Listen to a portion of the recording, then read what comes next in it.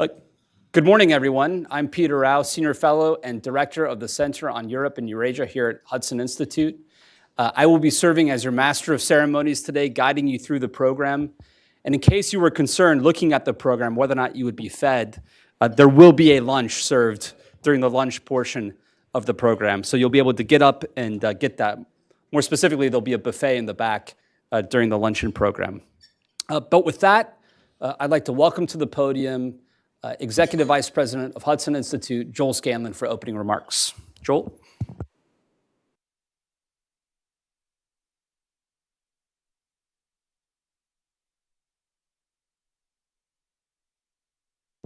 Good morning. As Peter said, I'm Joel Scanlon, Executive Vice President here at Hudson. It is my pleasure to welcome you to our Spring 2024 Central and Eastern European Strategy Summit. We're delighted to be joined by senior officials from throughout Central and Eastern Europe and are deeply grateful for the generous support of the PPF Group and the partnership of the Embassy of Romania for making today's event possible. Last September, as many of you will remember, Hudson Center on Europe and Eurasia held its inaugural CEE Strategy Summit tied to the fall meetings at the United Nations. To build on the success of that conference, we now present our second CEE Strategy Summit, this time on the eve of the World Bank and IMF spring meetings. Today, we are focused on the economics of Central and Eastern Europe. From energy to manufacturing and from finance to connectivity, today's gathering is a chance for Central and Eastern Europeans to highlight the economic realities, both opportunities and challenges, of their home region in front of a mostly American audience. Hudson, after all, is an American think tank, so the primary goal, as we see it, is to produce better understanding and policy here in Washington. Two Hudson colleagues come to mind as having shown the way. Acting on the advice of Matt Boyce, then a senior State Department official, now a Hudson Senior Fellow, then Secretary of State Mike Pompeo, now a Hudson Distinguished Fellow, announced at the Munich Security Conference in 2020 that the U.S. Development Finance Corporation would provide up to $1 billion in financing for the 3 Cs initiative. I don't know if we have any billion-dollar announcements on the table today, but we're certainly open to it. Through in-person gatherings like this, Hudson underscores that Europe's significance extends beyond the capitals of Western Europe, and that Central and Eastern Europe and Central and Eastern European voices deserve our attention and our focus. I hope you're looking forward to today's conversations as much as I am. Peter, back to you.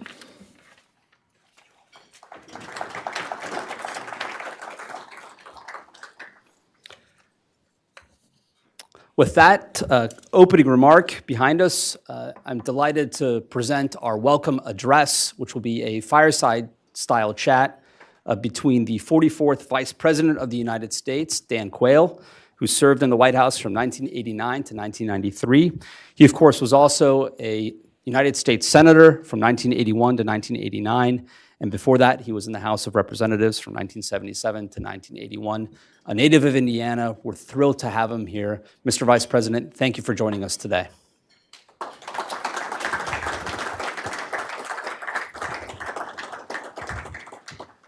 And ever by his side, a former aide to Vice President Dan Quayle, our very own Hudson Institute Senior Fellow, Tom Duesterberg. Tom, the floor is yours.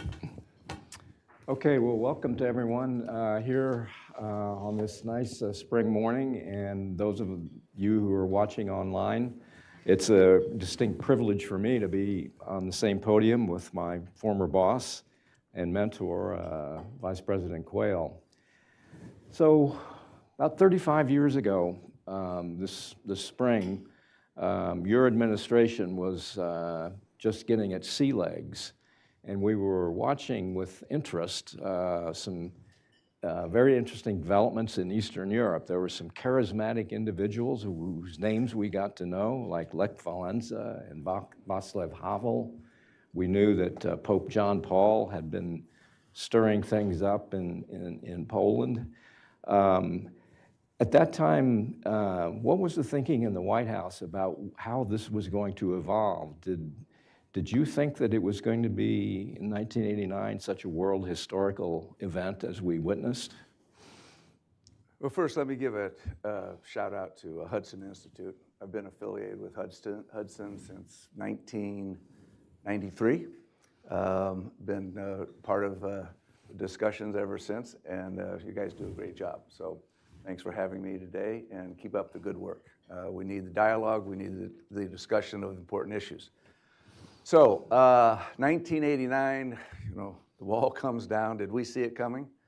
I don't think we saw it coming. We saw, as you talked about, you had the Pope there, and you have Valenza and Havel and others, sort of talking about freedom and liberty, but we've been talking about that for a long time.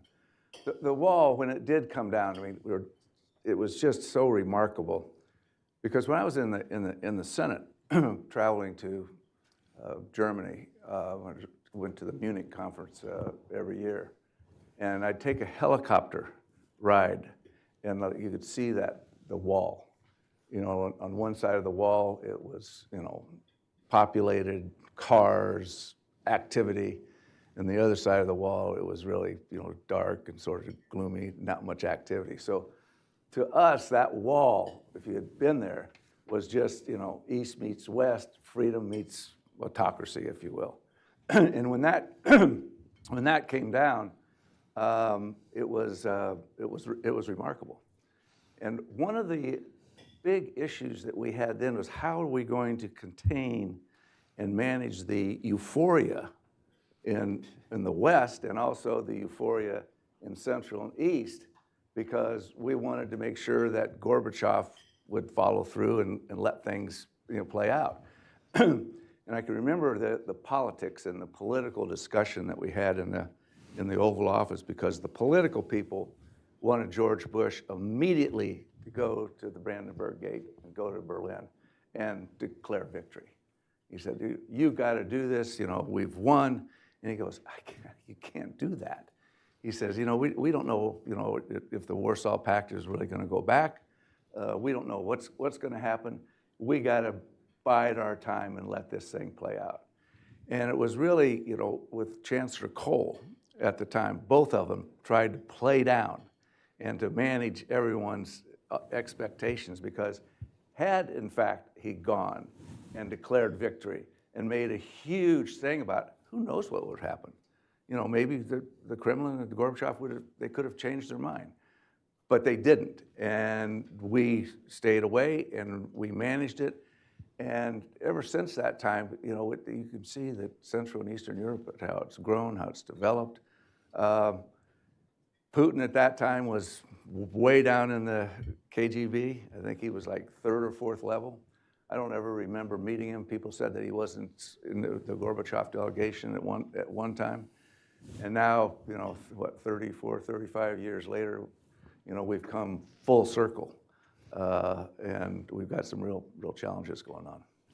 Did you anticipate at that time that Eastern Europe would evolve in a way, both political and economic, that is in some ways closer to the culture and economic thinking of the United States, maybe even more so as things have evolved than Western Europe has, and to the point that now some of our better friends in Europe are really part of the former Soviet bloc? So is this the Rumsfeld question? Old Europe versus New Europe? He was for the New Europe. Well, clearly, Eastern and Central Europe, they're European. They're not Asian. It's Europe. I mean, let's face it. They're Europeans. They have a long history. Before the wall came down, and you were working on some of these issues, we did some enterprise zones in Poland, in then Czechoslovakia, in Hungary, to try to show how capitalism worked, how the capital markets worked. I remember John Whitehead was very involved with that, the former, in the State Department, former Goldman Sachs executive. So we had done some spade work in Eastern or Central and Eastern Europe before the wall came down. And as I said, they always wanted to have freedom. They wanted liberty. They wanted democracy. They wanted to be like Western Europe. And but when you get to sort of maybe start all over, if you will, you are more or less the new Europe. I remember after the war when Japan, how they rebuilt, their steel mills, their automobiles, everything. They started all over again and became an economic powerhouse. And you can make, the similar analogy, the potential here in Central and Eastern Europe as well. Well, a lot has evolved in the last 35 years, and here we are in Washington in 2024, and we have the biggest war since World War II going on in the Ukraine, thanks to the aggressiveness and the ambitions of Vladimir Putin. What do you think Putin's long-term objectives are, and how are we doing in countering those his aggressiveness and the objectives that you think that he has in the long run? I think he's stated his objectives very clearly. He wants to put the old Soviet Union back together. He wants to make Russia great again, if you want to use those terms. And as he's tried to make Russia great again, he's made NATO great again. It hasn't worked out the way he wanted. But just to show how things evolve very quickly and dramatically, in the Bush II administration, George W. Bush and Putin, got along fairly well. George Bush, he talked about he looked into his soul. At one time, they had a remarkable discussion that was reported where Bush suggested maybe that Russia might want to be part of the EU, or even maybe part of NATO. They're just sort of throwing these things out. And I go, we've gone from a discussion of that in the early 2000s, that probably have been 2002, 2003 in that period, where the United States was clearly in the unipolar world at that time, unchallenged in its power and influence, more in the influence as much as power, that we're talking about bringing Russia into the West. And now you can see that it's gone entirely the other direction, where Putin has now declared war on the West, on trying to swallow up Ukraine. But these dictators, you need to take them at their word. When he says he's going to do something, he's probably going to do it, even though we say, oh, he'd never do that. I mean, he'd talk about taking over Ukraine for years. This is not anything new. I know Richard Nixon talked to Bill Clinton. It was a letter that he wrote to Clinton. I think it was back in 1994. And Nixon pointed out, he says, one of the real troubling aspects you're going to have to deal with is Ukraine. Nixon saw that way back when, because of his past experience with Russia and the Soviet Union, that he knew that Ukraine for centuries has always been a battleground. And this was in 1994 that Nixon was saying this is a problem. Of course, in 1994, I think that was the year that Ukraine agreed to give up its nuclear weapons. In the agreement, giving up the nuclear weapons it wasn't a security agreement, but it was an understanding that they would be protected to some extent. They weren't going to be part of NATO necessarily, or even part of the EU, but the understanding, if you give them up, things will be okay. Well, they gave them up, and things are not okay. Putin, look, Putin, he wants Ukraine. He wants Moldova, he wants the Baltics, and he wants the Balkans. I mean, he wants to put the empire back together. Now, how successful he'll be, we'll have to wait and see. I mean, Ukraine's put up a heck of a fight. And you look at this thing, not to jump ahead too quickly, but it looks like there's going to be some sort of, eventually this thing's got to end. When and how, nobody knows. I get asked all the time, how does this end? I don't know how it's going to end. I can't tell you when it's going to end. I mean, the best guesstimate is there's probably going to be some sort of settlement, whether, I don't know if Ukraine can keep Crimea, it'd be nice. I don't know if they can keep the eastern part of Ukraine, but if there is a settlement, there's both sides are going to have to give up something. That's down the road. I just hope that the Congress this week ends up passing that Ukraine bill, the aid to Ukraine, which I think they will, because there's already a debate going around in Washington. Maybe we can start it here at Hudson Institute if, in fact, Ukraine comes out on the short end of the stick and they don't get the Russians out of the Donbass area, and they have to give up Crimea at some time. The question is going to be, who lost Ukraine? Who lost Ukraine? And my friends in the Republican Party and Congress ought to listen to that, because right now they'll be part of that story if they don't pass this aid. And they're already part of the story by this sort of isolationist mentality that permeates part of the Republican Party and some of the Democrat Party as well, but much more in the Republican Party than the Democrat Party. The very beginning, I remember the Biden administration called Zelensky and said, "Can we send you a plane?" He says, "Don't send a plane, send ammunition. Send me, defensive capability. We're not going anywhere. We're gonna fight."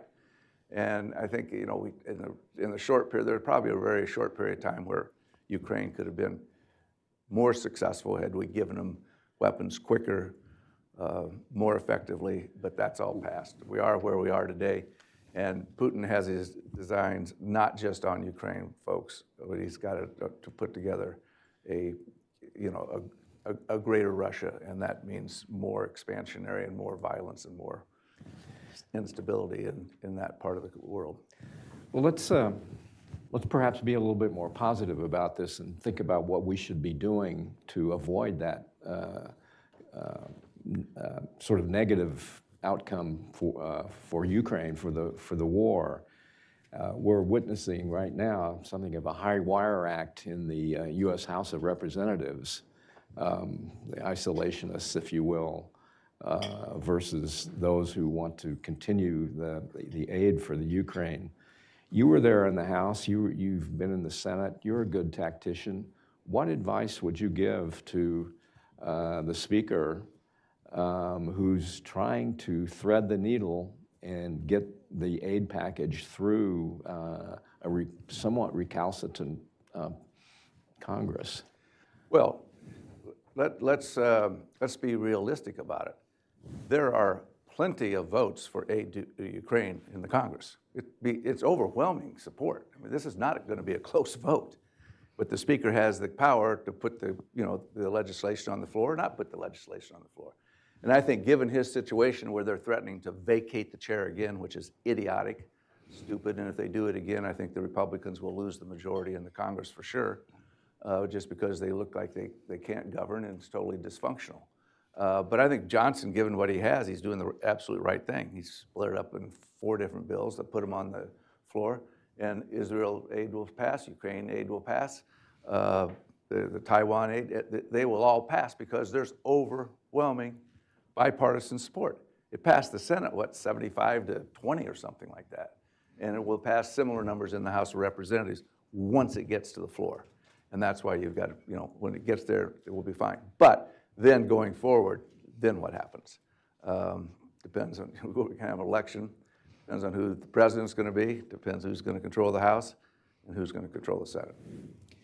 I think it's fair to say that the current administration has been very, very cautious in the type of weapons that they've provided to the Ukraine, and they seem to want to not go for what Ronald Reagan would have done, which was the dichotomy of we win, you lose. They want to seem to be actively seeking a stalemate. If you were king, if you were president, would you give a more fulsome array of weapons that we have available to the Ukrainians to avoid, to give them at least a chance to win on the battlefield? The one word I have not heard out of the Biden administration when it comes to the Ukraine strategy is the word win. I've never heard that word. We'll be there as long as it takes. Not that we want Ukraine to win. As long as it takes. What does that mean? That means probably the strategy from the very beginning was some sort of a negotiated settlement.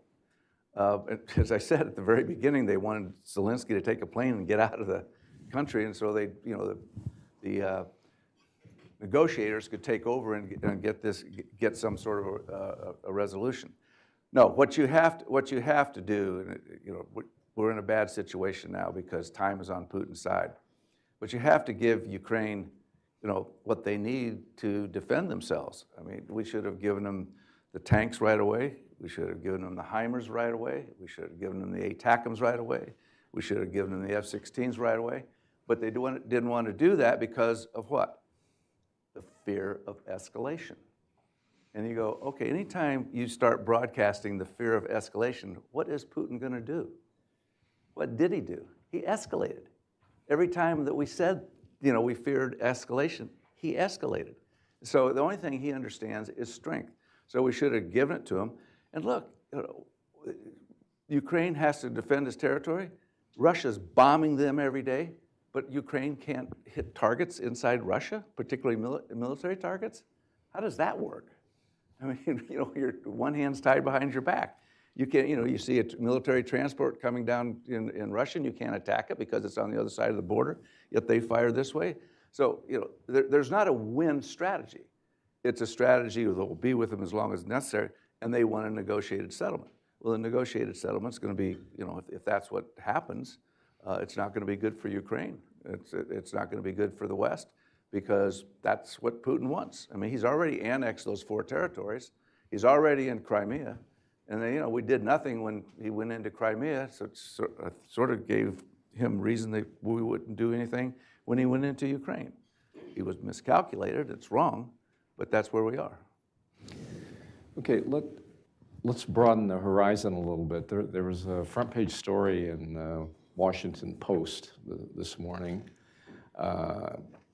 reporting on some secret documents, some strategy documents allegedly informing Putin's strategy at a global level. And it used terms like wanting to challenge the Western world order and working with their allies. And I think that's not a surprise to many people who have watched the events of the last 3 or 4 years unfold. The Russians seem to be working hand in glove with the Iranians. The Chinese are working with the Russians and vice versa. North Korea is providing weapons, artillery shells to the Russians.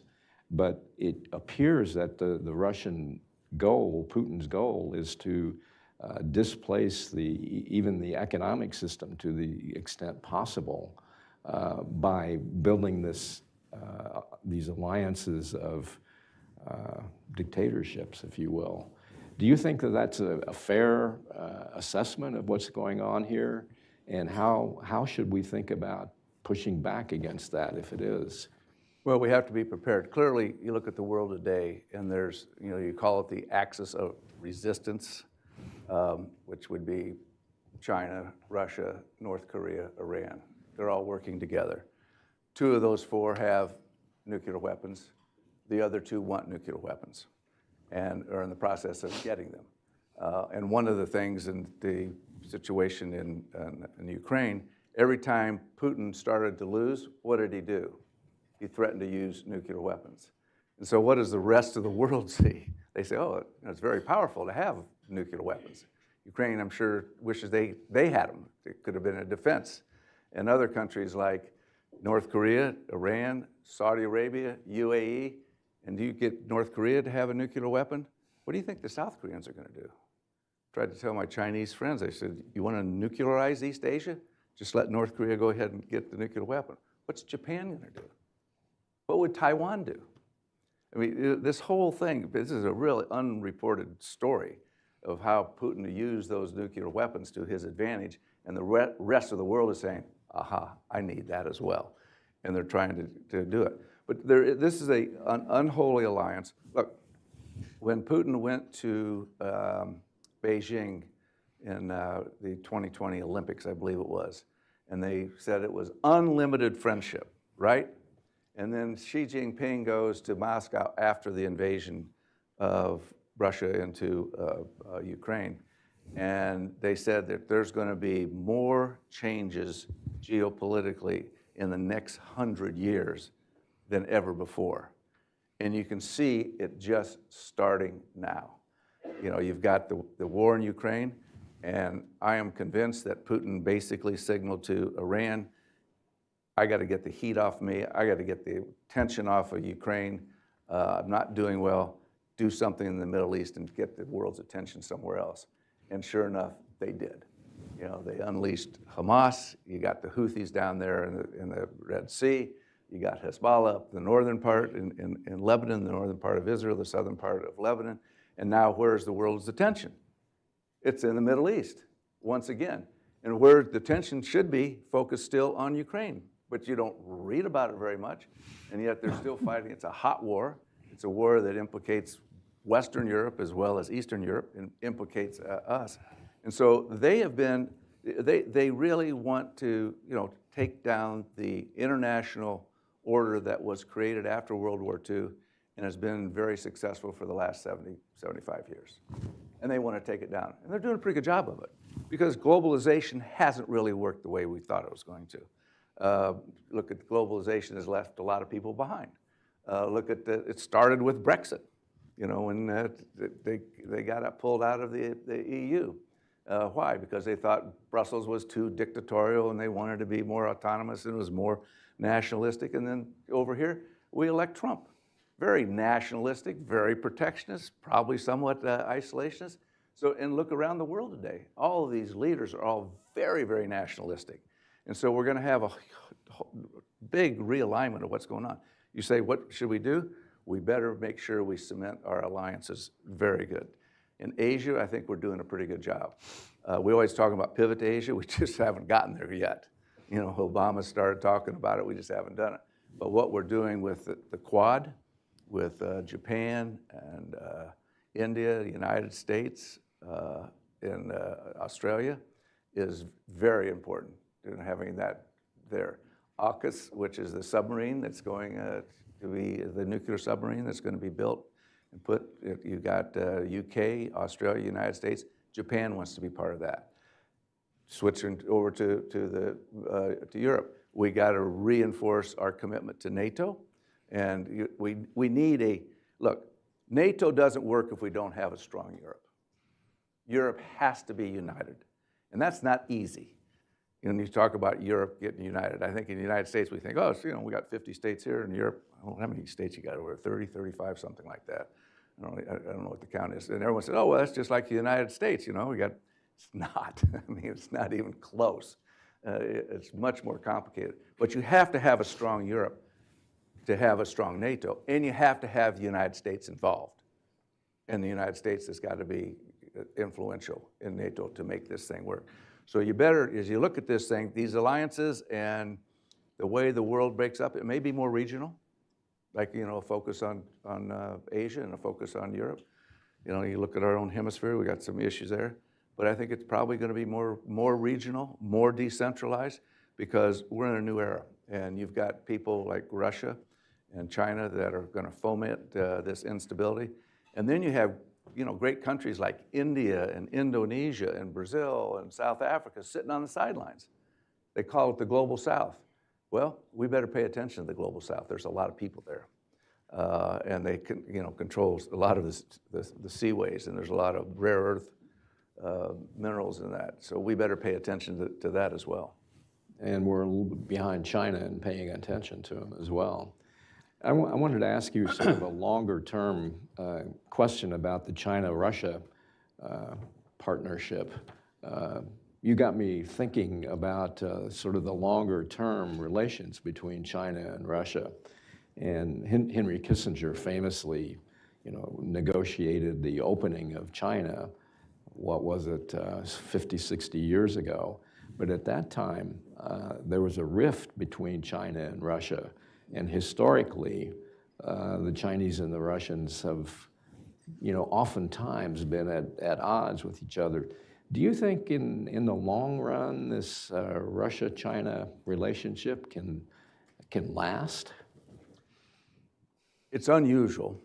Russia and China have a common border of over 1,000 miles. They've always had conflict. You talked about when Kissinger and Nixon negotiated the opening to China. China needed the United States at that time because there was open conflict on the border with Russia, with the Soviet Union at that particular time. And this was back before that, before Stalin passed away. I mean, it was really pretty tough. There was no friendship between China and Russia. So historically, they really haven't been together. And historically, Russia has always had the upper hand. And today, Russia does not have the upper hand. They are clearly second to China. And I'm sure inside the Kremlin and the discussions in the Politburo in Moscow, that's not a pleasant feeling. You talk about these unequal treaties that China had during the century of humiliation. Well, one of them was the outer Mongolia and Vladivostok and that whole part of eastern Russia. That used to be China. And I've tried to tell maybe the Chinese, instead of taking Taiwan back, they ought to go take that back. Just give them something to do or just something to think about, rather than focus on Taiwan. So historically, they've not been friends, but they are now, and they're allied against the West. They're allied against the international order. There are several things that the Chinese, they really believe in. One, they do believe, I think, that Putin was provoked into invading Ukraine. I think they do believe that we are out to contain China. And I know they believe that Taiwan is theirs. So, I mean, these are things that the Chinese actually believe. I mean, there's very little debate about that. But Mao made a very interesting comment to Nixon during the negotiations, because Taiwan was on the table then. Because it was very recent that Taiwan had separated from China, and Chiang Kai-shek was still around, and they really wanted him, and they wanted Taiwan back. And Mao said, well, because he really wanted the deal more than Nixon did because of Russia and the Soviet Union. He says, well, we'll solve Taiwan. We have 100 years to solve that. Well, we're about halfway there. I can't do the math that quickly, but we're halfway there to 100 years. And Taiwan is the next big question. And I guarantee you, Xi Jinping watches this every single day for lessons learned. How to avoid sanctions.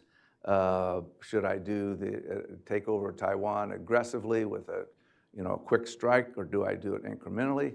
I think that he saw the reaction of the world when it was very much a surprise and a huge invasion of Ukraine, that the world just really recoiled. So my guess is that he'll probably be more strategic, that he'll do it more in an incremental way, but make no doubt about it that China views Taiwan as theirs. There's no debate about that. And it's something that we have to, if we have good alliances there, and the Japanese and South Koreans and Australians and the United States are all there, it could provide a deterrence to keep the status quo. I mean, we're not talking about independence. It's no to independence. It's no to two Chinas, but it's also no to an invasion. We're going to go to questions from the audience after I ask one more. So if you all want to think about what you'd like to ask the Vice President. But I'd like to focus a little bit more on the shorter term with China. Secretary Yellen was in Beijing and other places in China last week, a couple weeks ago, and warned the Chinese about giving military aid to Russia, which they're doing a lot of. They're selling and getting semiconductors, precursors for supplies for their military operations. And Secretary Yellen also said we should, if there are any Chinese banks that are aiding this illicit trade, that if it continues, we ought to think about sanctioning those banks. And she also, they've talked about doing the same thing with Iran and China. China buying oil from Iran and helping fund the terrorist activities that the Iranians perpetrate on the world. Should we be more aggressive with China in trying to deter them from helping this axis of chaos in the Mideast, in the Ukraine? Should we follow what Secretary Yellen said and actually sanction China more on those sorts of activities? She said that. Whether they'd really execute it in an effective way is another question. You know, these sanctions they're difficult to implement, they're difficult to execute, and there's always workarounds that these countries find. Clearly, China is supporting Russia. Clearly, they're giving military assistance, microchips, and things of that sort to Russia, and they're going to continue to do it. So the question is, what do we do? We have to, you know, talk to the Chinese. We basically have a Cold War going on right now. You don't want it to be a hot war. It's not in anybody's interest. But in a Cold War, you got to figure out, you know, what your limits are. But what I think it shows is the lack of influence that we really have. It used to be 10 years ago, if we said something like that, we'd probably get our way. And I think one of the things that we ought to seriously think about, if you're talking about these sanctions and really something punitive, take all those Russian assets, about $300 billion, I think, and take those assets, unfreeze them, and give them to Ukraine. You know, that would wake people up. Then they say, oh, you guys are really serious. But just talking about sanctions and trying to impose sanctions, and I remember the Biden administration, oh, we're going to sanction Russia, you know, they're not going to know what hit them. The Russian economy today is stronger than it was before the war. And now it's a military economy funded by oil and gas, but it's a stronger economy than it was before the war. So those sanctions didn't work very well. Take those assets and give them to Ukraine, and then the world will know that we're meaning business. Until then, it's mostly rhetoric. Okay. Do we have questions here in the? Yeah, there's going to be questions. You got microphones here in Morgan? We have a microphone. Please identify yourself. I'm Daniel Fried. Back in 1989, I was the Polish desk officer at the State Department. And I want to commend the Bush-Quayle administration for how you handled it. I think I would go even farther than you did. I think that President George H.W. Bush nailed it with rhetorical and tactical caution in the service of successful big strategy. I think he did a great job, and his trip to Poland and Hungary in July 1989 helped push these countries just a little bit farther, ending in the fall of the Berlin Wall. So that's just a congratulations straight out. My question is about the Asia First foreign policy advocates in this town. There are people who argue that China's the bigger threat, Russia's is secondary, and therefore, sometimes they say explicitly, sometimes they merely imply, that defense of Ukraine is a luxury we cannot afford. That's the Asia First crowd, or a kind of a variant of the neo-isolationists.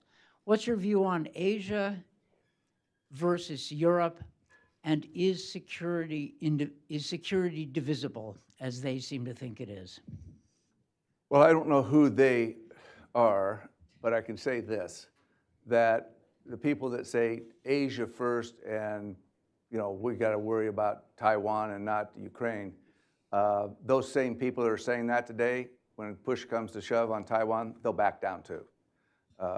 They don't have the stomach for it. Look, we have to have both. You have to have security in Asia. You got to have security in Europe.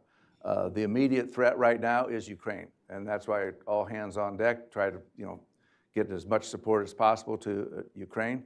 The the war in the Middle East has not helped that situation. And I'm sure that Putin is very delighted what's going on there because it takes the attention away from what the atrocities he's committing in Ukraine.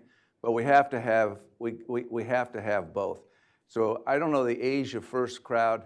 I mean, as I said in my remarks, we've been trying to pivot to Asia for a long time and never quite got around to it.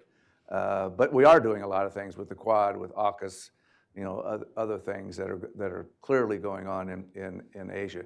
But I think that Asia first crowd is the neo-isolationist crowd that just doesn't want to do anything. So I don't pay much attention to them. Morgan, right here. Thank you. Klaus Lares from the Wilson Center. Thank you very much for your remarks. I'm wondering about the transatlantic alliance. How firm is the transatlantic alliance regarding China in particular? Do you see elements of divisions and disunity, or do you believe we are just going strong and we will stick together, the Europeans and the United States? Thank you. I think the war in Ukraine has helped solidify a common view of China compared to where it was 5 years ago. I think there's a lot more caution in engaging vigorous trade with China. You can see, they're making a hub right now basically in Hungary, which is very friendly toward them. But I think other European countries are saying, okay, well, let's wait and see how this thing all plays out. So I think their support of Putin in the war on Ukraine shows that they're really not that friendly. That doesn't mean you're not going to have trade. That doesn't mean we're going to decouple overnight. But I think moving forward, there's going to be a lot more cautiousness toward China than we had in the past. So therefore, the transatlantic view of China has solidified and is more uniform than it has been in the past. All the way in the back there, sir. Morgan. Thank you, Mr. Vice President, for excellent comments. A quick question about the size of our force, our defense spending, in light of the threats that we're facing. We're now authorized at $1.3 million for the joint force, about 3.1% of GDP. During the Cold War, we never went below 5-6%. Height of Vietnam, we're close to 10. We have two critical theaters that are facing us. How do we get to a serious conversation about how we rebuild our military and our defense industrial base? Thank you, sir. Well, hopefully the discussion of Ukraine and also the potential crisis in the Taiwan Straits will refocus people's attention on national security in this country. Not only do you have to rebuild the military industrial base with ships and planes and also get good recruits in our armed forces. But the one area that I'm most concerned about is sort of the new areas like AI, cyber, semiconductors, space. This is where China is focused very religiously on. And in some areas they're ahead, some areas they're behind. But the national defense, you look at this hypersonic missile that the Chinese have. I don't know its accuracy, but if it gets accuracy, that hypersonic missile is going to make a carrier fleet extraordinarily vulnerable. I was on a carrier recently, the Carl Vinson. I was talking to the captain there and asked him about the hypersonic missile. And it was a very interesting discussion. So, these things are out there, but we need to be smarter. We got to invest. You said we used to have 5% of GDP on defense. We're now, what are we, 3, I guess, something like that. And, we complain to our NATO allies of not increasing their defense spending. We complain to our Asian friends and allies not defense spending, and yet we've neglected it at home. It's a political battle that we're going to have.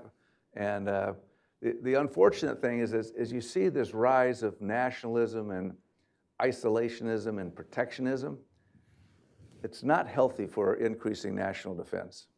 It really isn't, because that crowd, which I'm not part of, but that crowd, and it's growing every day, that crowd just wants to leave the world alone and just take care of the border in the South and things at home. That's not a smart way to be a superpower. So if we want to maintain our power and our influence, which our influence has declined dramatically, we're going to have to invest in defense. Christian here. Oh, thank you, Mr. Vice President. Christian Forstner, Hans Seidel Foundation, as a German. Thank you. I do want to thank you for, under your leadership, the Cold War has ended, and Germany was unified. No. Thank you so much. When you talk to your friends back home in Indiana about US leadership, what is the most compelling argument, how to convince them that the world needs US leadership? Well, about 70 to 80% of the American people do not want either Donald Trump or Joe Biden as president. So I'll start with that we got a situation that's not terribly attractive for leadership. But we do have the current president. I think that he has done well in managing the alliances. I think he comes from the Senate. I served with him in the Senate. He understands that. I'm not sure that they have executed a strategy that really is compelling, that really wants to make sure that America stays in the forefront in the battle of ideas and what's going on in the Ukraine.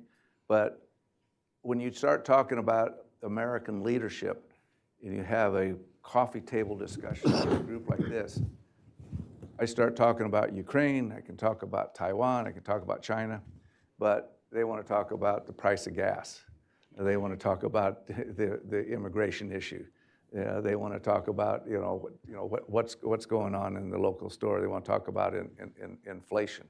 So it's really hard. It's really hard to get them to focus on it, but it's important. I'm a national security Republican. Ronald Reagan was a national security Republican, and we're going to have a huge debate in our party on where we go. Are we going to be a national security party, or are we going to go the way some of the others? I think the national security Republicans will win out. Right now, we're still a majority, but we've got to make that majority even more significant. All right, I think we have time for one more question, sir. Thank you. Robert Pittenger is a former member. Thank you, Mr. Vice President. Good to be with you. I fully support the Johnson package and our aid package to Ukraine. It seems to me that the Reagan approach with Thatcher and on into your administration strongly advanced our military preparedness. I mean, Reagan's budget was 7% compared to 1% increase this year with this administration. And wherever you go, here in the States or Munich Security Conference, or I was at a luncheon last week with the Ukraine ambassador, all the discussion is related to what is America going to do? Are we going to ante up or not? And the other side of the coin I thought that was successful for Reagan was crippling the Soviet Union economy. And I don't hear that discussion. We have friends and allies globally who are buying LNG and from Russia, supporting their war machine. And I think we're missing out on the reality of what more can we be doing to cripple Putin economically, create enormous havoc inside his own country, even so by doing that. Well, the way that we can do that is to get more countries on our side. If you really look at the people that are supporting, or the countries that are supporting the sanctions, you got the Europeans, you got us, probably Japan and a few others. But more than half the world in population is not on our side on this. They're neutral or supporting Russia. I look at, as I mentioned, the global South. You got to look at countries like India, and Indonesia, and Brazil, and South Africa, and other African countries. Where are they? I mean, Russia has a real history, a sordid history in Africa. I mean, they're loved or hated, depending on which country you talk about. But we've got to do a better job, not just talking to ourselves, but talk to those that are not necessarily on our side. Because it's surprising, if you add up the number of countries and the size of the population and the wealth of those countries that don't support us. Now, they don't support the invasion, but they don't support the sanctions. Okay, with that, I think we've had a fulsome discussion of a broad range of subject. Mr. Vice President, thank you very much for coming all the way out here from the West to share your views with us. And let's join Thank you very me much. in giving a hand to the Vice President.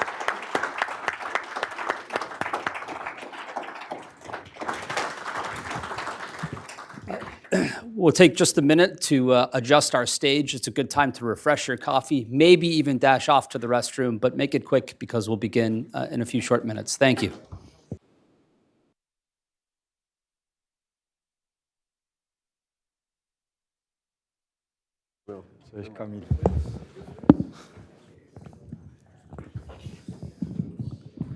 All right, welcome everyone to our first GeoEconomics panel, consisting of friends and allies traveling across an ocean to the United States. For the most part, one panelist has joined us from just across Washington, for which we're also really grateful. This event will be quarterbacked by Hudson's very own Rebecca Heinrichs. Rebecca is a senior fellow and the director of our Keystone Defense Initiative. Thank you, Rebecca, for taking on the moderating duties today. Our first panelist is Mr. Kamil Šaško.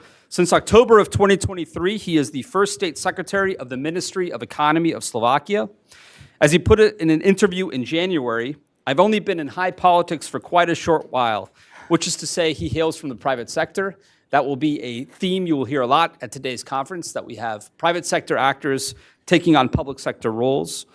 A portfolio manager and private banker by background, he has served in national and European regulatory functions, including staffing ECOFIN, the meetings of finance ministers of the European Union, and developed capital market policies. Most recently, he served at the National Bank of Slovakia after stints at the Ministry of Finance in Bratislava and the Slovak mission in Brussels. Mr. Šaško, welcome to Washington and Hudson Institute. Thank you very much. Next, we have Dr. Marcin Kwiatkowski, who is a lead economist at the World Bank in Washington, D.C. He's the man who just came across town, but we're grateful nonetheless that he is here, especially given the busy week at the World Bank and the International Monetary Fund. Prior to joining the World Bank, he was the chief economist and managing director of PKO BP, the largest bank in Poland, economist in the European Department at the IMF, and advisor to the International Monetary Fund's executive director. He also served as advisor to Poland's deputy premier and minister of finance, and he holds a PhD in economics from Kosminski University in Warsaw, where he now also is a professor of economics. Dr. Kwiatkowski, thank you so much for being here today. Thank you. Next, we have Michael Harms, the managing director of the Eastern Committee of German Business, which is the leading association for German business in 29 countries of Central, Eastern, and Southeastern Europe, Russia, and Central Asia. He has held this position since April of 2016. Previously, he was head of the German-Russian Chamber of Commerce, and he will be able to tell us about how German business and economy sees the region in light of Russia's war on Ukraine and the headwinds experienced in Berlin to date. Mr. Harms, thank you so much for being here with us today. And last, but certainly not least, is my good friend Jan Ruzicka, the Chief External Affairs Officer of the PPF Group. Established in 1991, PPF Group is a family-owned international investment company that operates in 24 countries across 3 continents, Europe, Asia, and here the United States. They may be headquartered in Prague, where they're the Czech Republic's largest company at $43 billion under management. But as Jan told a Czech news outlet last year in referring to the broader CEE region, one could say it's our second home. Jan also served in the Czech government as Deputy Minister of Health. Jan, thanks so much for joining us on the panel. With that, Rebecca Heinrichs, the floor is yours. Thank you so much, Peter. Thank you all for being here today with us. So many good friends in the audience doing great work for the security of Europe and for NATO. And so I'm just thankful that all of you are taking the time to be with us here today. And Hudson is very, very interested in hearing the insights and the knowledge and the wisdom from the voices here. It's going to be really important as we move forward in this critical time. So what I'm going to do here today is I'm just going to ask each of the gentlemen here to just make a couple of remarks, some high-level remarks that you think are important for all of us to consider. They don't even have to be related to each other. You can just go ahead and make the points that you think are important for us to hear. I will then tease out some of the things that you mentioned, and we'll have a conversation. And then I hope to leave plenty of time for the thoughtful members of the audience here we have today so we can have a good discussion. So with that, sir, Mr. Šaško, I'm going to turn it over to you first.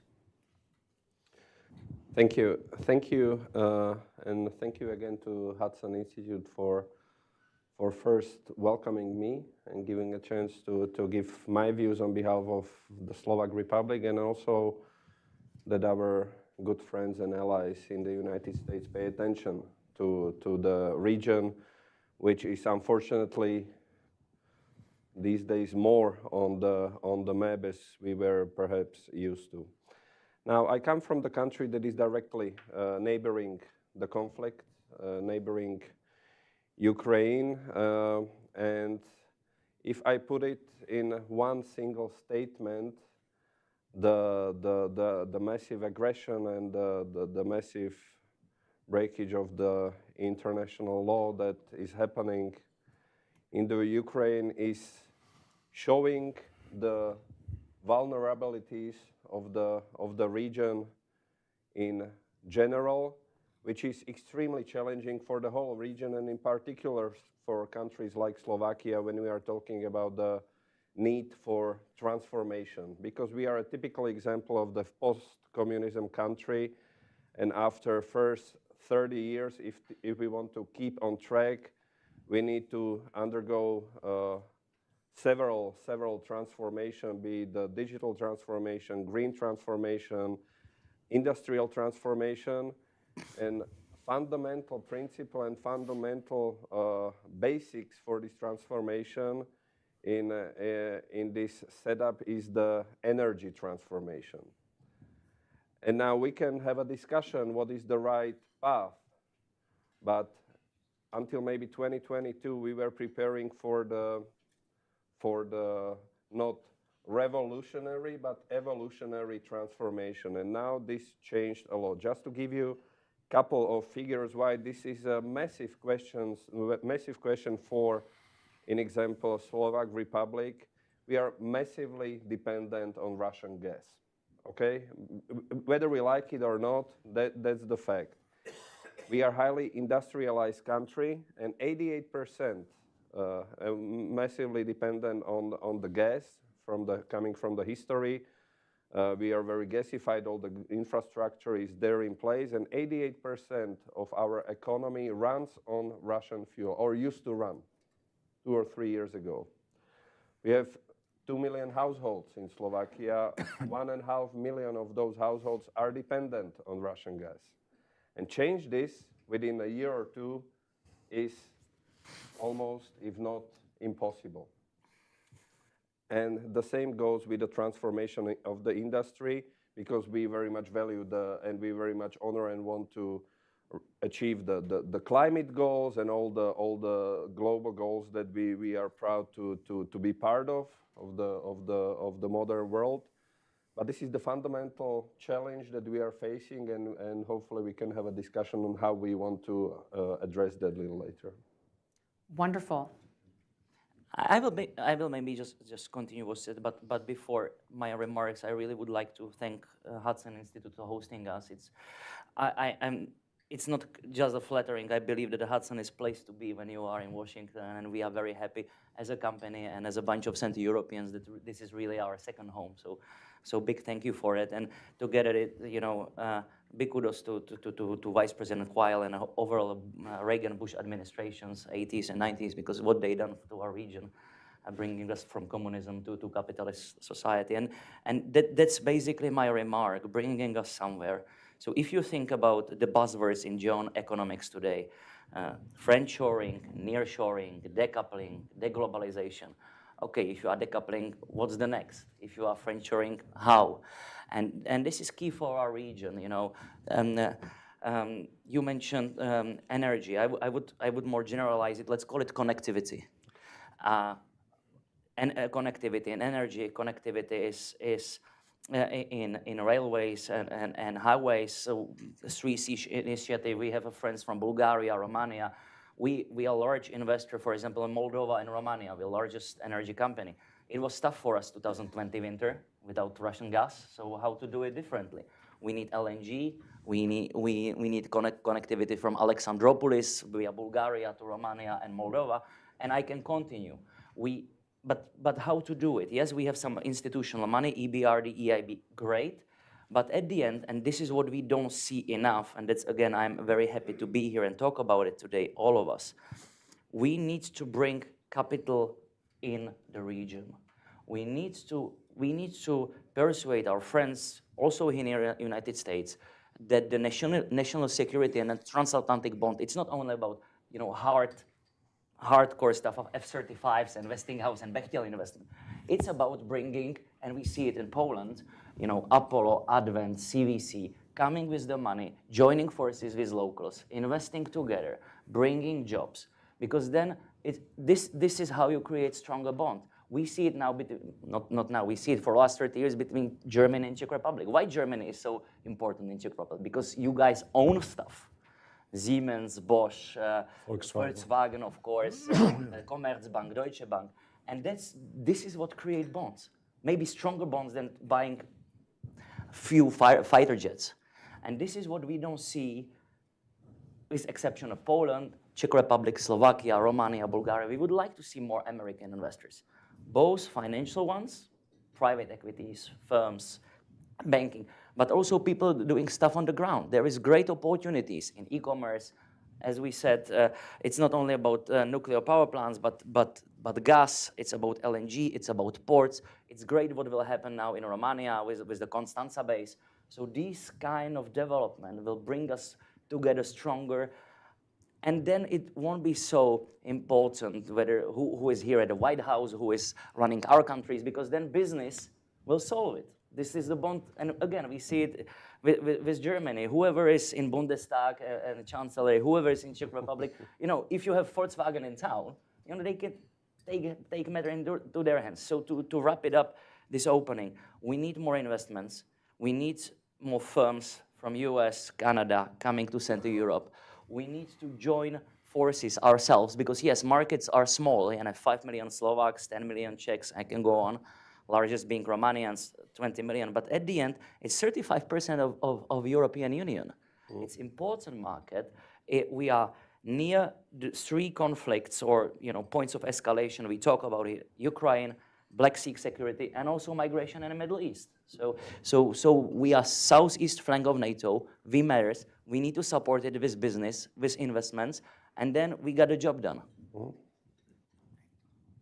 right, thank you for having me. Obviously a big honor and privilege and pleasure to be here. Just a quick disclaimer, I will share my personal views that should not be affiliated with the World Bank. If you want to hear more about the World Bank, check out our website. Three quick points I want to make. One, Central and Eastern Europe never had it better in this history than before. It is going through its economic golden age. All of the countries in the region have the highest level of income and quality of life and happiness ever in their history. Czechs are now richer, adjusted for purchasing power parity, than the Spaniards, than the Greeks, than the Portuguese, and they're just about to be as rich as the Italians. So it goes for the Poles. We are just about to catch up with Spain. We might likely catch up with Italy and Japan within the next decade. Poland next year will have a GDP of $1 trillion and will be among the top 20 largest economies in the world. Quality of life in Poland, for instance, is higher than in South Korea, than in Japan. And the Czechs and the Lithuanians and the Estonians are happier with their lives than the Americans are. You tell me why. But the point is, the region is not what it used to be in 1989. It starts from a position of strength. It has been one of the most successful regions in the world over the past 35 years, and Poland actually been the most successful one, the fastest growing economy in Europe since 1990, and the fastest growing economy worldwide among the countries at a similar level of income. So I'm sure a lot of you would not know that Poland has developed faster in the last 30 years than South Korea, Taiwan, Singapore, and everyone else. So the point number one. Point number two, the next decade will be critical for Central and Eastern Europe to decide whether it will become economically more like Northern Europe or more like Southern Europe. If it becomes more like Southern Europe, it will, Southern Europe has seemingly a permanent competitiveness and a growth problem. And CEE will decide whether it will catch up with the level of income in Spain and Italy and actually stagnate and stay there. The alternative is where the policies that will be adopted over the next few years and over the next decade will actually make all of these countries to move from the economic periphery of Europe and the world, where it has always been, and largely still is, to the core of the European economy. That will be tough. That will depend on maximizing opportunities, such as the restructuring of the global value chains and the reshoring and changing of the streams of foreign direct investment, and that's $1.3 trillion a year. And a lot of this money is looking a new place to locate. Central and Eastern Europe can be a magnet that brings in a lot of this money. Poland and Slovakia and Czech Republic, despite being so close to the war in Ukraine, have already started to benefit from the global value chain restructuring. We need more of it. And finally, there are 5 policies that I call 5 I's that are needed for CEE to continue growing: institutions, investment, innovation, integration, inclusiveness, and I'm happy to elaborate. Thank you. Everyone's doing so great on keeping their remarks very punchy and short. Thank you so much. No pressure. We'll turn it over to Mr. Harms for the... Thank you very much. Let me start by saying that actually Germany is part of CEE because Prague is further to the west than Berlin. So we are deeply incorporated in the region, and it has been for the last centuries, I would say, where Germany has very strong ties culturally, in the human dimension, economically, politically with the region. And from the point of view of German business, I would fully support your words about the golden age of economy in Central and Eastern Europe. And I think the main precondition for that was the membership in the European Union 20 years ago. And we celebrate this year 20 years of the first wave of enlargement. In 2004, the 4 Visegrad states, Baltic states, and Slovenia entered the European Union. And from the position of German business, we now trade with the region more than, with these 8 states, more than 400 billion euros, which is almost twice as big as our trade with the United States, which is, I think, quite interesting. Poland is a very good example. Poland is now our 5th biggest trading partner worldwide, so bigger than UK or bigger than Italy, 170 billion euros. It's a huge success. And Poland is no longer, and also the other countries, not only an extended workbench for the German industry, they are real partners in innovation. And if I remember the discussion 20 years ago, we were very much afraid of this expansion of the EU, that they will take all our jobs. The Polish plumber, maybe you remember that wording, and we lose all our industrial capacity to Central and Eastern Europe. But the contrary happened, because economy is not a zero-sum game, so the pie grows bigger for all of us, and that's why we are richer and better off in all the region. So this is, I would say, a huge and overwhelming success. But I would also come back to the challenges. Yeah? The Russian aggression against Ukraine is a huge challenge, also in economic terms, for the whole region. And the region is in the forefront of that challenge. And I must say that maybe one of the positive outcomes of that is Europe is more united. I wouldn't say, coming back to the discussion with Dan Quayle, that we do not have now old and new Europe. We are become very much more aligned, not only in security terms, but also in economic terms. And this is, I think, a certain advantage. But also I was mentioned that I worked also closely with Russia.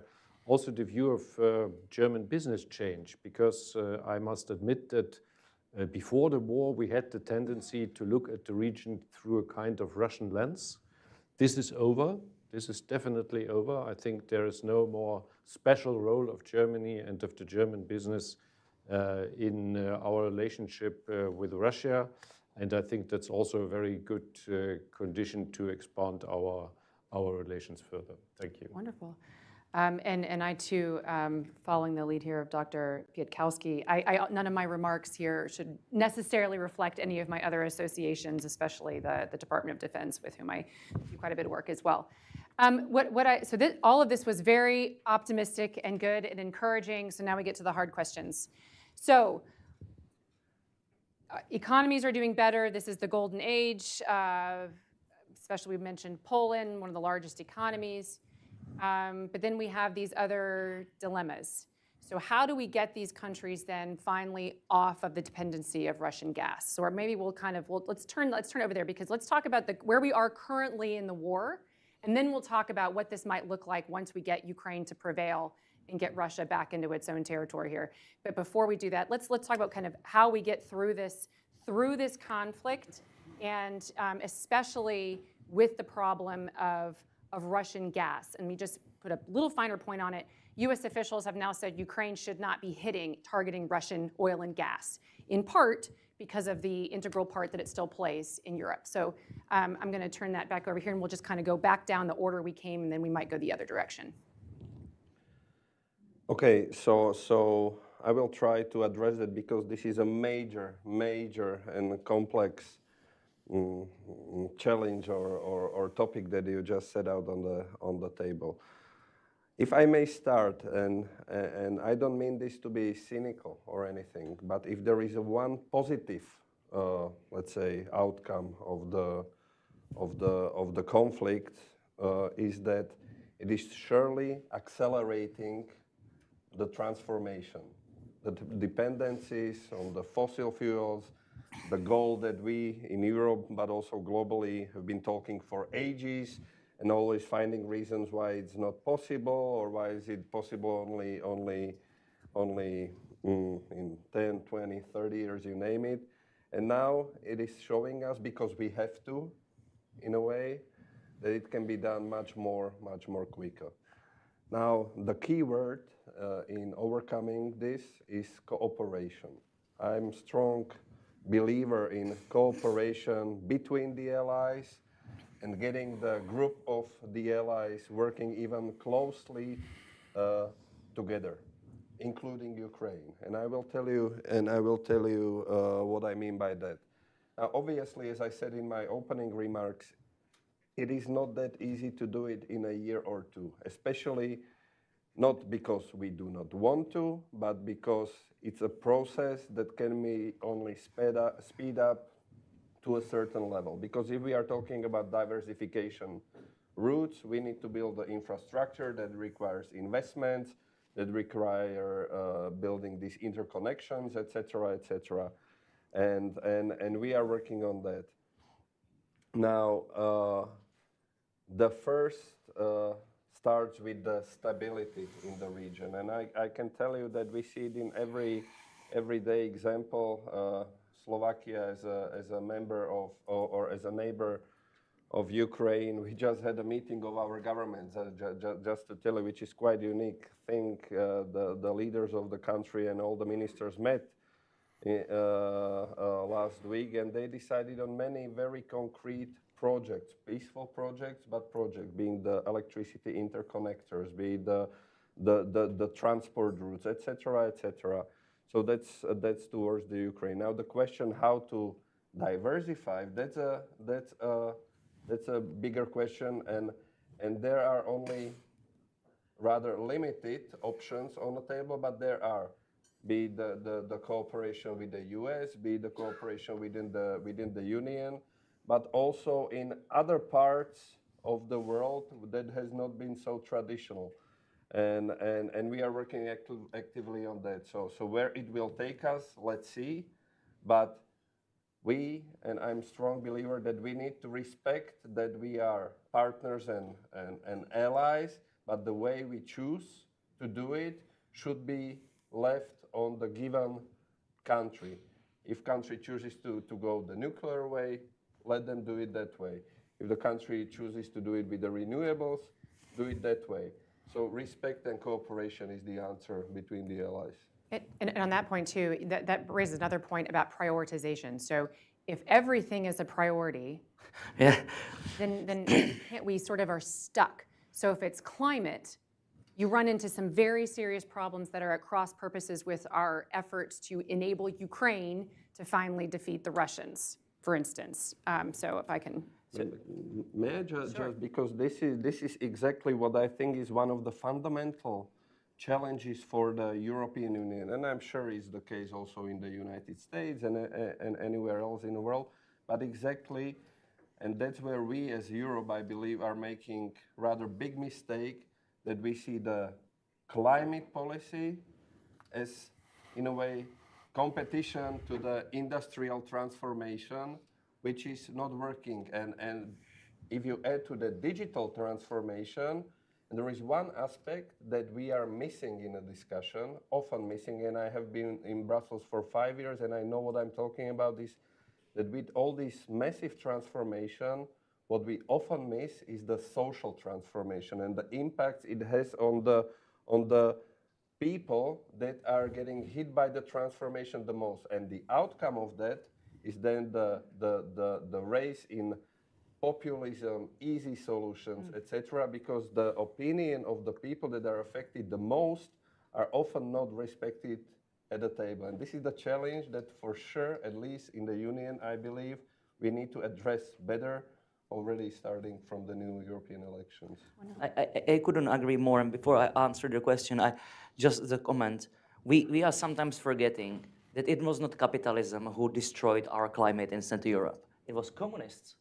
Czechoslovakia, Poland, 70s, 80s, and who created a better future for climate? It was capitalism of the 90s in all our countries. And I fully agree with the social aspect that is important, but let me talk about energy, because we are here, all for us, Mitteleuropäisch, so I have a little bit bring perspective of Southeast Europe, which is really on the battlefield. So we provide, as a business, 70% of electricity in Moldova, not 30, 70%. So when the war started, it was really tough. So what we can do now? So, and this is again about different country, different ability. In Czechoslovakia, we don't have so much sun, so renewables, it's not the option.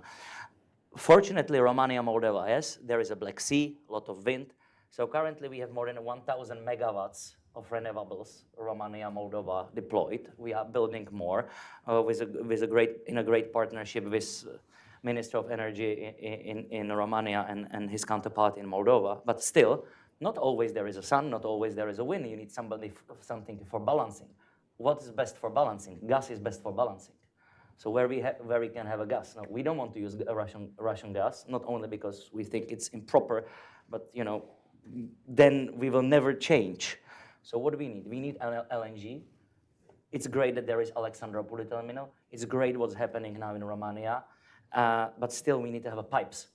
And this is a key where we see collaboration, 3Cs initiative, not as some brilliant idea with big conferences, but very practically. Give us pipe. We need to have a pipe from Greece up north to Moldova. It's desperately needed. It's great for business. It's great for reconstruction of the countries. And at the end, it will help also us as a provider of, let's say, renewable solution for the energy. But without gas, it's not possible. So this is what we see. We need to see, again, big capital investments, because this is not a cheap endeavor. And this is where public and private need to join forces, including European Union, including to have a really practical commissioner for energy in next administration. Hopefully somebody from region, I believe that, because we have a different problems in a Maslow pyramid of energy than, for example, Germans or French. There is a social aspect. Coal is again part of the game. Not often we see from Chancellery in Germany that now there is more coal in the German energy mix than before the war. We are owners of lignite mines, LEAG, in Brandenburg and Saxony, so we know it by heart. And what can be done about it? And you are, Rebecca, absolutely right. There are mixed priorities. If we will try to do everything at once, we will just suffocate ourselves. And then if we suffocate ourselves, populists will win. Because of course then it's easy. And we see it throughout Europe. The old times, we in Central Europe, we are a little bit the bad guys who are not understanding European Western values. But look at Alternative für Deutschland. Marine Le Pen might win elections in European elections in June. We see Netherlands. And that's why we forget the social aspect. And it needs to be part of the equation. People need to have a cheap energy, and also then and this is the last point, from macroeconomics perspective, cheap energy, stable development, higher growth, people will be happy, people will vote mainstream, and then there will be also 2% GDP for NATO commitments. Simple. All right, thank you. Let me, before I make my 3 points on the main risks going forward, on gas, Poland has learned over the last 400 years not to be overly trusting our Eastern friends. So Poland no longer imports any single cubic of gas from Russia. And I think that's the lessons learned for all our friends in the region and Europe as a whole. So that's on the gas question. On the 3 key risks going forward, you could summarize them as 3 Ps: Putin, population decline, and economic policy. Let me quickly elaborate. On Putin, we all know the whole region has to step up with military spending. Poland is now arguably the NATO leader in military spending. We are just about to double the spending from about 2% of GDP to 4% of GDP, which will probably stay there for years to come, if not the whole decade. We're buying hundreds of HIMARS and Abrams and all other things. And pretty much there's a very strong social consensus to do that. I think there's an understanding, and I hope the rest of Europe also understands, also west of Poland, that the whole continent needs to buy a more expensive life insurance. And the way you do that is by, unfortunately, ramping up military spending, but not only. Countries deter aggression not just by having more tanks, they deter aggression by being stronger as an economy, as a society, as a state, as a population. So I think all of the regions, I think, should have a sense of concern that we are in historical times where within the next years we'll be deciding whether the region will be attacked again or not. Point number 2, population. I think that's a topic for population decline, a topic for a long debate. Central and Eastern Europe is one of the regions in the world that is shrinking and aging at one of the fastest paces elsewhere. And we can talk a lot about family policies, the fertility rates and the like, but the only way for the region to not shrink and not to age is to open up to smart immigration. I know it's tough to talk about it in the region. It's difficult to talk about it in the US. But there are ways that actually already has happened. Also, unfortunately, because of the war in Ukraine and Putin's aggression, Poland has absorbed more than 1 million Ukrainian refugees, and more than 2/3 of them are already employed, as opposed to only 20% in Germany, for instance. So there's ways of actually absorbing immigrants, but refugees, but also opening it up for immigrants. And the third point I want to make on policy, we are what will decide about the future of CEE, again, whether it will become more like Northern Europe, Germany, Sweden, Netherlands, or whether it will become more like Southern Europe, is whether we will be making policy mistakes going forward. What are they? One of the clear ones is lack of investment. All of the countries in the regions are significantly underinvesting. For instance, Poland, Czechia, Slovakia, we're investing only about 4% of our GDP in terms of public investment. Only 4%. China invests 20%. Korea, over the last 20 years, have been investing more than 5% of GDP. There is no financial, political, social reason not to ramp up public and then private investment and not to double it from 4% to 8%. There are just really no financial constraints. The higher investment can be financed from domestic budgets, but also from the European Union budgets. I would like the CEE to go to Brussels and say, why not have a second fund? We have the post-pandemic fund, 750 billion euro.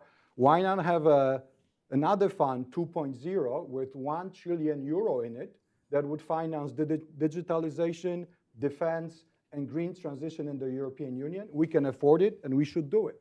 And otherwise, we'll be scoring our own goals, and the size of the European economy relative to the US and China will continue shrinking. And 20 years from now, with hopefully Germany will become competitive in the meantime, we'll just be a small, irrelevant economy with 10% of global GDP in about 2 decades from now. So to sum it all up, the short-term key risk is obviously Putin, and I think we should have a much more sense of concern and motivation to actually do things that we did not have the will to do in the past. We have to open up for immigration, otherwise we'll shrink and age, and pretty much the region will disappear within the next 50 years or so. And third, let's stop making policy mistakes. Let's stop being a victim of what I call a fiscal anorexia, where we tell ourselves stories about how we cannot afford high investment. That is just totally not true. We can afford it, and now is the best time to do it. Wonderful. Mr. Harms? Okay, question of gas, you know, it's very sensitive for Germany. Before the war, we were totally dependent on Russian pipeline gas, so almost half of our imports came from Russia. But I must say today we managed it quite well. So, and Germany, as a highly industrialized country, is not only dependent on gas for energy, but mainly for technological processes, for chemistry and so on and so forth. We now have in Europe prices for gas which are the same as before the war. And I would say, at least for Germany, security of supply is secured. How did we manage it? I think four points. First of all, clear and robust political action. So we nationalized or put under government control Russian energy assets in Germany, for example, Gazprom Germania or Rosneft. That was clear action. Second thing, we, at least for Germany, in imaginable speed built LNG terminals at our coast in the North Sea, which was also very impressive. So we could import much more LNG from Qatar or from the US. So diversity of supply, which was also very important. Then joint and I would say quite smart policy within the EU. So to create a joint policy and give for landlocked countries like Slovakia, Czech Republic or Hungary also exemptions for the import of pipeline oil and pipeline gas. I think it was also very important. And then to foster the green transformation. Yeah? And I fully agree with you, that was also a strong tailwind for deepening the green transformation. So, I mean, in general, the picture is okay. And I mentioned the prices, which have now the same level as before the war. But the big problem, and it is important also for our transatlantic relations, they are still 5 times higher than in the US. And if the German companies want to invest in energy-intensive industries, they tend to go to the US and not to invest in Europe or in Germany. Wonderful.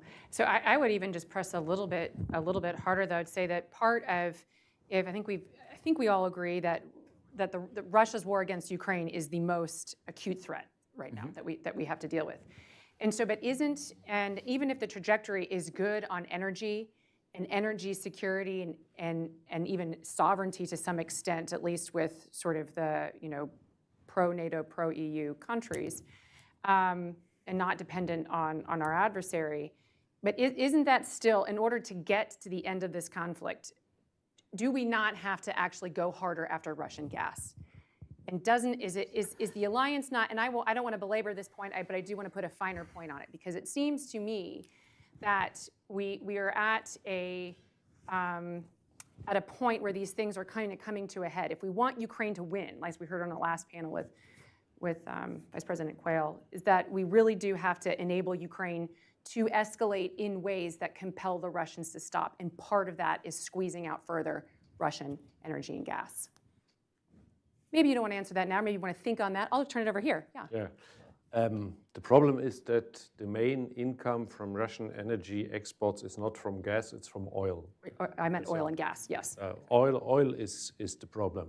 And the second problem is, which Dan Quayle mentioned quite properly, is that 2/3 of the world is not following our sanctions. And China and India, they are buying Russian oil like hell. And frankly speaking, the American administration is also not very much interested to completely stop Russian oil exports, because it would bring the oil price immediately to $150 or something like that.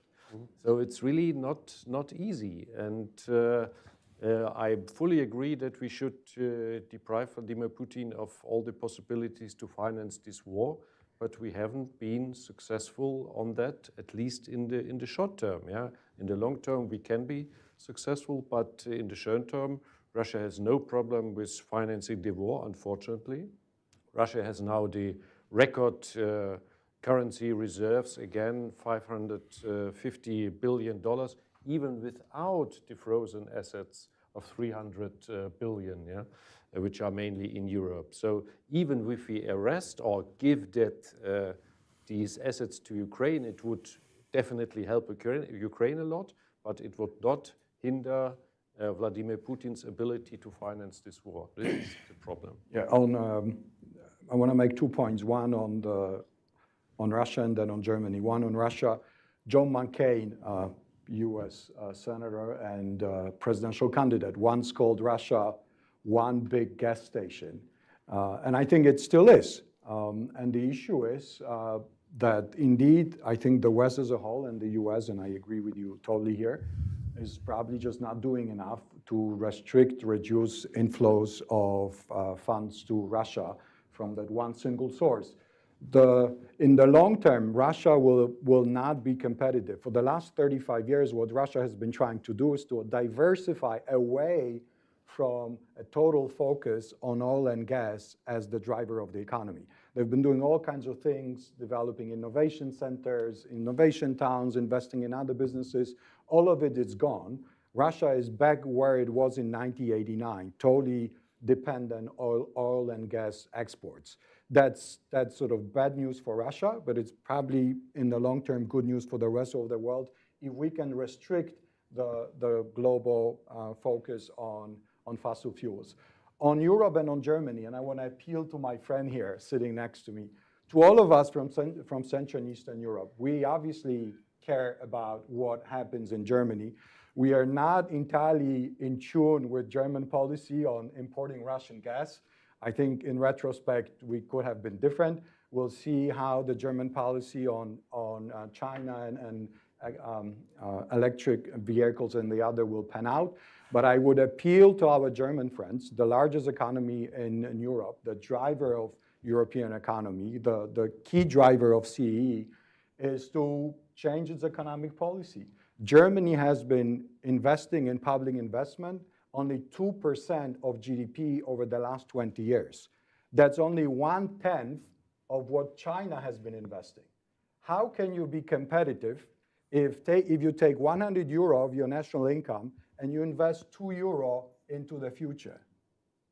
That's clearly a self-defeating strategy, and I would appeal to our German friends, for the benefit of Germany, for the benefit of the region, for the benefit of Europe as a whole, to change the policy and invest into the future, double and triple the investment, and do it now. It's preached to the converted. I mean, we are fully good. So we are on the same page. Whoever is listening, please. See, this whole every person here represents the whole policy of each country represented, and we're solving problems here today. So look, I understand that the world is larger than Europe or as a collective West, but let's not be crybabies about it. Yeah, this is what it is. There are positive moments. Just look on the data. Whenever Ukraine attacks oil and gas sector, Prince Mohammed in Riyadh is ramping production every single time, helping. So there is a coordination. Good, great. Second, how we can kick Russia under the knee. Sanctioning Russian businesses or Russian oligarchs living happy life in Novosibirsk, you know, they are not going anywhere. Secondary sanctions, that's the key. Another data point, and here we are all part of the problem. So from Germany, Poland, Czech Republic, Slovakia, export from our countries, for example, to Kyrgyzstan, is 1,700% since start of the war. Kyrgyzstan, really? Where does it go? This is just middlemen to Russia. So we need to hit hard secondary sanction problems, you know, in these second countries. This is where we can go. There are certain banks in Europe still being active in Russia. They cannot afford to go without dollar. I think it would be pretty problem if US Treasury would cut them out, at least threaten them. And final point, and there is a debate now on the Hill about how to support Ukraine financially. There is more than $300 billion of frozen Russian assets. It's a war. They are kicking us out of Russia. We by the way, we used to be big investor to Russia ourselves. We are out completely. Of course, Mr. Putin asked for farewell tax. We lost $1 billion by going from Russia. This is the war. So let's do it the same way. This is what we can sell to European taxpayers. This is what republics can sell to taxpayers here. 300 billion of assets. Let's use it. Mr. Harms, you wanted to respond to Yeah. and then we'll turn it over to you. I like very much the example of Kyrgyzstan because I know it quite well. I mean, it's a little bit more complicated. Not everything which is in growth in our export to Central Asia is sanctions evasion. Yeah, you have five reasons for that. First of all, you have a strong economic growth in Central Asia, so you have more exports. Second, before the war, these countries were supplied, at least for German companies, through Russia, because all the export channels or the companies were situated mainly in Russia. So that's just another statistical effect. Third things, you have the so-called parallel import. So these are goods which are not under sanctions, but where companies left Russia by their own. For example, the iPhone, so Apple left Russia, it's not under sanctions, but it is brought to Central Asia as parallel imports. Then it is true, especially in the case of Kyrgyzstan, you have sanctions goods, but which are not very much relevant for the war itself. For example, luxury cars and spare parts for cars. And this is our main share of exports to Kyrgyzstan. And then, and this matters, this is the last, this is dual use and military equipment, which is under the so-called high priority list in the EU. And we should fully concentrate on that goods. These goods are really important for the victory of Ukraine. Here I fully support that, and I would wish that we would be much more robust also against companies which try to circumvent sanctions, but only for these things. So to prioritize more. So I'm going to turn to Mr. Shashko to make your remarks, sir, and then we're going to turn to questions from the audience. So if you're ready, now's the time to be thinking exactly how you want to ask your question, and then I'm going to turn to our fearless leader, Peter Rao, to ask the first one, wherever he went. He had one he was going to ask, but sir. Okay, I will make just a couple of remarks because it's easy to, I mean, it's not that easy to put something extra or edit after these distinguished speakers, but I want to react to a couple of things. First of all, because we said that, okay, there is this, let's say, the war situation, and the major response, and it was mentioned by all of us, is by having strong economies, to simplify it. And indeed, linked to that is the need for investment, for sure. The problem, and I cannot agree more with the fiscal, positions and fiscal thinking and policies that are created in Brussels, or we all create in Brussels because we are Brussels. Now, the problem is, and I'm just coming off the campaign, these are usually things for the future, that the outcome of that shows in the future. And I tell you one rather interesting fact about Slovakia, and I don't know, but I would assume it's similar in other states as well. When we were making our, let's say, these polls or these surveys, the topic of future is in interest or interests 3% of the population in my country. That's why it's very difficult to talk about the need for future transformation. And that is the fundamental role of the responsible politicians to talk about it. Because I remember when I started my public service, and it was just before, maybe a year or two before the start of the conflict, there were three major and biggest challenges for us, for the region for sure, that we had to address, and these three are no longer the major part of the policy debates. And I tell you what they are. They are the automation, they are automation and Industry 4.0, then it's a demography, it was mentioned here, and the quality of the human capital.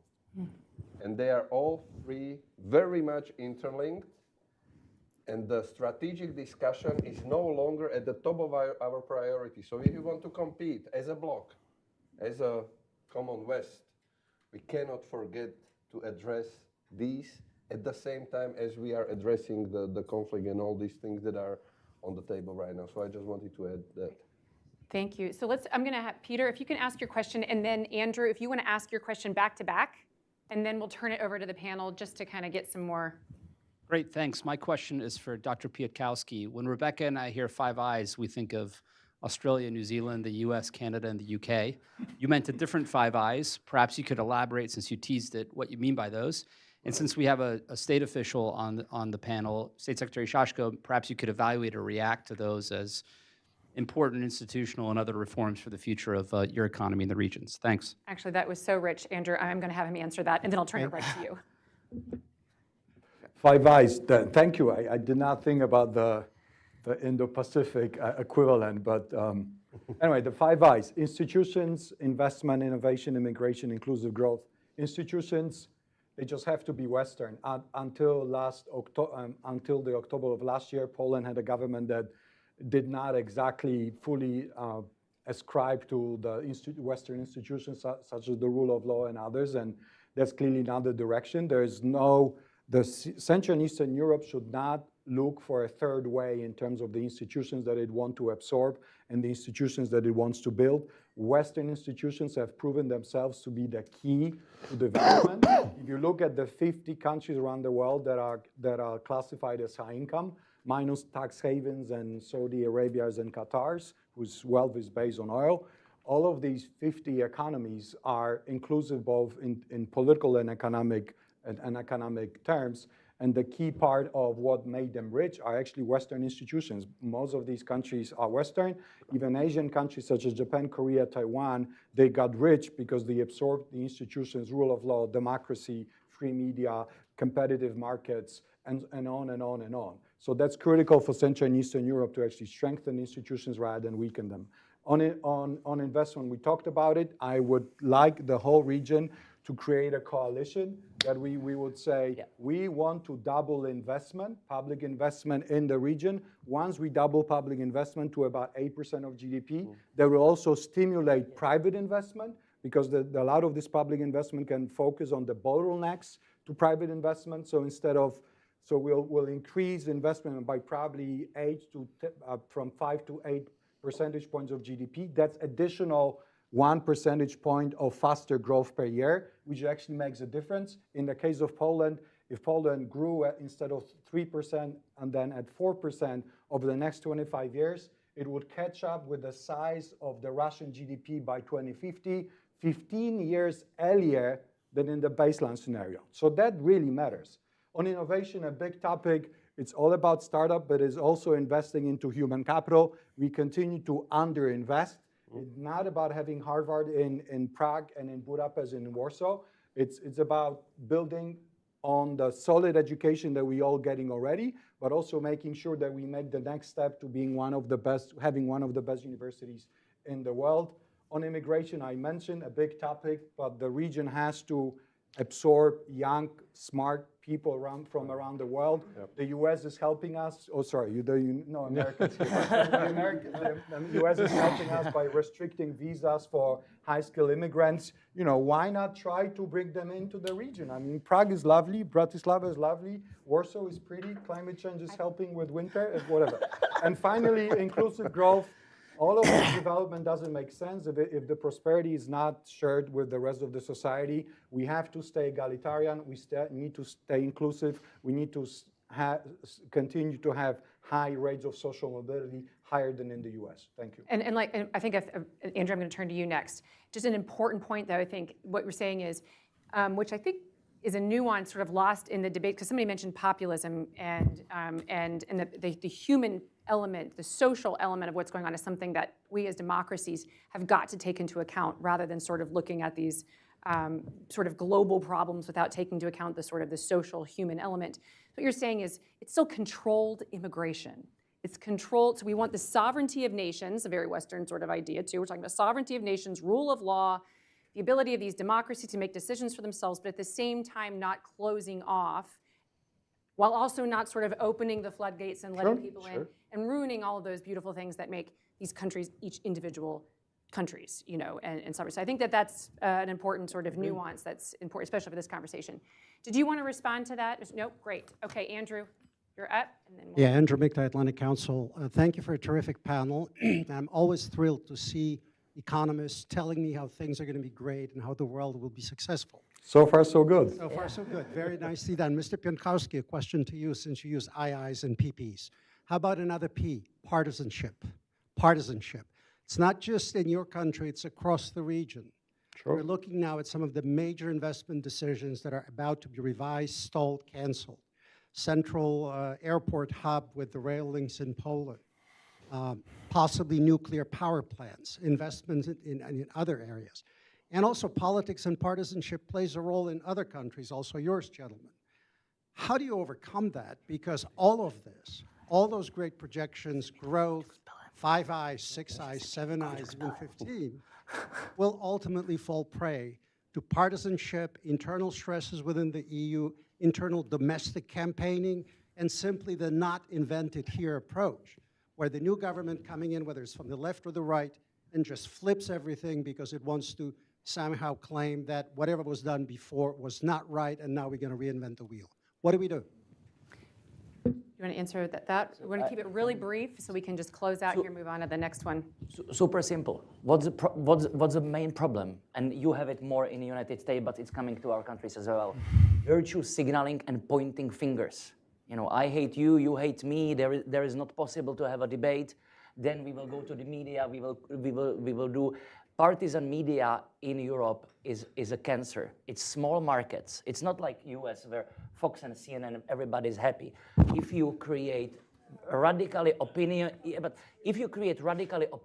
media, for example, in Slovakia, and it was very tough, bloody campaign, presidential that just finished, and we are in media market as well. So then people are not able to talk to each other. In Poland, yes. A lot of problems with the last governments, but also let's not forget that Morawiecki did very good job on Ukraine. An economy growing last 8 years, it was not Platforma, it was not Tusk, it was Morawiecki and Kaczynski. And when I go to Poland, to Warsaw, and if you go to the second-tier politicians, you know, if you exclude a little bit Radek Sikorski and Morawiecki, so they are very decent people on both sides who are able to collaborate. And basically we need to bring them in. But with virtue signaling and also some political correctness left and right, this is the disease. I'll just make a brief remark, if I may, because I think that's a brilliant question. And I called it in a campaign. I was trying to address exactly what you were saying, because I call it the continuity in discontinuity, if you know what I mean. That's the major differential, and I will just talk because I'm no expert on other countries, and I'm in no position, so I'll talk about my country.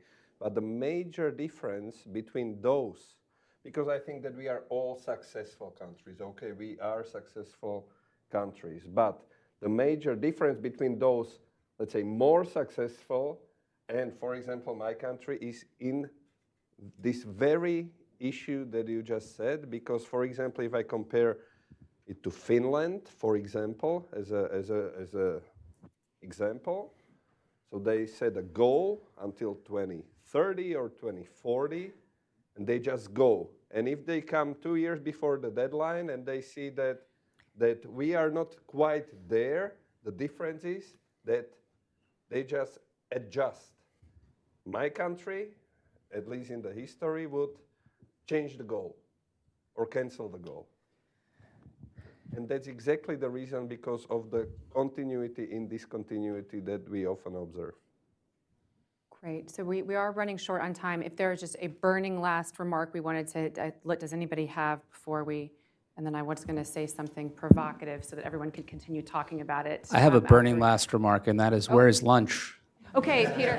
Before I say this, the last thing I would say is this was a wonderful panel. I think you would all agree. It's very encouraging, very optimistic, I think, view forward. Just to challenge, so a couple of points that were made.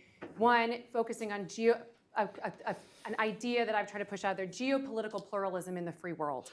So this focus on allowing individual countries to come up with solutions that really fit the needs of their own people, to highlight and focus on the social and human element, at the same time collaborating so we can have a shared view of the threat, that Russia will remain a chronic threat even after we get past the war in Ukraine and we enable Ukraine to win and push the Russians out. Russia will remain a chronic threat, so we don't want to forget all these great things. And then the last point, to be careful that we don't then look to China for the answer to some of these problems that can be easy there. We do not. I think we have, speaking sort of, maybe it's a little bit as the American here, but as an alliance perhaps need to be sensitive that we don't want to trade one serious problem with the Russians to even a greater problem to China. So maintaining those Western principles that was already so laid out so eloquently. Please join me in welcoming this wonderful panel. Thank you. Yeah, Thank you very much. We will take a 5 to 10 minute break and be back with Tomas Pojar and Luke Coffey. The lunch is open. It'll be open for the next hour and a half or so. So you can go up and grab food and sit back down as you wish. But we'll start up again in 10 minutes. Thank you for your attentiveness.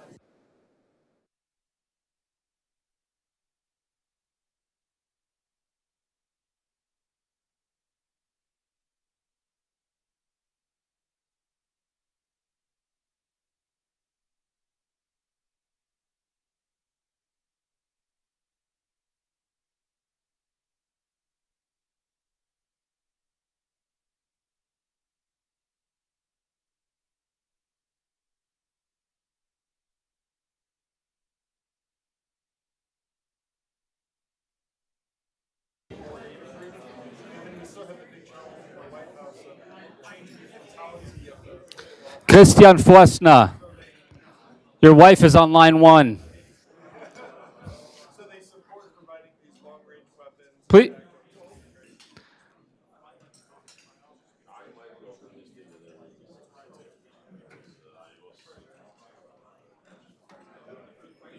Christian Fuesna, please take your seat.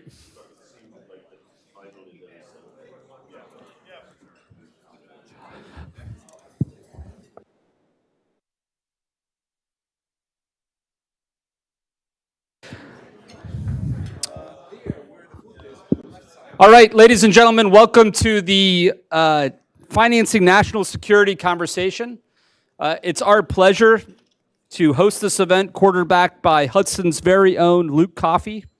We're delighted to welcome back to Hudson Institute, this is not his first time on our main stage, Tomas Pojar, who since 2023 is serving as National Security Advisor to the government of the Czech Republic. Prior to that, he served as Sherpa of the Prime Minister for EU affairs, among other advisory capacities, and he's widely considered one of the sharpest minds in Europe, probably because he once worked at a think tank as Vice President for International Relations of the Severo Institute in Prague. Those think tank stints really do wonders for your intellect.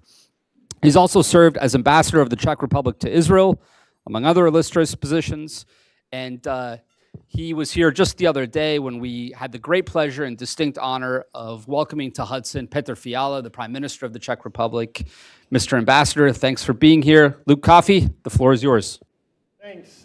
Thanks, Peter, for that introduction. Thanks, everyone who's attending in person, and thanks to our online viewers for tuning in. The topic of this discussion is financing national security.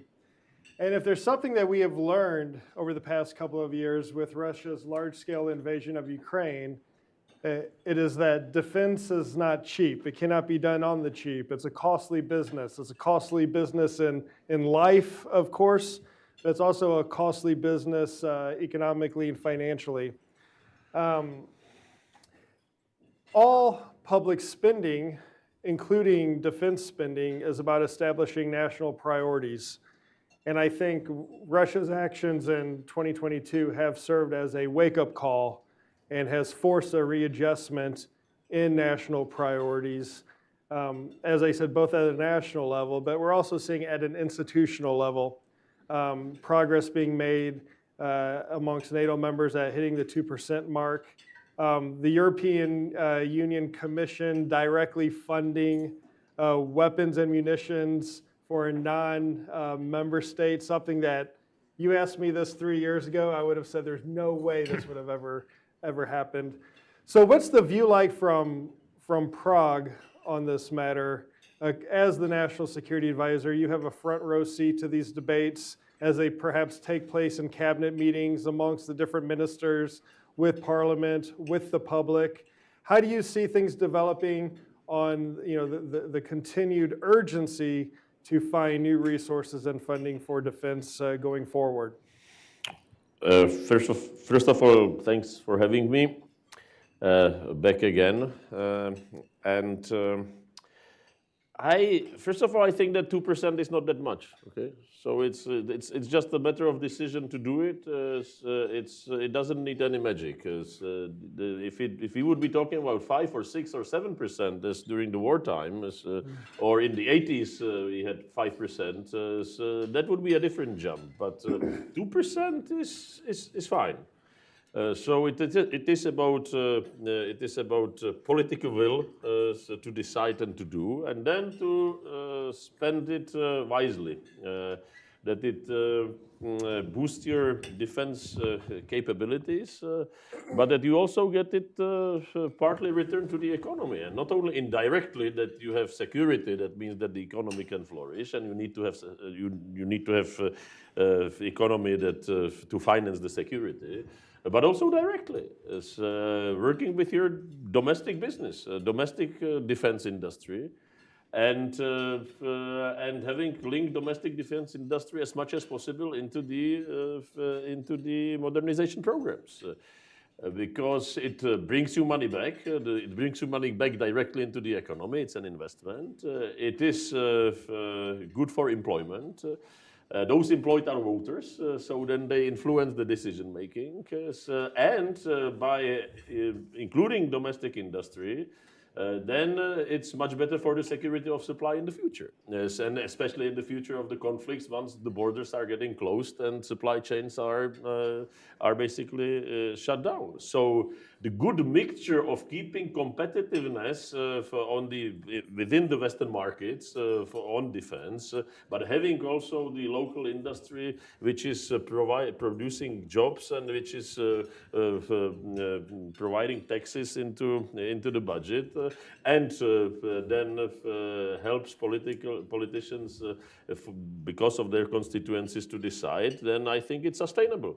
But it must be like that. And I'm glad that as Czech Republic, we do have defense industry, we do have growing defense industry. And by the way, we have defense industry which is buying American companies and building factories in the US. So whatever we could, that's a dream. Yeah, well, that relationship is, that economic relationship between the US and Europe is so important, especially on that defense cooperation. And I think it's just now that a lot of policymakers and lawmakers are starting to realize this.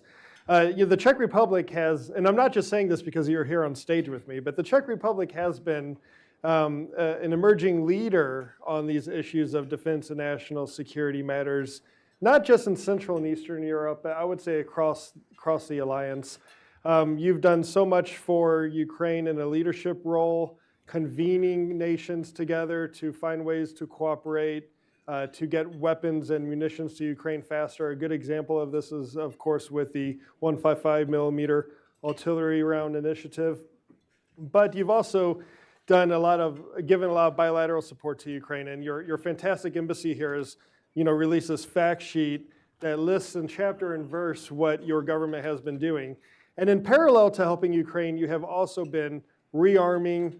Your National Defense Strategy published last fall placed an emphasis on bolstering the defense industry and investing in new capabilities. So how do you balance this approach between continuing to provide the resources to help Ukraine win the fight they're in today, but also making sure that in the future the Czech Republic is ready for new challenges. And do you agree with Secretary Stoltenberg when he said a few days ago that if a member state had a choice between hitting 2% or sending more stuff to Ukraine, we should be sending more stuff to Ukraine? I'm fine with that statement, but for us it's not an issue. So we have a law which states that we have to have at least 2% spending, 2% GDP spending on defense, and we will do it. And then we are using the whole war as an opportunity for the modernization of army, sending the Soviet equipment, old Soviet equipment, which can be very well used in Ukraine, to Ukraine. And then buying new equipment or getting new equipment through the backfill from US, for example, or with Germany. We did make a swap on the tanks. By the way, the Swiss tanks, which couldn't be exported to Ukraine, have been exported to Czech Republic, and we have sent we are sending our T-72s into Ukraine. So it gets into the modernization of our capabilities, of stuff which could not have been sent to Ukraine for various different reasons, and then we are sending what we have into Ukraine. And the backfill programs from US are very, very smart, and very, very smart for US because they benefit Ukraine, they benefit us or our countries which are getting money from that, and then we are getting and later on buying US arms, so it benefits US taxpayers because it creates jobs here. So it's like a win-win-win, and I hope that in the new package, which is going to be hopefully approved soon on the Hill, that there will still be potential and possibility to use backfill, because this is one of the smartest and long-term ways how to get our defense industries together, how to get our armies to be using the same platforms, and how to have it beneficial that you can have even here in the US argument that yes, we are providing aid, but we are also investing into our future, not only globally and from the terms of the security, but also into our economy, because then we are buying your equipment and forcing your gigantic corporations to collaborate with local Czech business, which is then good for competitiveness of both. So it's perfectly fine. But there is a must and need to work together, the governments with industry, and in Czech case it is completely private industry. And the whole trick about the Ukraine ammunition is that we have not been negotiating with any governments. We have just been getting offers from the Czech companies who are globally competitive, who did work globally prior to this phase of Russian invasion into Ukraine, who did give trust of partners around the globe, and who are providing sources and potential what can be bought on the world market. Then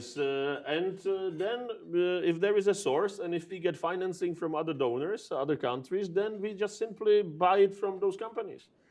We had a phone call with one of the larger capitals in Europe 2 months ago, and so they were telling me, listen, we have started to negotiate with this country in Asia that we can buy from them something like for Ukraine. And I told them, good for you, but don't be too loud about it, because we've been buying from them already for a year and we have never negotiated with them. Okay? So because they don't want to make these choices if to go to Ukraine and is the dead, the market should work. So we should trust the market. It's a regulated market. We need to have a lot of permission. Nothing can be and shall be against the law, but it can work, and it's quite simple. And this simplicity made it possible that we have delivered to Ukraine already every day from the day one, on average, of the war, 27,000 rounds of mid and large caliber ammunition. From the large caliber ammunition, much over 1 million rounds. So we can do 1 million rounds within a year if we did it within 2 years. And it's not a magic. It's very simple. So, and what we are saying to the donors and to the donor countries, and there are 15 countries who have joined and who are providing financing, is if we cannot produce at home because we don't have capacity at home yet, that we are beefing up capacities, but it's not enough, then we have to buy elsewhere. And hopefully next year or the year after, we will be able to buy for Ukrainians or for anyone and for ourselves enough 155 in Europe or in US at home. So by that time, we will stop buying elsewhere. Why to spend money on the other side of the globe and to pay someone if you can pay your own workers and you can pay your own companies? But so far, there is still the gap. And before bridging the gap, we have to do this by bridging the gap. And we can do, it's easy. So the cooperation between industry and the governments and investment into defense, then it creates jobs and it creates profits. And we are collecting a lot more taxes from defense industry than 2 years ago. Yeah, it's a win-win situation for Ukraine, for European countries, for the United States and our defense industries and defense industrial bases. New jobs are being created. These are well-paid jobs. We're learning about the shortcomings in our defense industrial base in a way that would otherwise not be possible, so we can rectify these problems for future conflicts. But speaking, continuing on with the 155 initiative to procure hundreds of thousands of these rounds for Ukraine, when do you expect, and can you say, when do you expect the first Czech procured 155 round to go down a Ukrainian tube and hit a Russian target? June. June, all right. That's for sure, secure. For sure. But we have been, these days we are shipping 155 to Ukraine. But those are orders from the past. Yeah.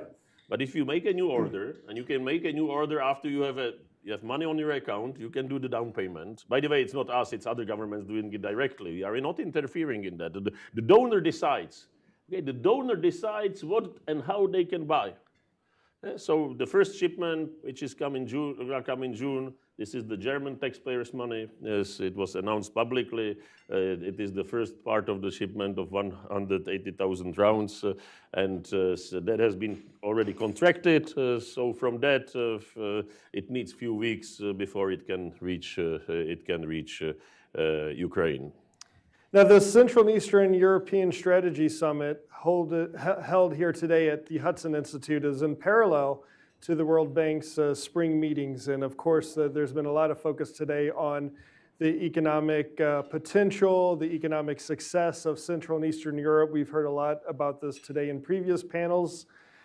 When we look at what the stakes are in Ukraine, we don't talk much about the possible economic implications of a Russian victory in Ukraine. We talk about some of the security aspects, the geopolitical aspects. From sitting in Prague as the National Security Advisor, what are your concerns about what the economic impacts could be to Central and Eastern Europe if we have Russia succeeding in Ukraine? Well, I'm coming from Prague, as you mentioned, and I was born there. So I'm coming from Central Western Europe, okay? So we were part of the Holy Roman Empire, okay? So we'll change the title of the summit for next year. No, we are ready to join these summits of Central Eastern Europe, so okay. Seriously. Well, if Russia is successful in Ukraine, and if it's fully successful in Ukraine, what it would mean? That we have Russians on the Slovak border. It's pretty close. Okay? What it would mean for our defense spending? It would have to go up. Okay? Yeah. 2% would not be enough. It would not be enough. It would be up. So there would be much more spending on defense.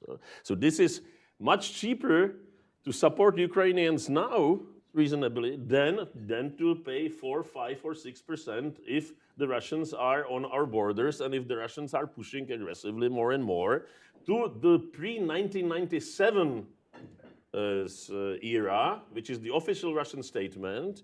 What it means, that the only thing the Russians acknowledged as a result of the collapse of the Cold War is the unification of Germany. Not the expansion of NATO, only by East Germany, and not the expansion of European Union. Okay? So the unification of Germany, fine from the Russian point of view, based on the post-World War II borders. And the rest is, again, for competition and for going back. So it gets directly to us, so it gets back to Prague.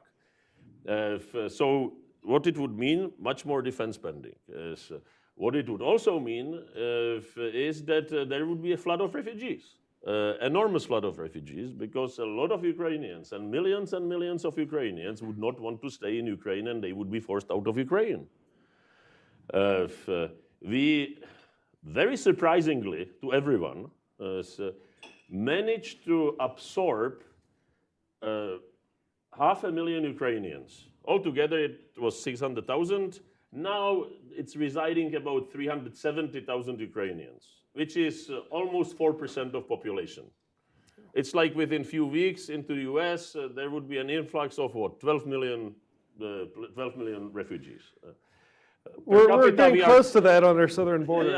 Yeah. Not within a few weeks, okay? So it's, I'm being facetious. You are doing it within several years, and we are competing with Poland and Estonia, who has the highest per capita like refugee staying. So we absorbed that because society tremendously absorbed that, and the state and the government has been functioning. And the plans for absorption was that if it would be 10,000 or 20,000 within 4 weeks, that would be complete collapse of the state and a complete disaster. And we did have in 2 months like 400,000. And it worked. Majority of those, there's a lot of children and youngsters and a lot of seniors. But majority of those who are able to go to the labor market are on the labor market. We have 120,000 of them who are employed. It's a great boost to our economy. Yeah. We are already gaining money on that.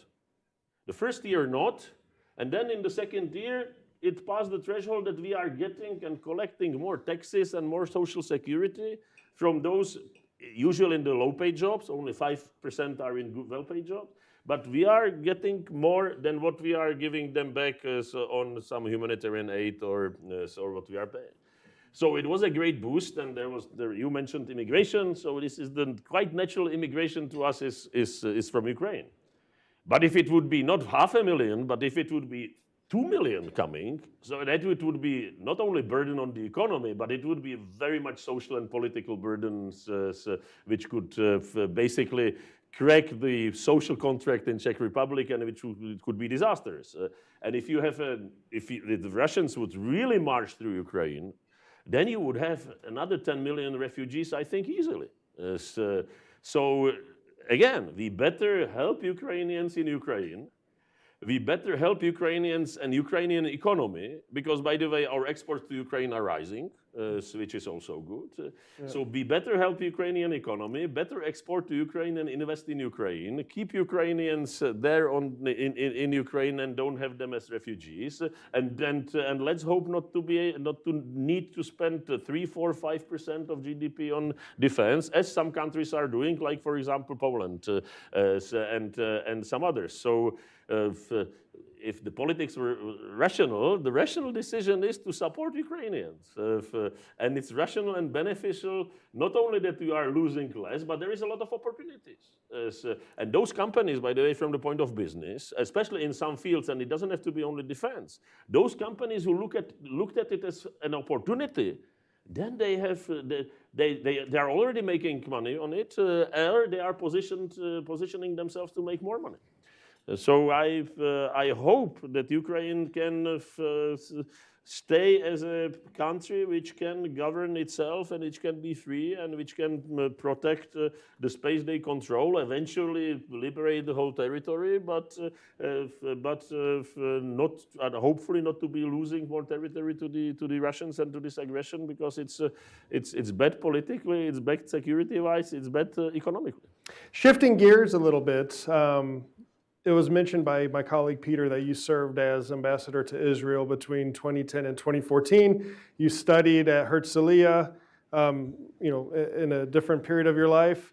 So you are uniquely placed to give us a view, an interesting take, and some good observations from your experiences coming from Prague, but having that time in Israel, in the region during key moments like the Arab Spring, like during the era that was the negotiations of JCPOA, being on the ground during that period, and then looking at the situation today, the Russian-Iranian cooperation that we see taking place in Ukraine with the use of the drones, the chaos that's being created by the Iranian-backed Houthis in the Red Sea, The recent barbaric terrorist attack launched by the Islamic Republic of Iran against the State of Israel just a few days ago. How are these issues, perhaps looking at a map far away from Prague, still impacting the thinking amongst the public, but also the national security elite in the Czech Republic? Well, we are preoccupied definitely by the war in Ukraine, and the Middle East is a little bit further away, and it's not directly our fight. Indirectly, of course, and we've been the strongest supporter of Israel in Europe for the last 30 years by far. There is no other country which can claim that we have voted in UN together with US, Marshall Islands, and some others like constantly and non-stop, okay, on the Israeli side and others. Yes, the cooperation, this war has speeded up the cooperation between Russia and Iran and North Korea and partly also China, but we have to talk to Chinese and watch China and talk to them directly that they do rather less than more, because if they would join more this axis, then it would be really bad. And we have to communicate with them that we would like to have it rather less. But there is this clear axis of Russia, Iran, and North Korea now, and we have to take it seriously. Unfortunately, I've had some disputes with my Israeli friends, and I don't think that Israeli elites or maybe elites, or some Israelis in the top, let me put it this way, some Israelis in the top decision-making posts are still not seeing this axis of Russia and Iran and North Korea as a joint threat to the West, including to Israel. Yeah. So we have some disputes with Israelis on this, and by the way, by this stand, which is partly understandable that they don't want to escalate in Syria, etc., but only to some degree, then this is harming Israeli positions and good Israeli relations in Central Eastern Europe, which is close to Russian border. I've been repeating it to Israelis many, many times. I will try again. There has been definitely a change in thinking in Israel about this, but not sufficiently enough. And unfortunately, I can't name specific examples where we think that Israelis should behave differently and could do things differently, because otherwise we will be parting away, and which I don't want. And I can't name those examples, but I think that the Israelis should clearly understand that Russians are not neutral players. So they should clearly see with whom the Russians are playing. Absolutely. Well, I've tried giving the audience enough time to eat lunch. It's not every day we have not only a national security advisor up on stage, but such an experienced and distinguished statesman. So I'm going to turn it over to the floor. We have some microphones. If anyone has any questions, please raise your hand, catch my eye, and identify yourself and any relevant affiliation. First one, gentleman over there, Michael. Hi, Michael Dachana. I'm with the Hudson Institute, but I also work with a Ukrainian charity that helps provide tactical gear to the Ukrainian armed forces. So my question's on, you mentioned like the donor countries for the artillery shell initiative. Are there Czech laws, EU laws that would allow either private or corporate donors to pay into the initiative? Because we have my organization has a lot of corporate donors that help supply not lethal equipment, but drones, including FPV drones that will become lethal equipment once their explosives are added. So is that doable under Czech law, EU law, and provided by the countries that would hold these corporations or private donors that would make these contributions? I'm sure it's doable. It has to be carefully studied by lawyers each case. Maybe not everything is possible from the company point of view, etc., but it is doable. The Czech citizens have raised $150 million from their pockets. And Czech business, by the way, not only citizens, business, from their pockets collected money and bought arms for Ukraine. So there are ways how to do it. There is a regulation, there are laws, everything has to be exactly according to the laws, because otherwise it would not be possible naturally, but it's possible to do.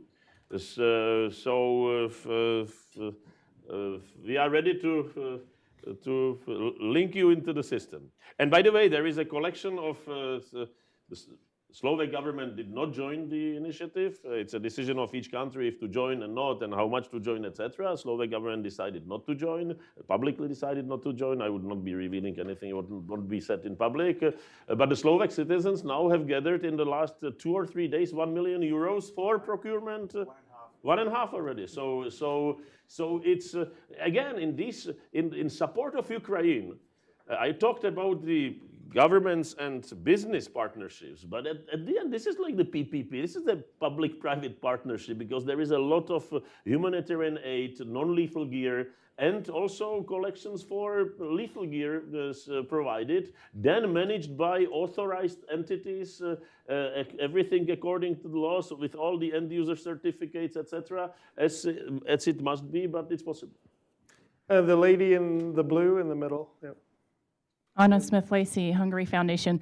I think the previous panel's focus on demographics was very, very welcome in this conversation. And you circled back as well on the humanitarian aspect and said basically that it's a huge boost to adopt refugees for the entire region, from Ukraine to the labor market, and from a demographic point of view, it helps Central and Eastern Europe. Coming from Hungary, we have a slightly more modest approach to immigration as most of Western Europe. And my question is, in a slightly more populist term, is that if Central and Eastern Europe solves its demographic crisis with Ukrainian able-bodied refugees, then who will build up Ukraine? Those Ukrainians who will want to go back. Okay, so we are not forcing anyone to stay in Czech Republic, but if they want to stay, it's beneficial to us. As Ukrainians, because of the language and culture and the skills, then it's very easy to accommodate. It's very easy to integrate, and I would say even very easy to assimilate at the end. So this is the perfect solution for the future. But again, it's a decision of those people to go, or they're forced to go, and they can stay or they can go elsewhere, or they can go back, and some of them will go back. By the way, I said it was 600,000 altogether who came and got this status of refugee. And we have 370,000. Some of them went back to Ukraine. Some of them went to other countries. There are some who are now in Poland and are getting into our labor market because we have totally opened the labor market. So there is an internal migration and it works. So it should not be forced. If they go back, it's also good for us because we want to have a strong and rich and healthy Ukraine and to trade with that and invest there. But if they want to stay in Czech Republic, they are welcome to stay. In the beginning, 80% wanted to go back, and now it's more than half want to stay or see that they will stay. And we did have about 150,000 Ukrainians prior to this invasion, and at the end, with all the predictions, and if it doesn't get worse in Ukraine, we will have about 500,000 Ukrainians permanently living in Czech society and in Czech Republic, and this is something which at least at the moment, our labor market needs and our economy can sustain, and it can be beneficial to the economy. And since there's also a lot of young people, so it's good for demography. And again, because of the cultural proximity, very easy to integrate. And so what can you wish more if you are talking about migration? This is the perfect migration. Of course it was hard. Of course it's been attacked by populists and by opposition. Of course it's not easy, and we are not and it's been hard to swallow. But at the end, if you look at the situation and look at the glass half empty rather than half full, so you can see that there is a good chunk of water in that glass. Absolutely. The lady in the first table here, and then we'll go to Thomas in the back. Then I think that'll wrap us up for questions for time, unless there's one final one after those two. Nope. Okay. So we'll do the lady and then Thomas in the back. Alina Zagatova, I'm an attorney here in DC. So I think I agree with your statement around Russia being quite involved in what's happening with Israel and Middle East. But You know, my thought was that it's more of a distraction for Russia to achieve their goals in Ukraine, but do you think they have more far-reaching goals with respect to Israel? I think they will be more and more hostile towards Israel.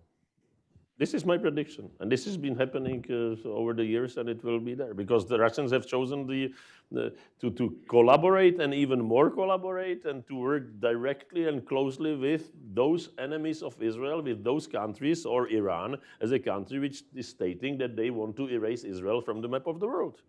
And who is Iranian major partner globally now? Russia.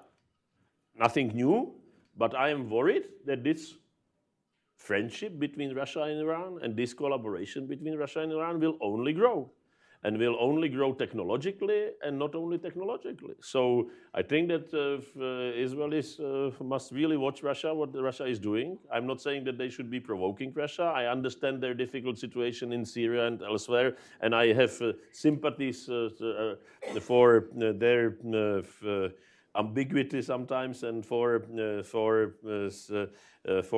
them being not commenting Russia openly. I understand it. But at the end, Russia is on the other side of the barrier more and more, and I cannot see that it's going to change. Maybe with sometimes in the future with a different regime in Russia, if it ever happens, maybe. Even the change of leadership in Russia is not guarantee for such change. So this is the reality, and I would expect in a way more cooperation between Israel and the West, not only for what is beneficial for Israel, but also sometimes for what is beneficial of the others. Because if you don't have mutual beneficial deals or understandings, then it will get weaker and weaker, and it will not work out. And I do see it happening already, and I am very sad about that, because I've been always I've lived in Israel for over 7 years. I've visited at least once every year in the last 30 years, 32 years. It's sad development, but it's unfortunately happening, and I do see it in the circles among the Czech defense and security strategies that it is happening, and those sympathies which were there in the past are at least weakened because of this situation and because of the Israeli stance. I said we had one more question, but then 2 more people got my attention, and Peter told me we could run a little long since we started a little late. Do you mind if we combine the last 3? Please. Okay, so we're going to combine the last 3. Thomas, and the gentleman in the maroon tie, and then the gentleman here in the center table. Hello, my name is Thomas Yanialunas. I'm a visiting fellow here at the Hudson Institute and professor at Vilnius University. So originally from Lithuania. So first of all, my congratulations for you, Ambassador, as being also a representative of Czech Republic as a newly leader of this region by collecting all the support for Ukraine. And at the same time, I wonder how Visegrad Group is doing as a coalition, because right now we have quite separate views coming from Hungary or even Slovakia compared with Poland or Czech Republic. And my second question would be about the defense spending and pursuing those goals of increasing defense spending to 3 or even 4% of GDP. You said that is not a big deal to reach a 2% of GDP, but as far as I know, even this public debate about increasing 1%, let's say from 2 to 3% of GDP, it's quite a difficult task because public is reacting not so well in some countries. Right. What argument is your best when pursuing public to just change the social contract about increasing spending? Thanks. And we'll take the question here. I'm Jack James from the German Marshall Fund. You mentioned before that there would have to, if the Russians were able to win in whatever capacity you want to define that we would have to increase our defense budgets significantly. There are many people that are not far away from where we're standing right here on the Hill that do not believe that. And I just want to clarify whether or not you feel that if Russia is to win, whatever you want to do to define that he will go further? And what do you mean by that? Great, and then the final question. Thank you very much. I very much liked your statement about looking at the support for Ukraine not as a charity, but more as a business case.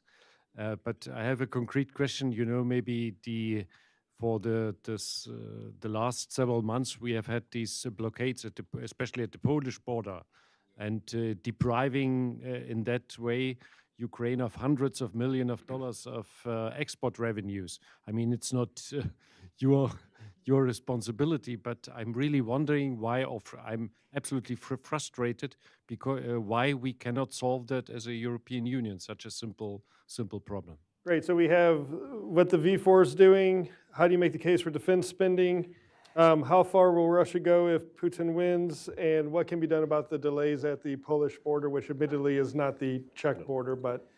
All right, so Visegrad Group is a gathering of 4 neighbors. It's a good point to discuss issues to those you agree with or you don't agree with. And it's good for practical cross-border cooperation. And this is, I think, how it should stay. It has been glorified and vilified over the years. It was not liked by the right and was liked by the left, and now it's the opposite, so it changes. But it's a group of neighbors and for practical discussions and for practical cooperation. As a rule, Visegrad never voted unanimously in different fora, in UN or in EU in most cases. And understandably, one country is much bigger than the other 3. One has euro and the other 3 not. One doesn't have nuclear energy, the other 3 do have nuclear energy. One has large farms, the other have smaller farms. So you name it. One is inside the Schengen, the other 3 have a Schengen border, like external border. So you have different views and different voting. And you don't agree on detail, and it's fine. So it should be taken like that. It has never been meant to be a monolithic bloc, and it will not be a monolithic bloc. It's said that the only agreement there was about migration. Well, even if there is a voting about migration, then the voting is slightly different for many different reasons, for tactical reasons inside the EU.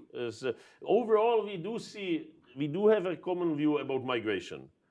But in practical terms, the views are different. By the way, for example, for the fact that we don't have external border as Czechs, and they do. So for us, it is a slightly different issue than for them. So the Visegrad will be there. It will stay. It will be there another 30 years. But don't expect miracles from Visegrad, and don't expect any major voting bloc or any major power. But expect a lot of cooperation on the practical issues. And about how far Russia will go if Putin wins? Okay. 3 to 4%, okay, we were at 1%, so it's easy to go to 2%, okay? From 1 to 4, it's more difficult. I don't know what will be the situation in 5 or 10 years. I don't want to go to 4%, but if we will have 2%, there will be need to go to 3%, and there will be a push to go, and there will be political will to do, and that there will be fear of the public to, and then for the defense, then it can be done, it can be managed. But there is only a certain level of absorption capacity. So the absorption capacity to buy and to spend wisely, it also needs some time. So we should be building that, and the trajectory is on the right path, and we should keep it. And hopefully it will stop somewhere, and hopefully we will not need to do more.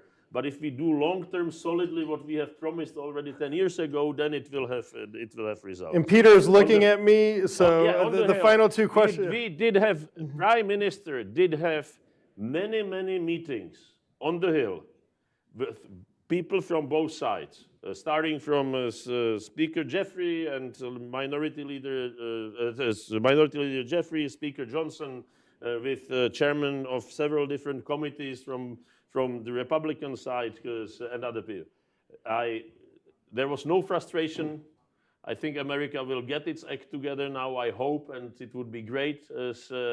Yes, the Congress is huge, so not everyone agrees. But I think at the end, if at least some level of bipartisan communication is kept into the future, then the situation will be fine. If the countries are divided totally, and about the division it was already discussed in the past, then it's much more difficult. yes, we can do more regarding the border. As a Czech consumer, I'm grateful for cheap Ukrainian grain because our food is it's more expensive. But it's also politically it's politically difficult in Poland, in Slovakia, in Hungary, on those bordering countries, and it gets into the long-term deals of Ukraine and European Union and the integration, and those are very, very difficult processes. So we have to somehow manage. We have to understand the bordering countries and the countries with problems that there are problems. And by the way, from the European budgets, I hope that we would be able, for example, to finance infrastructural projects, which would make it much more easy to cross the border. I think that those are exactly the projects which can be co-financed from central budgets, because it's going to be beneficial for Ukrainians, for Poles and Slovaks, and then for the internal European market and for everything. So I hope that we will do rational decisions for the future, which will only increase protection of our freedom, security, and prosperity. Thank you very much. No, great. Thank you. Please join me in thanking the ambassador. Thank you for those wide-ranging and detailed remarks. Thank you. All right, please stay in your seats. We're going to do a rapid transition here, if I may. That doesn't apply to you two. You're more than welcome to get up. But for the rest of you, please stay seated, and we will make a quick transition to our next group. This session, as you know on your program, is entitled Ukraine's Economic Prospects. It will be quarterbacked and led by Senior Fellow Dan Kochis, who recently joined Hudson Institute. And we can go ahead and just do this while I talk. And we're thrilled to have two real experts on this panel. The first is a man I consider a friend of mine. I don't know if he thinks of me as a friend of his, but Tyson Barker, who since January is the Deputy Special Representative for Ukraine's economic recovery. This is the office run by Penny Pritzker. Previously, he was a senior advisor in the Bureau of Europe and Eurasian Affairs at State at EUR. Tyson ran the Technology and Foreign Policy Program at DGAP, the Council on Foreign Relations in Berlin. He was also Deputy Executive Director. Of Aspen, Germany, and served as a senior advisor at State during the Obama administration. Tyson, welcome to Hudson Institute. Thanks for doing this, and you may take a seat. And you earned a round of applause for coming here. And secondly, I'm delighted to welcome Jean-Pierre Fröhlich, who since September 2023 is the head of the Ukraine Recovery Conference 2024 Task Force, part of the German Federal Foreign Office. This is for the big conference that will take place in Berlin, I believe in June, on the subject of Ukraine's economic recovery. He was previously the special envoy for Ukraine between 2020 and 2023. He's also served in the German embassy in Kyiv. And like Tyson, in an earlier life, he was a senior researcher at the German Council on Foreign Relations. So again, continuing the theme of private sector actors on stage, we also like to have think tankers think grand thoughts here at Hudson. So Mr. Fröhlich, welcome to Hudson Institute, and thank you for joining us today. With that, to keep the trains moving, Dan Kochis, the floor is yours. Thank you very much, Peter, and thank you to all of you for being here today and for the terrific discussion so far. And thank you to both of our guests for this panel. We have the two hegemons for reconstruction represented, the U.S. and Germany. And so the cost when we're talking about rebuilding anywhere from $500 billion to $1 trillion, the direct damage somewhere around $150 billion. So a huge challenge. But also, I think, of course, a significant opportunity. So I think I would probably turn over to both of you for some opening thoughts, and then we can get into more of a discussion. So perhaps, Tyson, I'll turn to you first. Sure, home field advantage. I think one thing that we should start off by saying is reconstruction and recovery has to start now. You're citing the number that comes out in the Rapid Damage and Needs Assessment, which has just been revised to say that the needs are around $486 billion over 10 years. That was before the latest 3 waves of attack on a lot of critical infrastructure. But the truth is that a lot of recovery is happening as we speak. And what I hope we'll talk about today is what we can do now, because we can't wait until the cessation of hostilities. A lot of what needs to happen is going to be happening now, and the Berlin conference is going to be a great clarifying moment for that. Secretary Pritzker gave a speech yesterday at the Chamber of Commerce at the Ukraine Partnership Forum, and she outlined 5 areas that she'd like to focus on in this semester going towards Berlin. And the first is security itself, because we have to acknowledge that security and economic recovery are indelibly intertwined. So we're talking about an environment where security assets, defense assets are scarce. But the truth is that creating canopies, bubbles of air defense over key economic centers is going to give the breathing space for economic recovery to develop. And we need to be thinking about economic recovery in the midterm, in the near term, in terms of where can we invest in a way that investors, the private sector, and the Ukrainians themselves have some assurances that those investments will be able to yield dividends for the country. So security is first and foremost. The second is the issue of planning and coordination.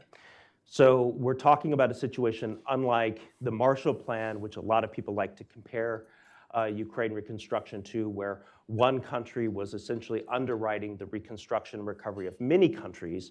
We're talking about a scenario where many countries, but also many actors, including many in the private sector, are going to be underwriting the reconstruction and recovery of one country.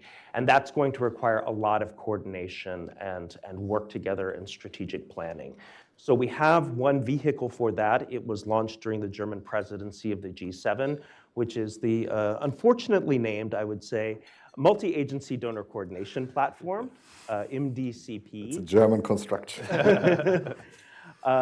Which had its first steering committee meeting last week in Kyiv, and we can talk a little bit about what they are doing to make sure that we have the data that aligns needs with donor funding, so that donor funding can be deployed in a way that's efficacious. But at the same time, we need to be starting to think about, do we have the bankable projects online that can be invested in now? I think it will come as no surprise to the Ukraine economy watchers that one of the big lessons coming out of the London conference last year is that there was a lot of goodwill and a lot of resources that were being brought to bear, or at least promised, but there wasn't the absorption capacity in terms of bankable projects in Ukraine. So how do we make sure that we can kind of broaden the swath of bankable projects on the ground and make sure that that's all connected, that it's not just project specific, that everything, the shin bone is connected to the tailbone and all that kind of stuff. It's a pennyism. Third is risk management. I think we've had a lot of success in the past 6 to 8 months in constructing an environment where risk is better mitigated. We have a lot of war risk insurance projects coming online, but more is going to be necessary, and this is something that's being discussed in great detail this week. Fourth is reforms. I think everybody here knows that Ukraine has come a long way in its reform agenda. Much has been done, including the reforms that were passed to allow for formal accession negotiations to begin in December, but a lot is still required, including in areas like taxation, customs, gray markets. We have to keep the pressure up with the Ukrainians, because this is what the Ukrainians are fighting and dying for. They're fighting and dying to turn their country westward. They're fighting and dying to graft their country onto the gateway nations that are represented here today, Poland, Romania, etc. And that means that they have to adopt the kind of standards, the social contract, I heard that word mentioned earlier, that exists within the EU. And the final point I'll bring up, and we probably will go into some detail on this, is making Russia pay. That's going to be a requirement. That's an agreed upon principle in the international community. And there has been a lot of work to coordinate, for example, how to use Russian sovereign assets in this regard. The United States is very pleased with the EU decision to look at using windfall taxes or windfall profits in the service of Ukraine's recovery. and fight for its independence and freedom and territorial integrity, and that's going to have to continue. And let me stop there, and I'm sure we'll have a lot of questions. Thank you, Tyson. You hit on a lot of areas that I had flagged for discussion, so that's terrific. So Jean, I'll send it over to you for some opening remarks. Yeah, thank you very much, Daniel, and thank you for having me here, and thank you for the invitation. The support for Ukraine is, of course, an excellent example of transatlantic burden sharing. And this concerns the military assistance for Ukraine, as well as the discussion here on recovery and on Ukraine's future. And I'm here in DC this week also to talk about, of course, Germany's contribution and Germany's leadership and responsibility here in that burden sharing.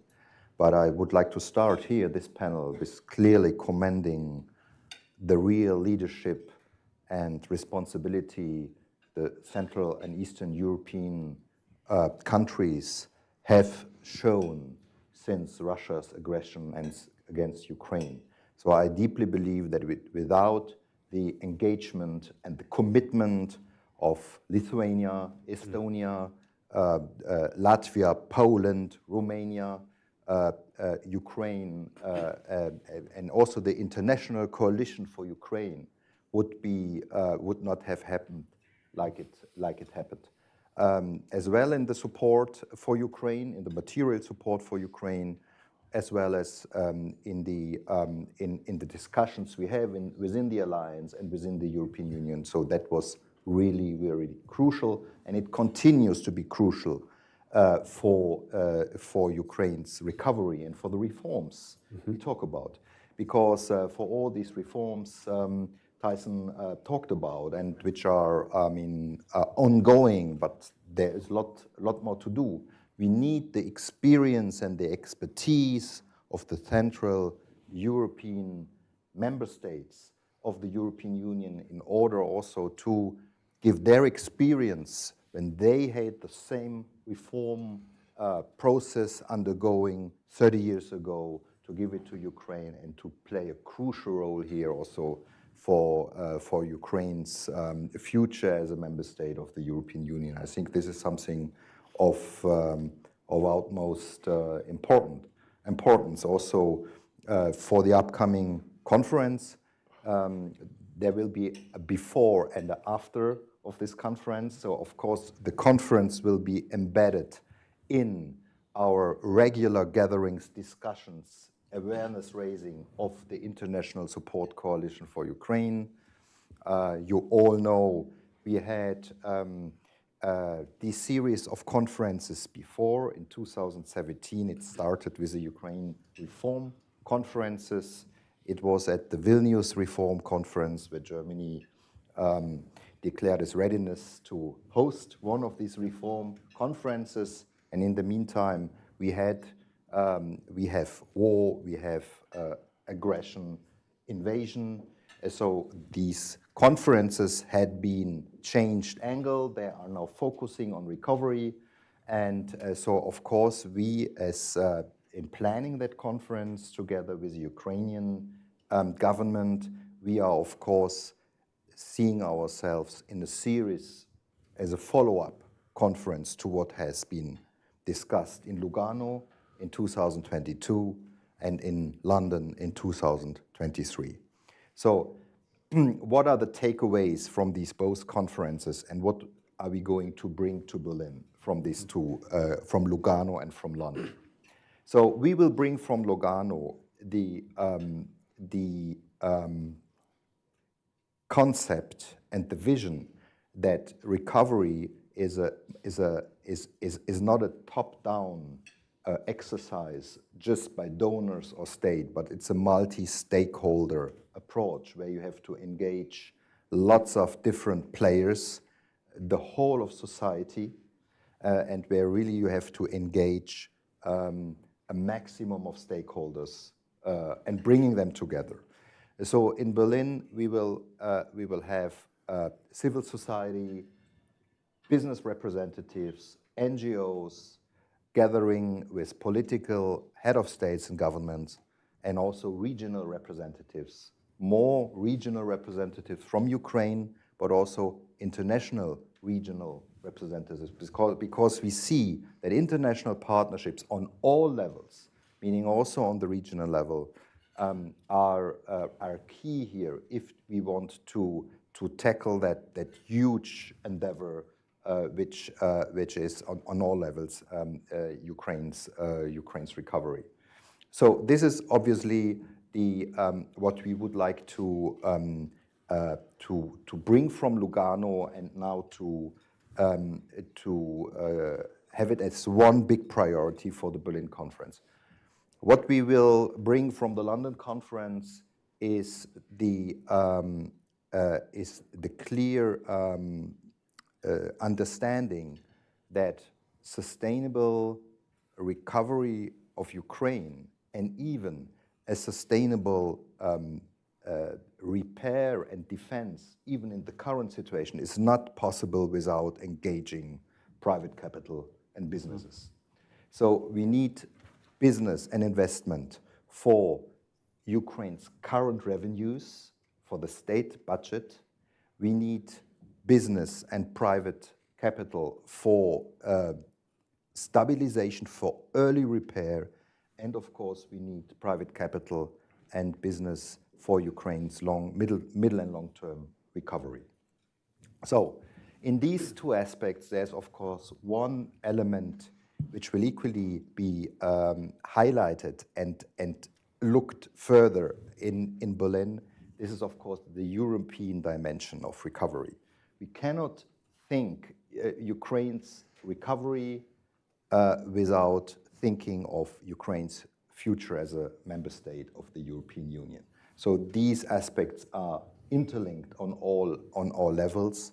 It is about reforms.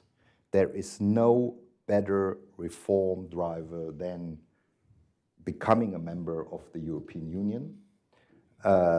It is about business, because being a member state of the European Union, implementing the reforms on the road to that membership means that investment, the environment for investment will modernize and will be changing. But it is also about, at the end of the day, the whole setup of how Ukraine's state and economy is shaped. When we talk about decentralization, when we talk about so important reforms like corporate governance and so on. So after Switzerland and the UK, now Germany as a member state of the European Union, and also of what has happened in the last months, how big speed Ukraine, is accelerating its path towards the European Union. So it's one important priority for us also to have this European dimension of recovery, including, of course, participation also of stakeholders from Brussels, European Commission, for instance. So that's an important aspect for us. Jude.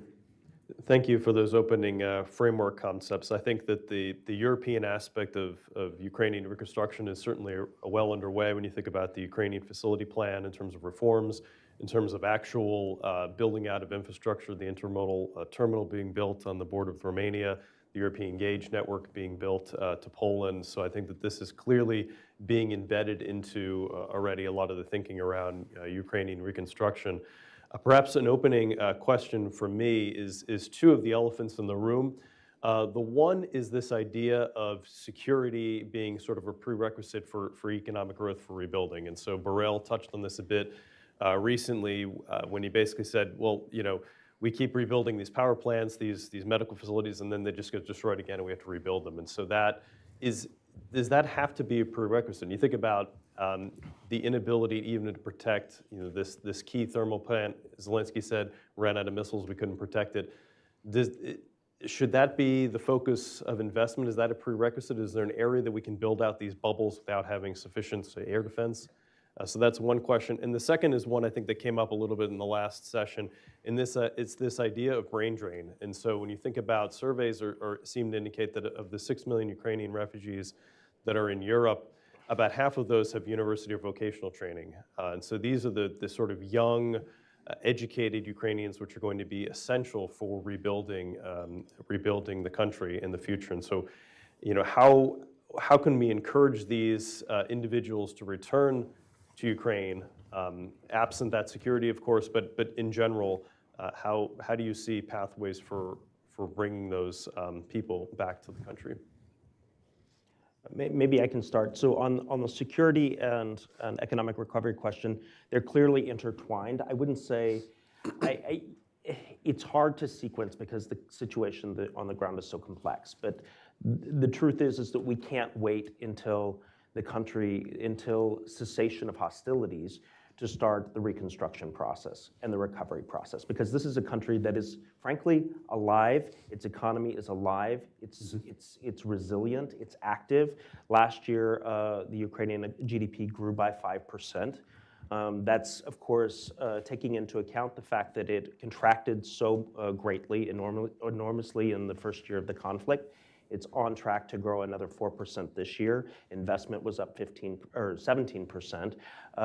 There are sectors that are adding jobs, specifically the tech sector, which has demonstrated enormous resilience.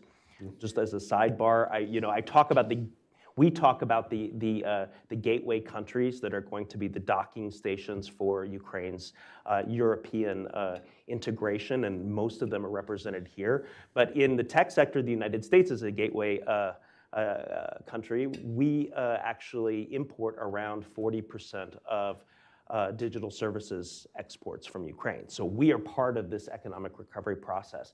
But let's be honest, it is much easier to start the kind of brick and mortar reconstruction process when there is a protected environment. And that's one of the reasons we see Kyiv. If a lot of people I look around this room I know have been to Kyiv, it feels like any European city in many ways, especially in the day. Of course, there's, you get the air raid alerts, the attack alerts, but the city is functioning. People are going to schools. Kids are going to schools. People are doing things, and that's made possible by air defense. So to the extent that we can replicate that model, we'll have a lot of laboratories to start to create those building processes. And of course, we've seen it in some ways in the maritime front, where the kind of layering of risk management, security, marine drones has all played a role in reopening the humanitarian corridor along the Black Sea, which, if you would have thought about this in the summer of last year, the situation looked extremely dire for getting Ukrainian grain and steel out to global markets. And now we're talking about an environment where we're getting more than 10 million tons out a month. So, and that's generating, incidentally, enormous revenue for the state. So very important also for us as interested parties in seeing the state heal itself and not be so reliant on budget support. And I know we're here in World Bank IMF spring meeting week, so talking about macro financial stability of a country like Ukraine is quite important. On the question of refugee return, we were in Romania 2 weeks ago and met with a group of refugees, and all of them wanted to return. All of them were ready to go home. All of them were ready to be part of Ukraine's economic recovery. And this wasn't just anecdotal. I mean, we met with a lot of women who had ideas about how to rebuild the country. They had their places that they wanted to niche in, from being a hairdresser to supply chain management. But that's borne out in the polling as well. So for example, in Romania, 93% of refugees plan to return home. But we want to make the environment in Ukraine, given the security situation, as accommodating to those who want to remain, high-skilled workers who want to remain, as possible. And just to give one example, we've been working with the National Academy of Sciences to launch a new fund for research. And frankly, Ukraine has a great deal of data that's coming online from this conflict. it's terrible to say, but that it's going to power and generate. I mean, I see Jamie Fly back there. They're working with this data at Palantir. A great deal of data that's going to yield all sorts of dividends in areas like defense, in areas like energy, management, in agriculture, and it's those universities that are going to be part of making sure that that basic research can be commercialized. So we're trying to do our best to create that environment, but we always have to be cognizant that the Ukrainians themselves actually want to return home when the time is right. Thank you. Jean, would you like to comment? Yes, I fully agree with Tyson. Maybe on just to add, I mean, the problem of demography and human capital is indeed very serious, and we have also to include that in our discussions and in the planning. That's why it's so important also to identify it in order also to find ways what can we do. So for the conference in June, we wanna have a whole part of the discussions dedicated exactly to social recovery, human capital, because it's not only about making the refugees come back, but it's also about to reintegrate veterans into the labor market, to reintegrate IDPs into the labor market. And the clear answer here, of course, is that we have, and Ukraine, have to create conditions for people to stay and for people to come back. And this is also linked to, this is first and outmost linked to the basic critical infrastructure, housing and schools and so on, but it is also linked to broader reform areas like healthcare and education. And that's why I'm coming back here again to the importance of the European future of Ukraine, because also this will help to implement necessary reforms also in the areas. I mean, we are not having in mind at the first place. Concerning the overall question, is it too early now for business to invest? I mean, we have to see that Ukraine is implementing reforms heavily, having an impact on the business environment already now during a war of self-defense and a fight for survival. So, and they're doing incredible progress. So it is, which is very important, because it is about, when you talk to German business, we have Michael here from the Business Association.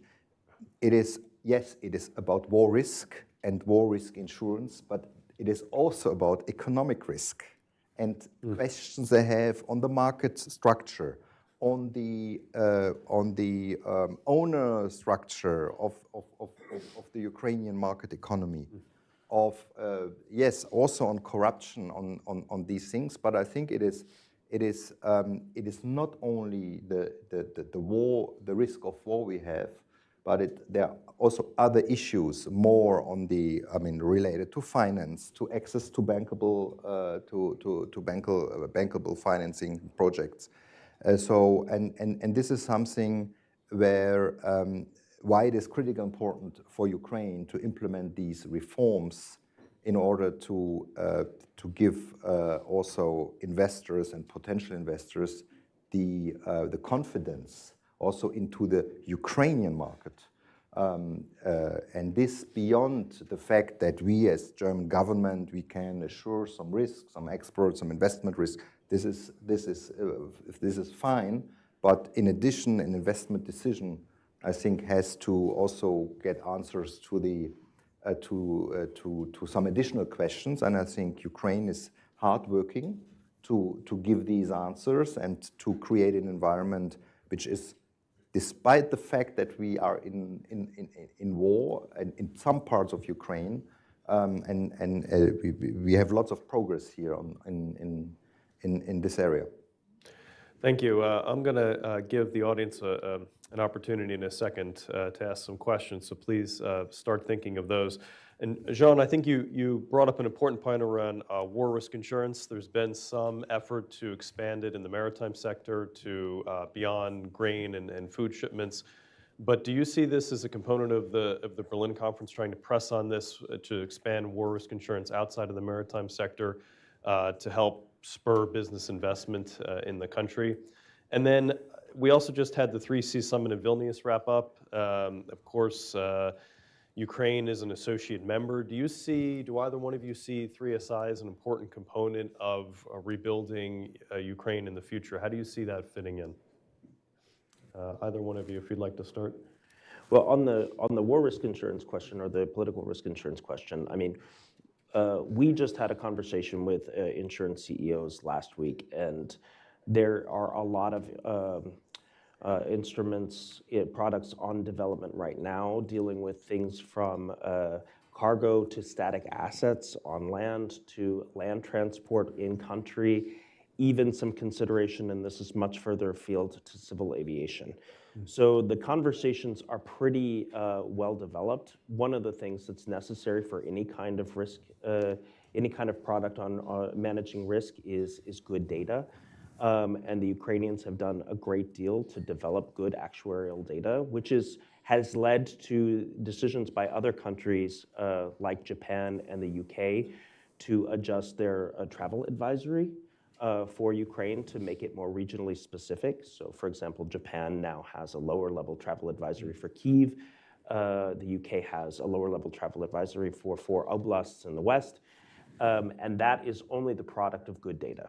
The visibility that data can provide is allowing that. And that's one of the reasons we're seeing more risk insurance offerings come online. And my guess is that those will be on display, some of them in Berlin. On the question of 3Cs, one of the areas that Secretary Pritzker emphasized in her recent trip to Moldova and Romania are the dimensions of connectivity that are going to be the kind of umbilicals that are going to connect Ukraine to the West, and it's going to be that 3Cs region. It's transportation infrastructure, road, rail, river, air at some point. It's digital connectivity, and it's energy connectivity. And if you look at a project like the vertical corridor, there's a lot of potential there to kind of connect from Greece all the way up into Ukraine. So I think those 3 areas are ones that we're going to see heavily emphasized when we talk about reconstruction. And we're looking at Poland, Romania, other countries to really be leaders to tell us what's possible because they're already operating within European standards. Yeah, maybe just to add on this one here, that connectivity is, important also for our strategic future. When we think of strengthening the eastern flank, how we get more also strategically resilient. Germany just sent a whole battalion to Lithuania. We have also to think of our own connectivity within the European Union. Maybe thinking, is railway connection, for instance, good enough to stand a major crisis, for instance, in Central Europe, for instance, in the Baltics. So I think these connectivity questions, they are back on the agenda also, from a strategic angle. And Ukraine is here of utmost importance. So I think also that this is part also of a new debate on connectivity in Europe, given the threat we get from Russia. Thank you. I'll go to questions from the audience. I think the gentleman right here in the second table. I'm sorry, I have more a comment on that what John Fröhlich, in my opinion, absolutely rightly said about creating business cases for Ukraine. And in preparation for the conference, we are working on a daily basis on that, so I more or less know what I'm talking about. And it's interesting to realize it's not a question of money. It's even not a question of private money, because Ukrainian banks within Ukraine, they are very well capitalized, and even they are cautious to spend their own money because they do not see real business cases. I don't have a magical solution for that, I think your 5 points, every single point of that is very important. It starts with security. It's about risk sharing. But to create a business case together with private Western companies, this is an absolute crucial and important case, not only for the conference, but for the future. Sorry, that was just a short comment. All right. Gentleman in the third table right behind. Thank you very much. Anders Åslund, Georgetown University. I have two questions. First, talking to investors in Ukraine, there's one big topic that is discussed in town now, and that's that the IMF is pushing for a debt restructuring.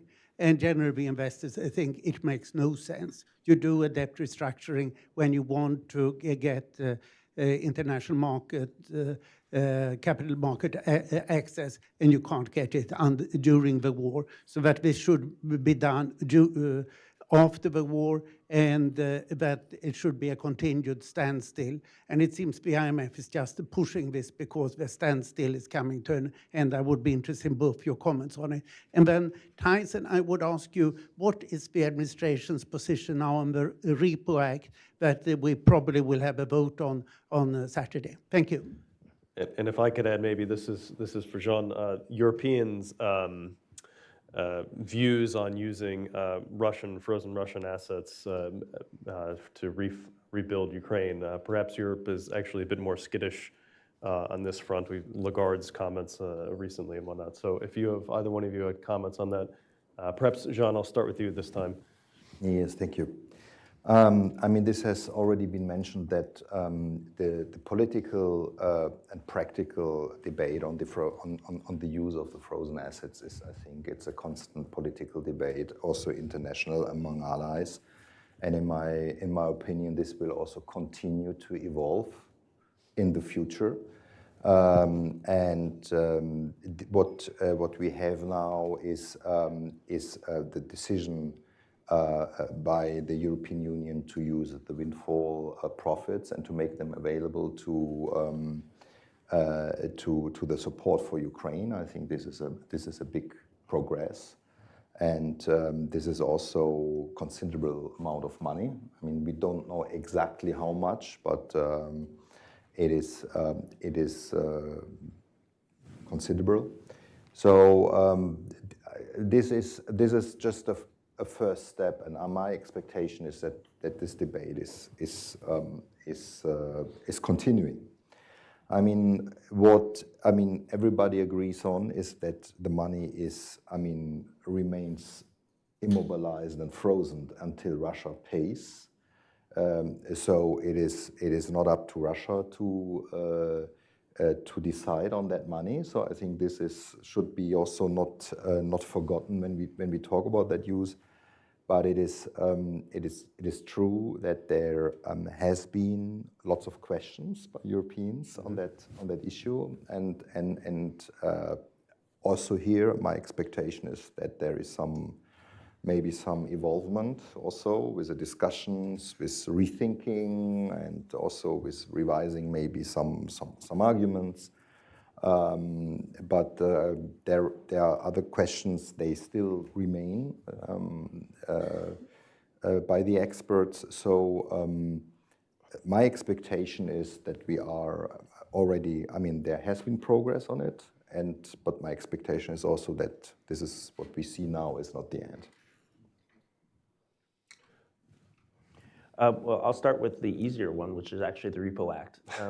So, the administration came out yesterday and endorsed the package that is currently sitting on the Hill, and that includes, of course, in the fourth piece of legislation, the Repo Act. It's clear that in order to have this conversation in the most appropriate way, the United States needs national authorizations to do some of the things that are under discussion for use of Russian sovereign assets. So I think the position is pretty clear on that front. On the question of debt restructuring, you know the situation better than anybody, that 100% of the money that Ukraine is generating in state revenue is being spent on the war. And what we are doing right now is offering the country a lifeline, the United States, the EU, the G7, and the IMF, to support all of the other functions of government right now. And so that needs to be a priority in order to win the war and put the country in a sustainable place to be able to enter capital markets again in the future. Okay. Additional questions from the audience? Luke? Thanks. I'll move over here so you can see me. I'm hidden behind the podium. Luke Coffey with Hudson Institute. I was wondering how or if China is factored into the thinking when it comes to our engagement and our involvement in Ukrainian reconstruction. I have no doubt in my mind that there are Chinese state-owned enterprises who would love to get their claws into this. But obviously, however tempting it might be in the short run for some in Ukraine, in the long run, it would, I think, go against their interests and those interests that we have as well. So what can you say, if anything, about what China is or is not doing? Thanks. Thank you, Luke. And if I could put a finer point on that too, there's a lot of discussion, I think, in terms of rebuilding the Ukrainian energy grid to be much greener, which of course the Chinese have a huge market share in solar and wind. And so that also is, I think, another component of the question of China's involvement or lack thereof in the future Ukraine. Should either one? I'll start. On the PRC, you know, Ukraine now and in the future, we all have to remember who our friends are, and who are the people who have our backs, and who are those who are, you know, through various means giving lifelines to the aggressor. And that needs to be reflected in any kind of reconstruction or recovery effort. There are areas where, you know, you see use, like every country, Ukraine wants to get the cheapest product on the market. Maybe it's not the best, but you know, what are the factors that are going into its procurement decisions, its reconstruction decisions, so that it is compliant with NATO standards, with EU standards, all of these areas, and be it in an area like telecom, you know, mobile network infrastructure, be it in an area like energy, these are going to be things that they have to take into account.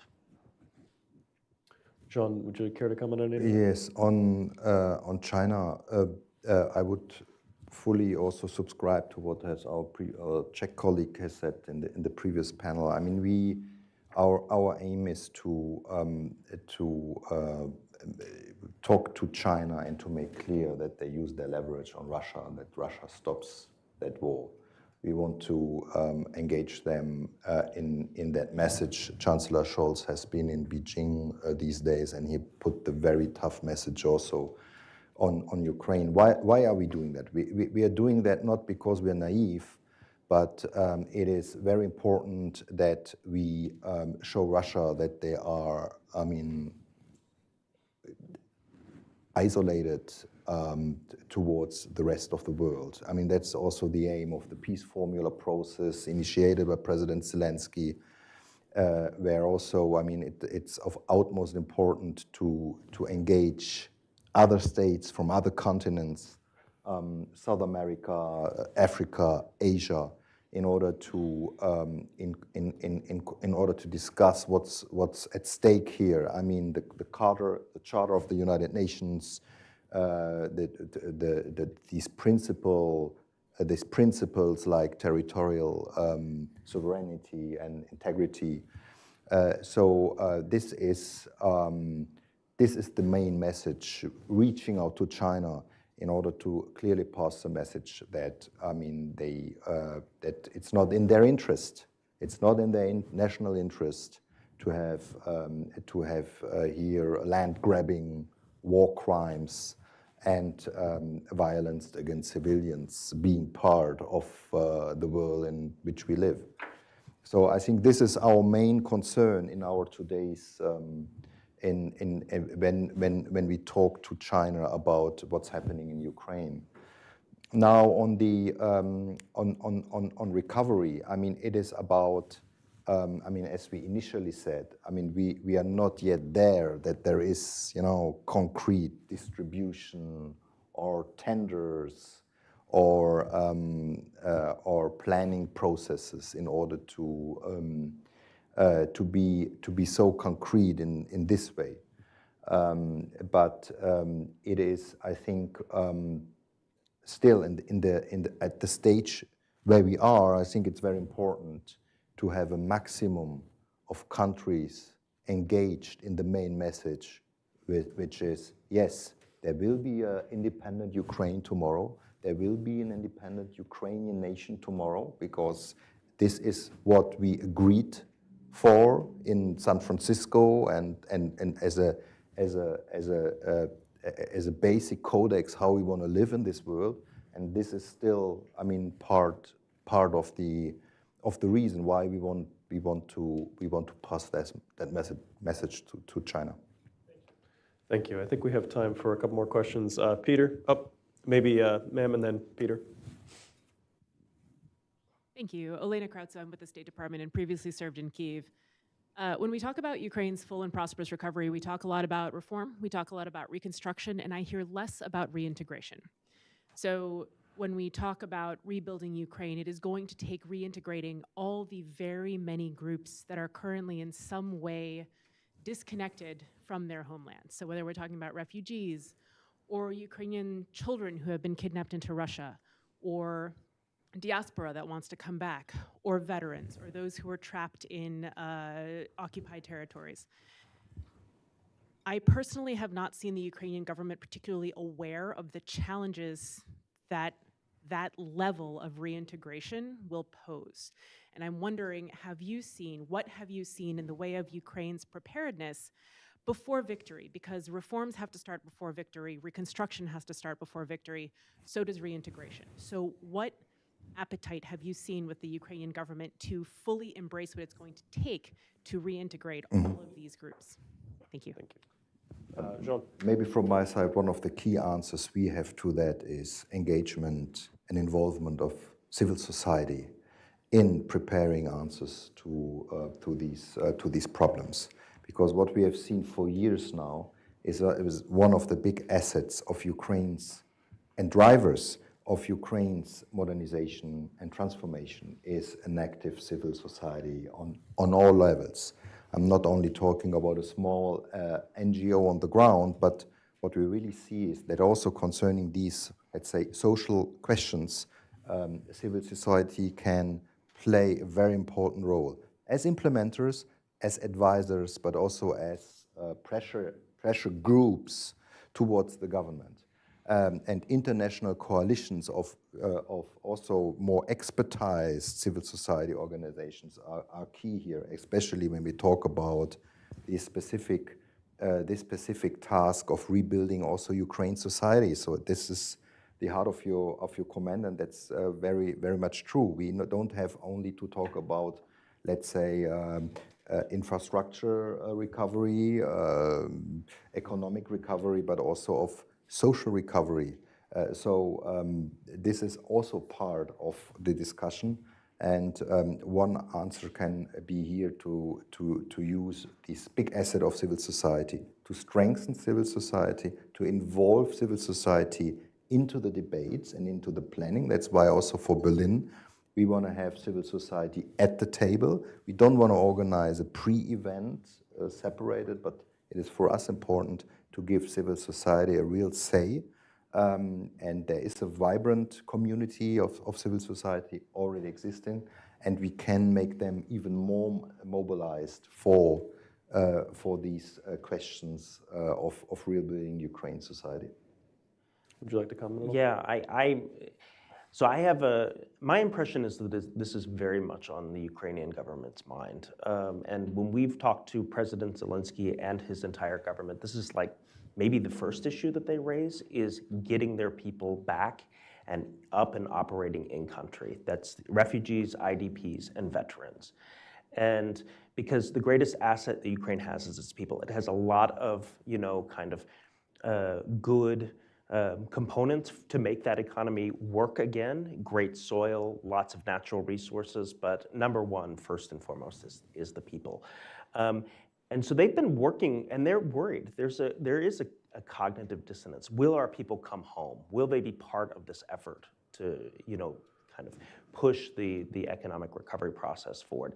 And ministries like the Ministry of Digital Transformation have been working to make sure that there are tools to make sure that people living outside of Ukraine remain connected. So for example, they've established something called the Mraya app, which allows for Ukrainian language education. They allow for Ukrainian language remote education for refugees outside of country. A lot of private sector actors are very active in reskilling and integration. Think about IBM, Cisco, all working with universities to make sure that there's remote education available. So when they come home, even before they come home, they can continue to be part of the Ukraine economy, specifically in the digital services sector. So I think there's actually a lot of work happening in this space. Peter.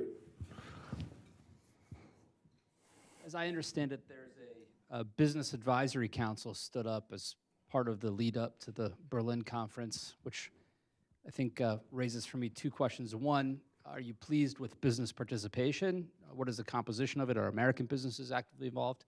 And secondly, to the second word in that advisory, what are they actually advising you on Ukraine? That can go to either of you. Thanks. Well, first of all, thank you for the plug, because it was a German-American initiative to set up the Business Advisory Council, and one of the reasons is because we wanted an institutionalized way for the private sector to inform the process of donor coordination. So it has been happening. It's been happening in sectoral working groups in Kyiv, but we wanted something that could speak to the steering committee itself and to leaders.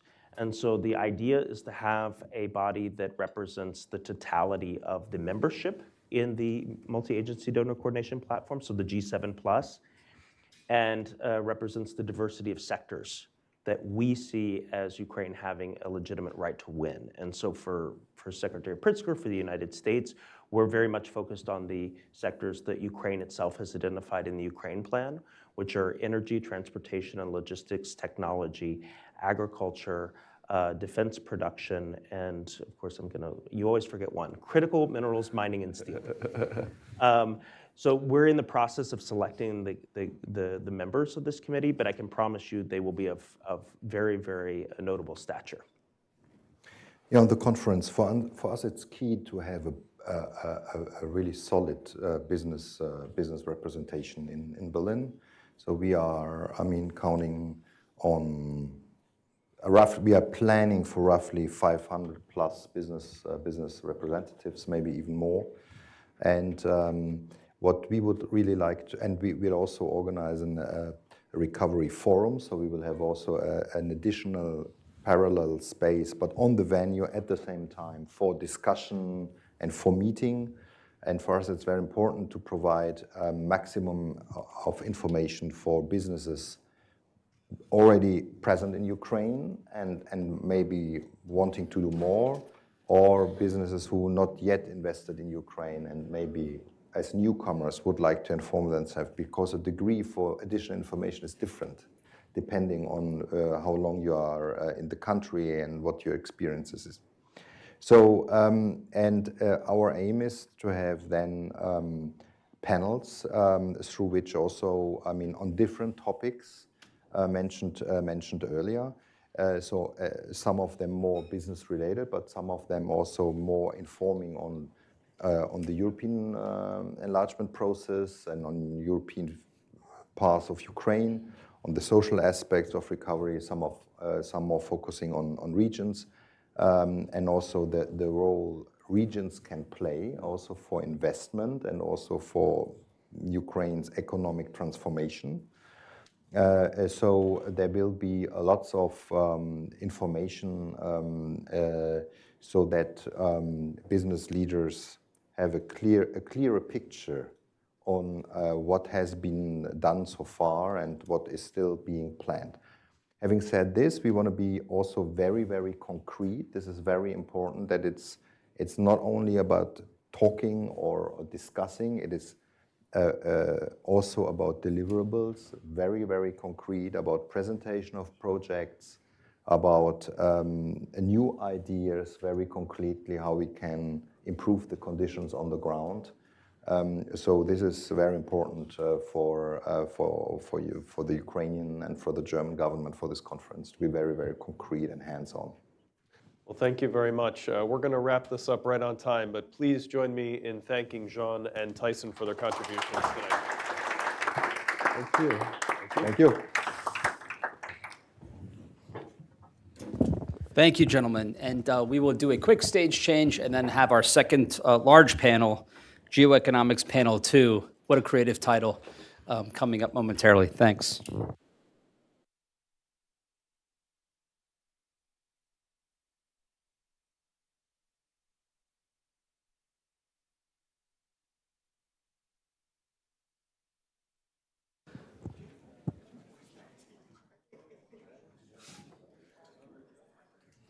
All right, ladies and gentlemen, welcome to the second GeoEconomics panel here at our Hudson Central and Eastern Europe Strategy Summit. Thank you for staying with us this late into the day, and it will be worth it because we have a wonderful lineup for you today. Leading the panel is our newly acquired non-resident senior fellow, Jamie Fly. We got him in free agency. He was not affiliated with another think tank, so we're thrilled that he's with us. Of course, he's with Palantir in his regular capacity, but he has a long career in national security dating back to when I first met him when he was working for Senator Rubio, and then, of course, spent time in Prague at the head of RFE-RL. He will be quarterbacking today's session.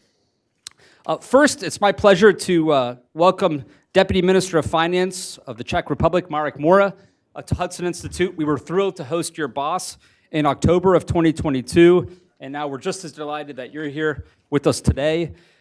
He has served as the Deputy Governor of the Czech National Bank, and before joining the Czech Civil Service, he served in the European Commission's Directorate General for Economic and Financial Affairs.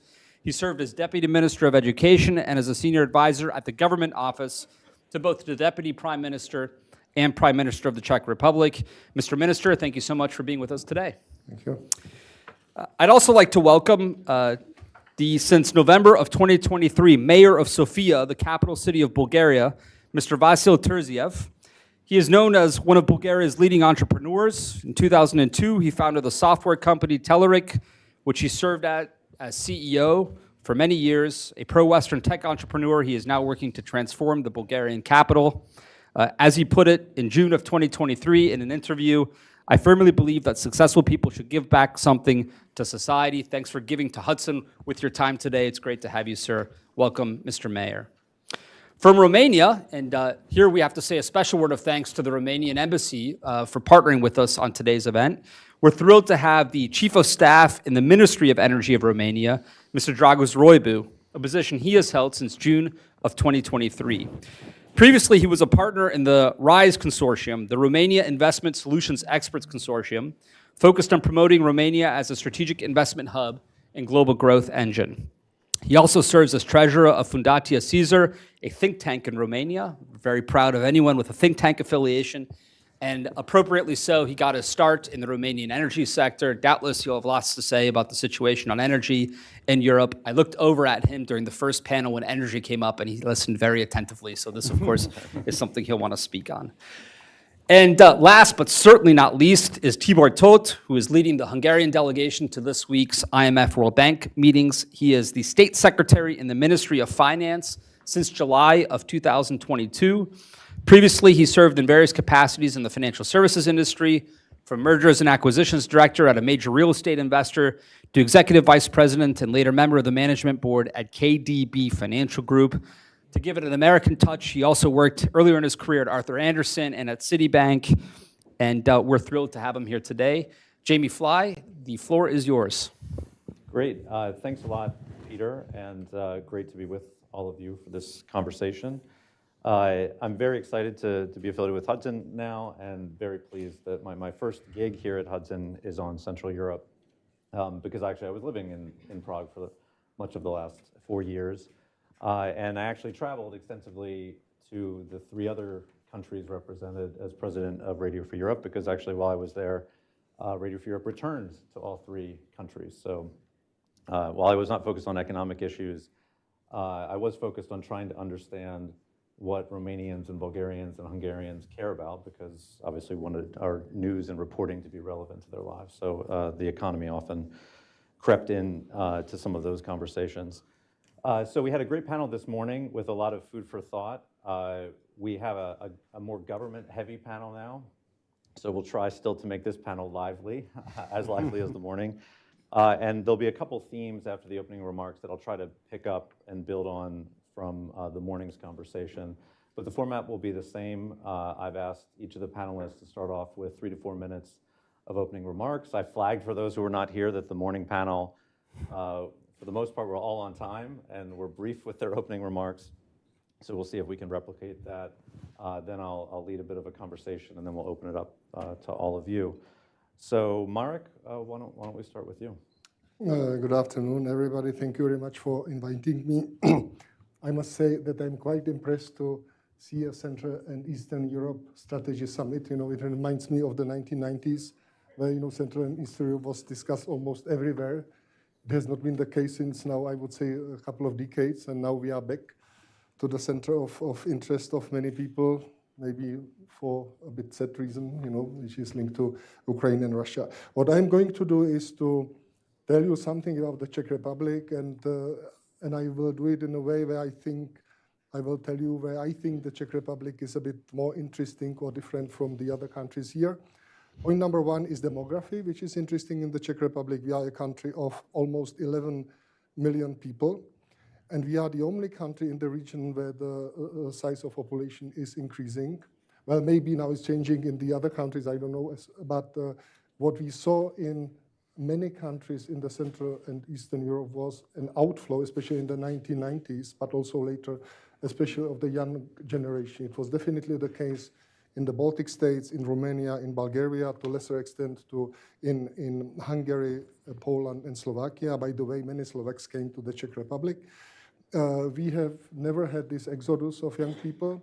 And as I say, we are the only country in the region where the size of population is increasing, and it's mainly due to immigration. Second is the economic performance, which is also a bit particular in the Czech Republic. We have been very successful in the last 20 years of our EU membership. We have converged quite well. Our GDP per capita reached the levels of Italy and Spain in purchasing power parities. But unfortunately, since COVID and after COVID, we are not doing so well. We are losing more than other countries in the region. Our economic activity is somewhat weak because we were hit by the series of crises, COVID, energy crisis, the war in Ukraine, quite severely. But now our economic activity is picking up again, and we hope that we will get back to this convergence path.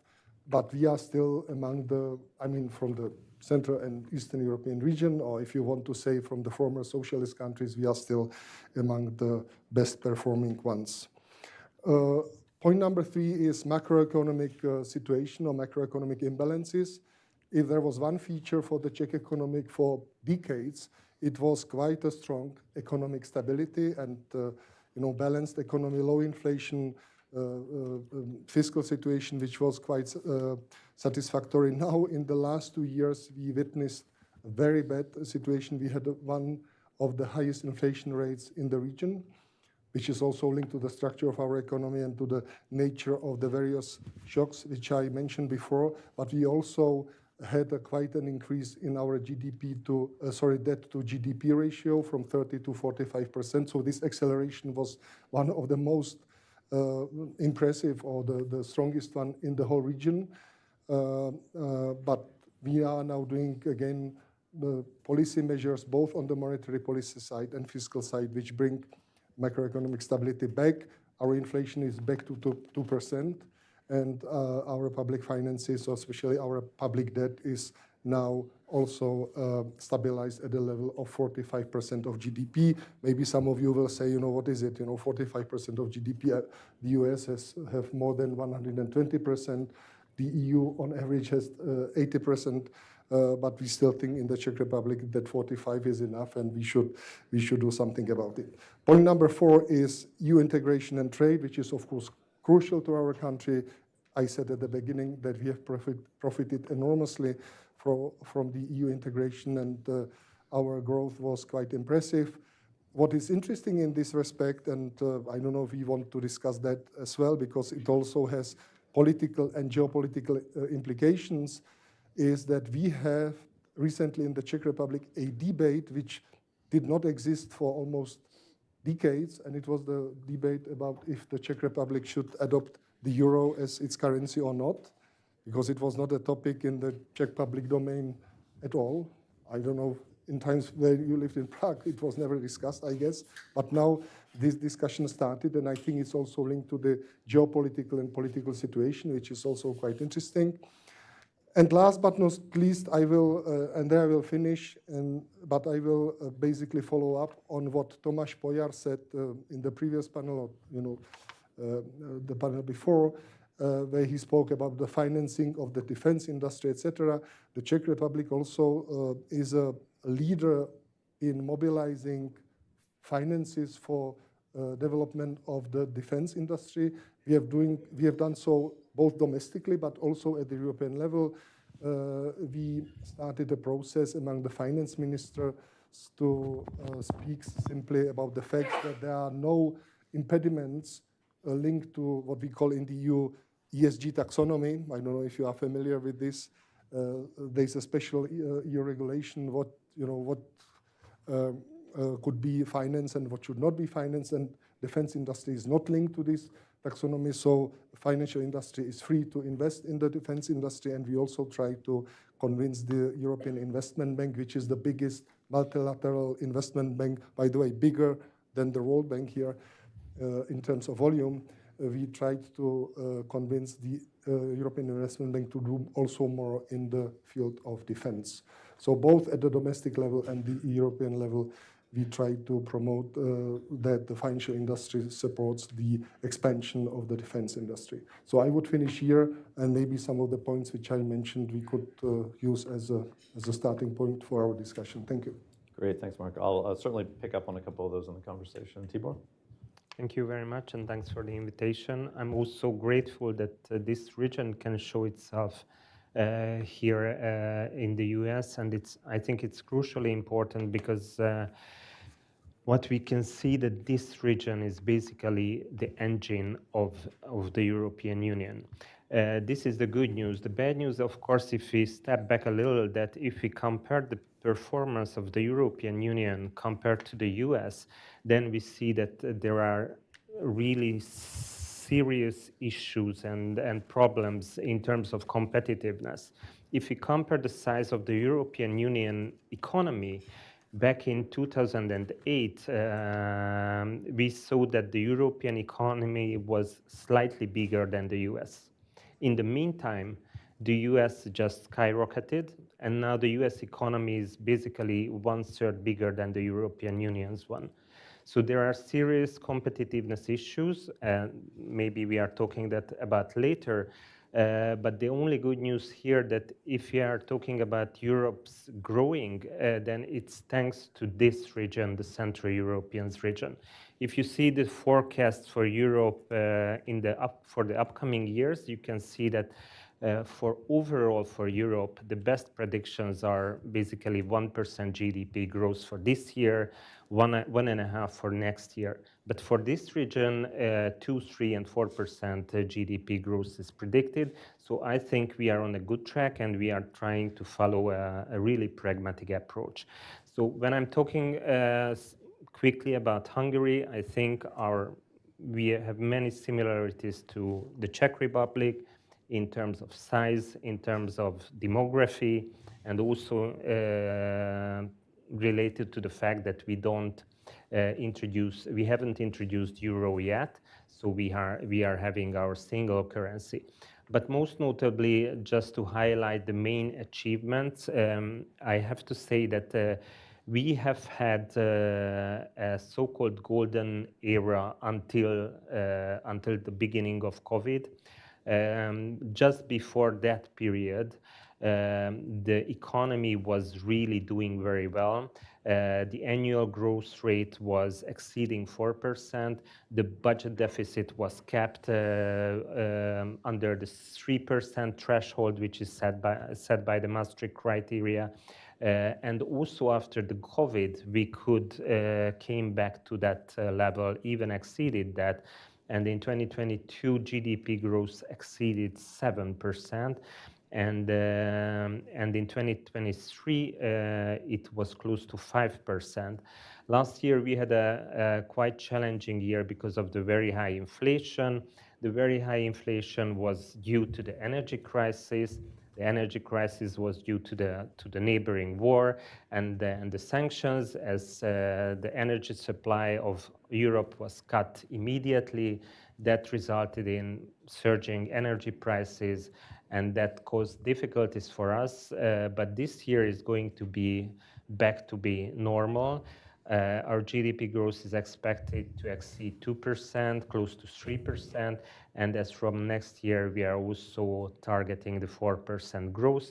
And on top of that, just a final thought, we are very much focused on international trade relationships, not only with the neighboring countries and with the European Union countries and with the US, but we are also focusing on Asian countries. And as a result of this open economy and focusing on trade relationships policy resulted in that the FDI coming to the country is reaching record levels. In 2022, it was 6.5 billion euro. And this was doubled last year, and we have reached 13 billion euros FDI, which is an all-time record, and I think even within the region, it's quite outstanding. Thank you. Dragos? Okay, first of all, thank you for the invitation, and I want to congratulate you for this event. I think it's really important to promote the dialogue between the CEE and the US. I'm going to give you some data. The GDP in the 1990s in the CEE region was 4% of the EU. Now we're 12% of the EU. So basically, we quadrupled our share in the EU GDP. Romania has the biggest growth in Europe in the last 20 years. Once we joined NATO, our GDP skyrocketed. We exceeded all the expectations. So, but I think on economics, these guys are better suited than me. So I'm going to go back to my passion as an engineer. I'm going to talk about a little more about energy. So Romania is blessed because we are one of the most independent countries in Europe. We don't have an issue about the energy supply. Now we're the second largest producer in the EU of natural gas. By 2027, we'll be a net exporter and the biggest producer in the EU. We're doubling our production with the Neptune Deep project. I have some ideas. Okay. Regarding the gas infrastructure, we have invested a lot. We have already finished our east-west interconnection in gas infrastructure. It's called BRUA. It's already in Hungary. And on the north to south, we have interconnected Moldova to Bulgaria and down south to Alexandroupolis to diversify our supply for the LNG coming from the States in Greece, to take it all the way to the Republic of Moldova, to Ukraine, and so on. We're investing a lot in our interconnection. Now we're at about 3,500 megawatts interconnection capabilities with the countries around us. But by 2030, we're planning of doubling it and going to over 7,000 megawatts. With a big emphasis on Moldova, we're building 2 more lines and so on. Because Moldova is really, really important for the region, and I think for the world, to be honest. In the electrical sector, we're investing over 20 billion euros in infrastructure, in production, in green production. We are also having a big nuclear program, as I think we all know. In the 1970s, Romania had made, I think, a historical decision and the best decision from all over the CEE states. We adopted not Russian technology, but we looked to the West and imported CANDU technology for our reactors. And now we're, I think, in the best place we can be. We're building 2 more big reactors, 3 and 4th, with the help of the US and our Canadian partners. And we're going for the 4th generation program. We're already quite advanced for the lead-based reactor. And we're doing the SMRs as well. Hopefully, we'll be one of the first, if not the first, country in the world to have the SMR program installed in Romania. I think with the war in Ukraine, it was a wake-up call for the CEE region, because we as Central and European and East European states, I think we understand better the menace that Russia has on the region and the world. And it was a wake-up call, because Europe went into this trilemma going for the energy trilemma. We want safe energy, we want clean energy, and we want affordable energy. But with the war in Ukraine, I think safe and secure energy came first, and then we're going for the other importance, and the clean energy comes last. So I think this is quite important. To finalize, I think, to close up, I think with all the member states in the CEE regions of Europe, we're still underrepresented at the EU level. And I think we as a bloc should do more to represent ourselves in Brussels and all over the world. I think we should work together and to have a common voice into the world. And as a closing remark, and this I'm going to finish with it, the US and the EU should be more pragmatic about what to do next. I think we should never stop helping Ukraine to win the war. We as Easterners, we know better. We should take Moldova into the EU and NATO as fast as we can, because it will be a pillar of stability for the region. And we should always invest in security, invest in technology, invest in everything. So thank you.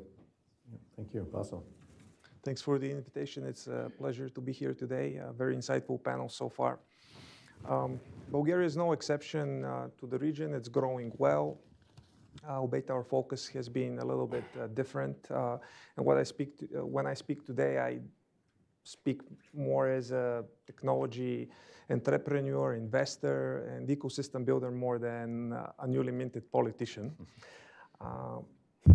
What has been a big focus for myself and many others is to build the industries of the future, so that we are well positioned in the coming decade, specifically in information technology, artificial intelligence, building one of the first AI institutes in Eastern European site, which is developing really well, and finding ways to not just invest in fundamental science, but also to find the means to monetize it. And this is important not just for the fabric of our economy, in addition to everything that we've been doing throughout the years in the energy sector, in the transportation, in manufacturing, just because of our position.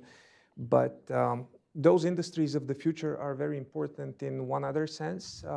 They help put democracy on a better foundation, because most of those companies, either US or Western companies investing in Bulgaria, or Bulgarian entrepreneurs building global companies, they integrate economically within the Western system. So those people have a different work ethic, different attitude towards the world, and as voters, they would vote for pro-Western governments, which in our case, not just Bulgaria, but on the Balkans, is very important. How do you turn sentiment? Because many European countries, they don't struggle with their orientation, but on the Balkans, we do. So for us, it's a strategic priority to invest in the future voters, and that's why it's important what's the composition of our economy and how we look at investment. And that was one of the things I was thinking as I was listening to the panelists,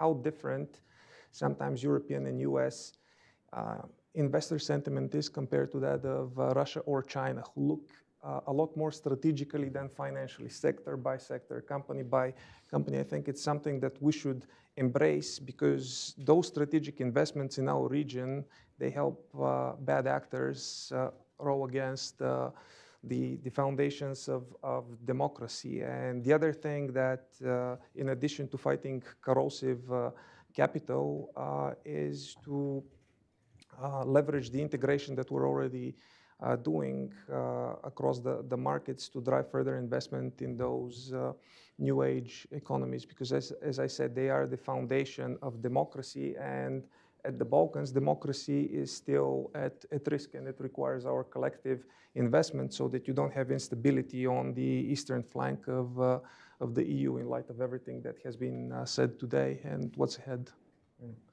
Thanks, Vasil. And before I ask the first question, I'll just note that Sofia was always one of my favorite cities to visit as president of Radio Free Europe. A little bit off the beaten path, maybe perhaps from the other countries represented here. So I encourage everyone to visit Sofia. You didn't mention tourism, but I'm sure it's important for Sofia's development as well. So I'm going to start off picking up maybe on some themes that Marek highlighted. That we've heard a lot of the optimistic picture today in the first session and now, and basically the notion that the economies in the region are turning the corner. Post-Ukraine invasion, some adaptation, we talked about more energy independence.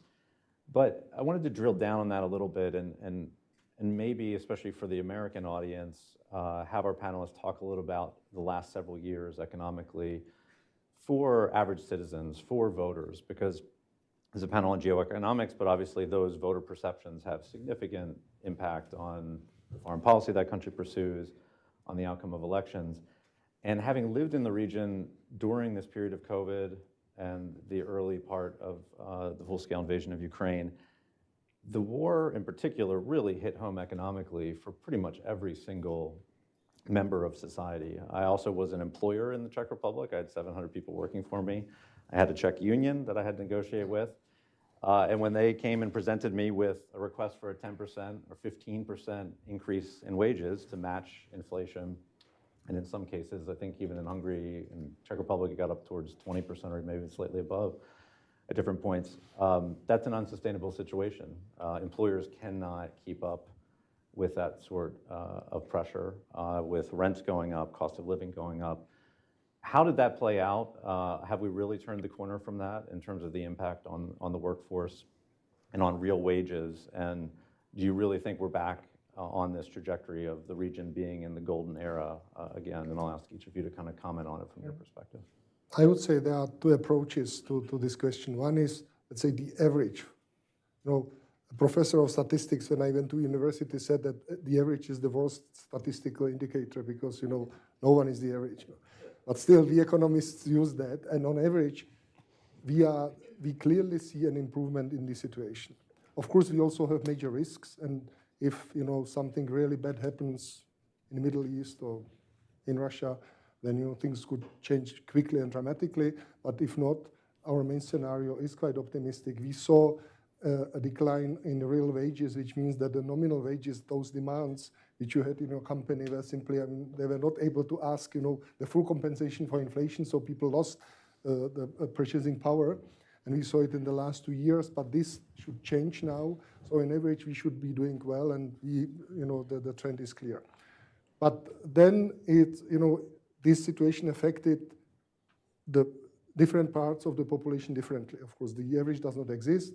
And there we clearly see, how should I say, a internal, let's say, division in our society. We see it almost everywhere in the United States. We see it in Central Eastern Europe. We see it in the Czech Republic, where some parts of the population have the feeling that they lost more than some other parts, and then which also then is reflected, let's say, in politics. So we see all that, but my hope is that when we really see economic growth and the increases in real wages, that also this situation, these tensions which we see within the society should somehow calm down. But of course, what would be needed is that especially the low-income parts of the population, that there the increase in the income is, let's say, a bit faster over the average, and it's the question if it will be the case.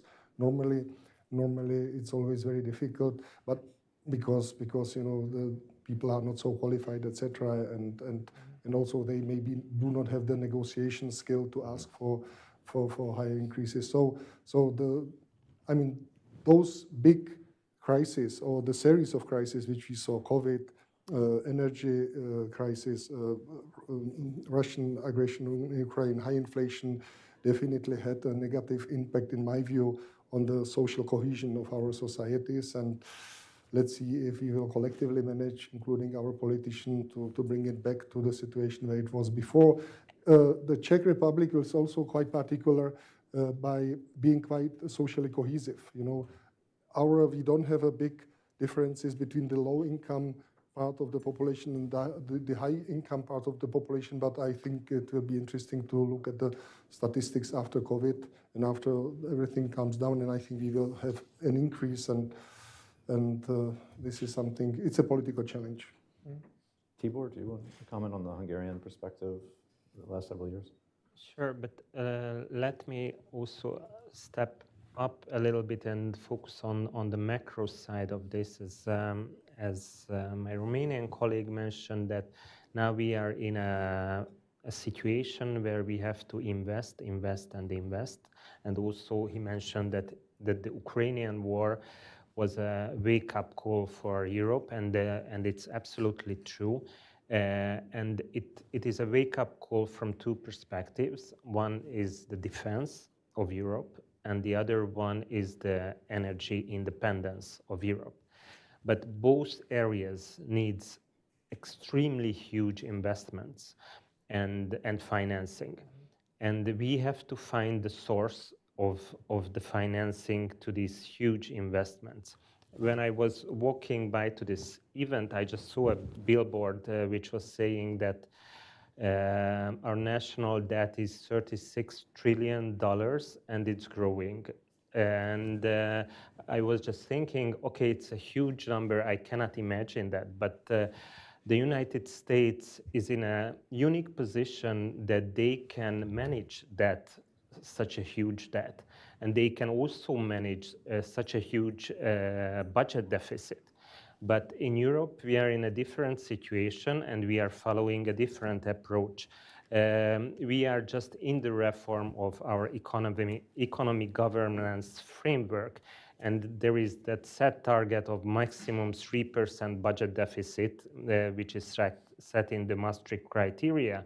And in the new framework, we are even more ambitious how to reach less than 3% deficit target because of the cyclical economy.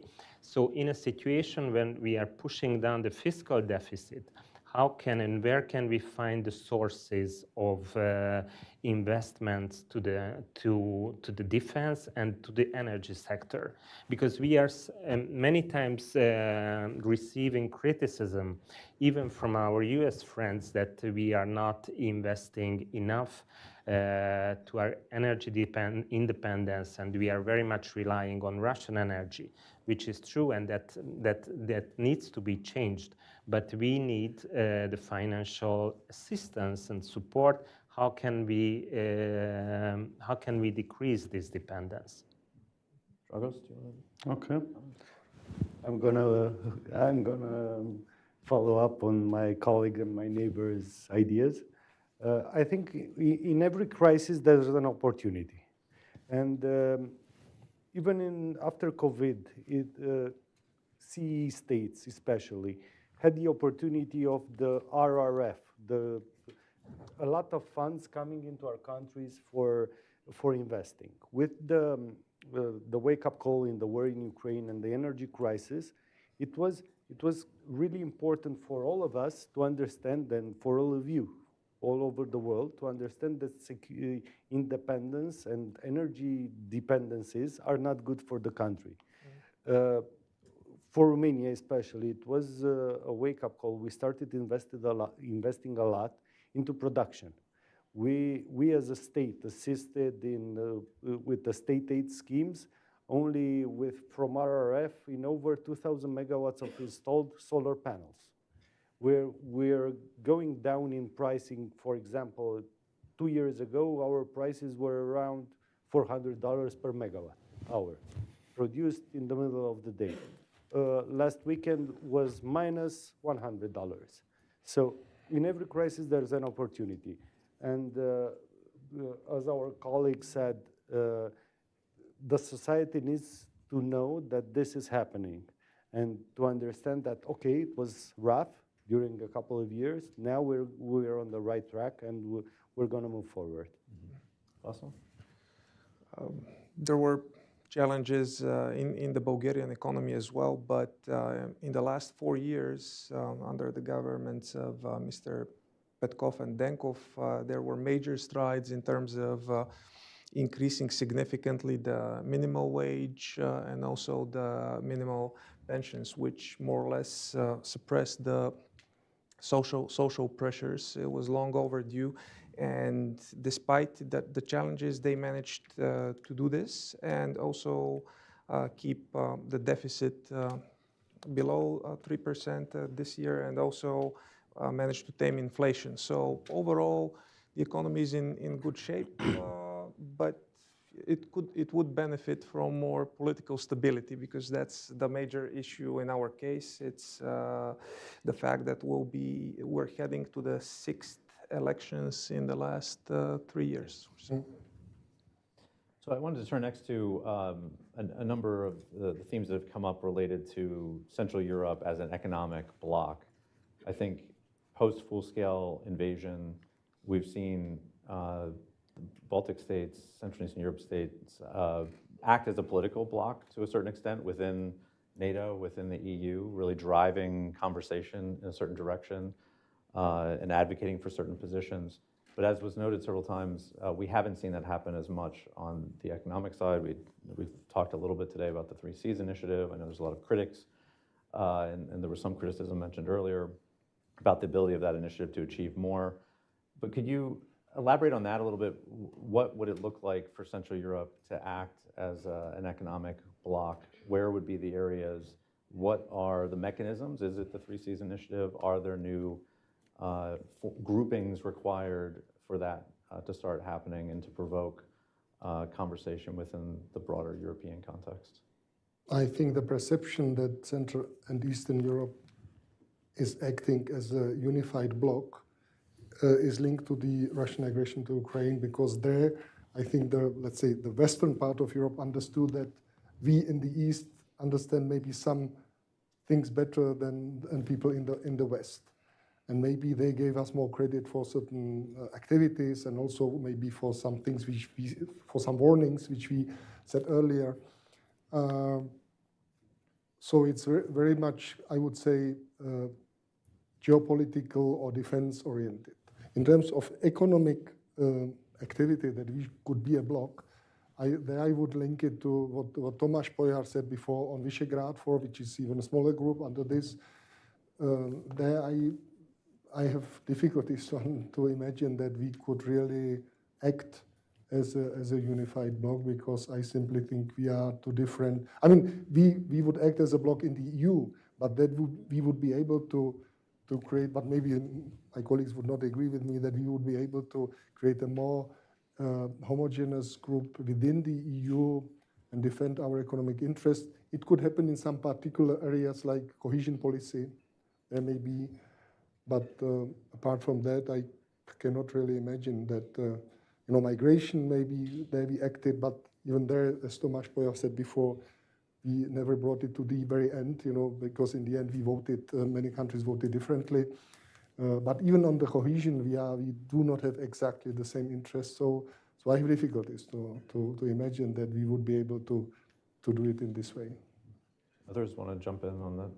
Yeah, I fully agree. I think there are many countries, nations in Central Europe, and in many issues we have different national interests.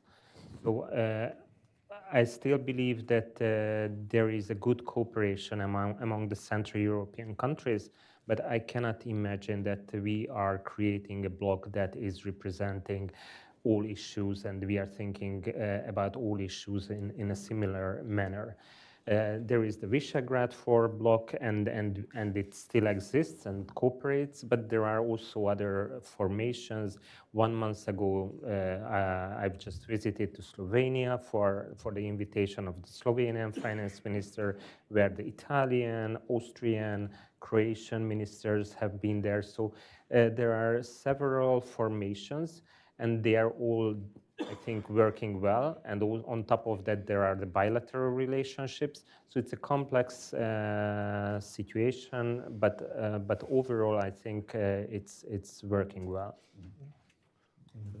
I'd offer a different perspective because we've done it and we've seen it work. The regional integration of the startup communities and the venture capital industries. Our fund had investors from all over the Balkans. It invested in Romanian companies, in Greek companies, Turkish companies, Croatian companies. We had this level of integration across the whole Balkans, understanding that we're too small and we need to breed together a lot of success so that we are seen as one bigger and more relevant market. And this continues to grow because all successful entrepreneurs who know each other, they invest in Bulgarian funds, in Romanian funds, in Greek funds, and this integration is breeding a new class of entrepreneurs, new type of success, and it's spreading slowly and surely across the Balkans. So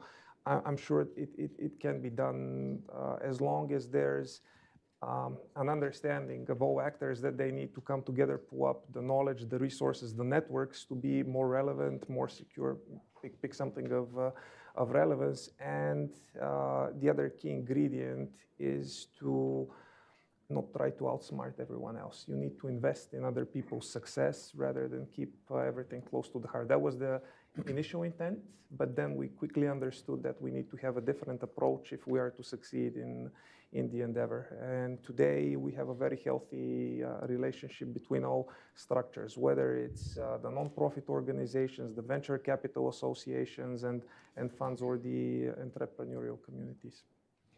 So one more question before I open it up to the audience. I wanted to bring in the EU, and it was already referenced in terms of the Euro debate. But really, your different perspectives from different areas that you are focused on about the EU as an economic actor. Obviously, there are significant support funds that are provided to all of your countries. Mm-hmm. They sometimes now come with political conditions, which in the Hungarian case obviously has led to a lot of back and forth between Budapest and Brussels.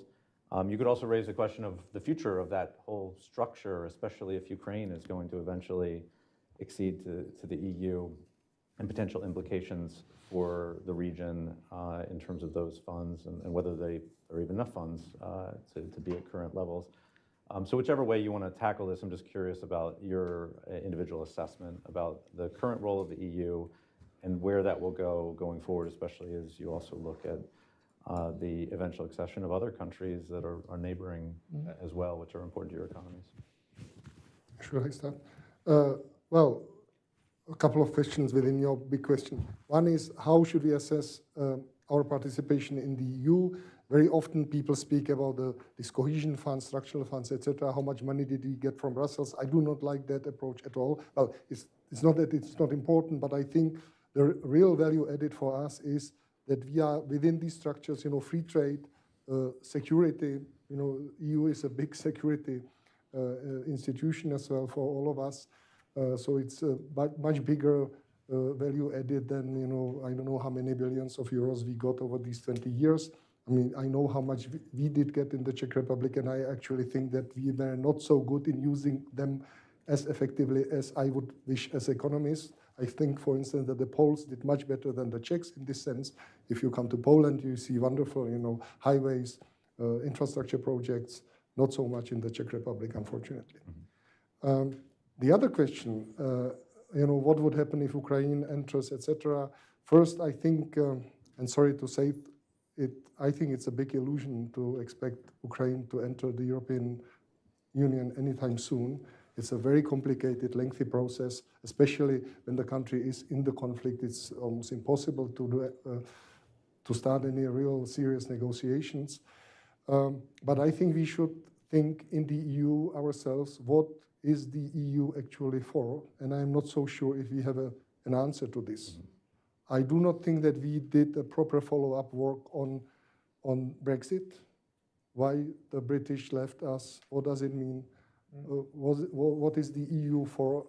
What I think, because you mentioned that I worked for 11 years in the European Institute, no, I think it was Peter who mentioned that, for the Commission and the Council, what I don't think is possible that we have an enlargement and deepening of the EU at the same time. It doesn't work. So we have to decide which way do we want to go. And we partially decided basically for both. With the Euro, we want to go for deeper integration, but we also promote enlargement. How all that works together is a bit unclear to me, and I think it's a big challenge for our bosses, for the heads of states or government to really answer this. For the moment, I don't see an answer to this. Tibor? Yes, thanks. It was mentioned the Hungarian case, which is quite unique, and I don't want to go into the details, but it's also not a secret that Hungary is, I think, the biggest critics of the EU. And the driver and the reason behind it is our concerns about the EU's competitiveness. And just to give a very important example on that, there is this Next Generation EU fund, which was mentioned, a part of the Recovery and Resilience Facility. Just to briefly explain, is this financial instrument was established by the EU during the COVID in order to provide temporary and imminent economic help to the European economies. The amount of this Next Generation EU fund is 800 billion euros. This was supposed, and this is supposed to help the European economies after the pandemic recovery. The pandemic was like 2020, now it's 2024. Out of this 800 billion, not even the 1/3 of the funds were dispersed. The 2/3 of the funds are still kept by the European Union or by the Commission. So if we compared the EU with the US, that the US is how quickly and imminently and efficiently reacting on crisis, and of course the IRA is not the same as the Next Generation EU, but it's a vehicle to help the American economy, and it's much more efficient than the Next Generation EU, where, as I just said, only the 1/3 of the funds have been released in the last 4 years. I think I'm going to follow up on my Hungarian friend. I think on the EU level, we have a big issue in the speed of the decision. So basically, I think the RRF was a good idea in the 2020s. But after the war, it was not such a good idea. Because, for example, I'm going to take the energy part. In the RRF, it says, for the Romanian example, take out coal, put green energy. Okay, let's do that, but how can we do it as fast as we can in the middle of the energy crisis? I think in Brussels, and we as a bloc, we should stick together regarding your first question before this one. We should stick together and impose our will to the European Commission, basically, because we need to move with decision faster, like the US, like a country, basically, to move faster from one side to the other. Because you can decide now, and in 6 months, you'll have a different problem. So I think this is... Yeah. Any perspectives on the EU from a city's perspective? Just add a quick comment that from Bulgaria's experience, some funding instruments worked really well, others not so much. And those that worked typically carried a lot of requests in terms of governance. Where we had that and they could not be siphoned or misused, it created great results. Nothing to add to what the colleague said. Some of the times the processes are very slow and painful, which affects our competitiveness. We have a few minutes left for a Q&A, so maybe I'll take 2 questions to start. We'll start over here. One question that I haven't heard discussed today, and as I sit here looking at this map of Central and Eastern Europe, it amazes me that it doesn't reach down to the Adriatic Sea.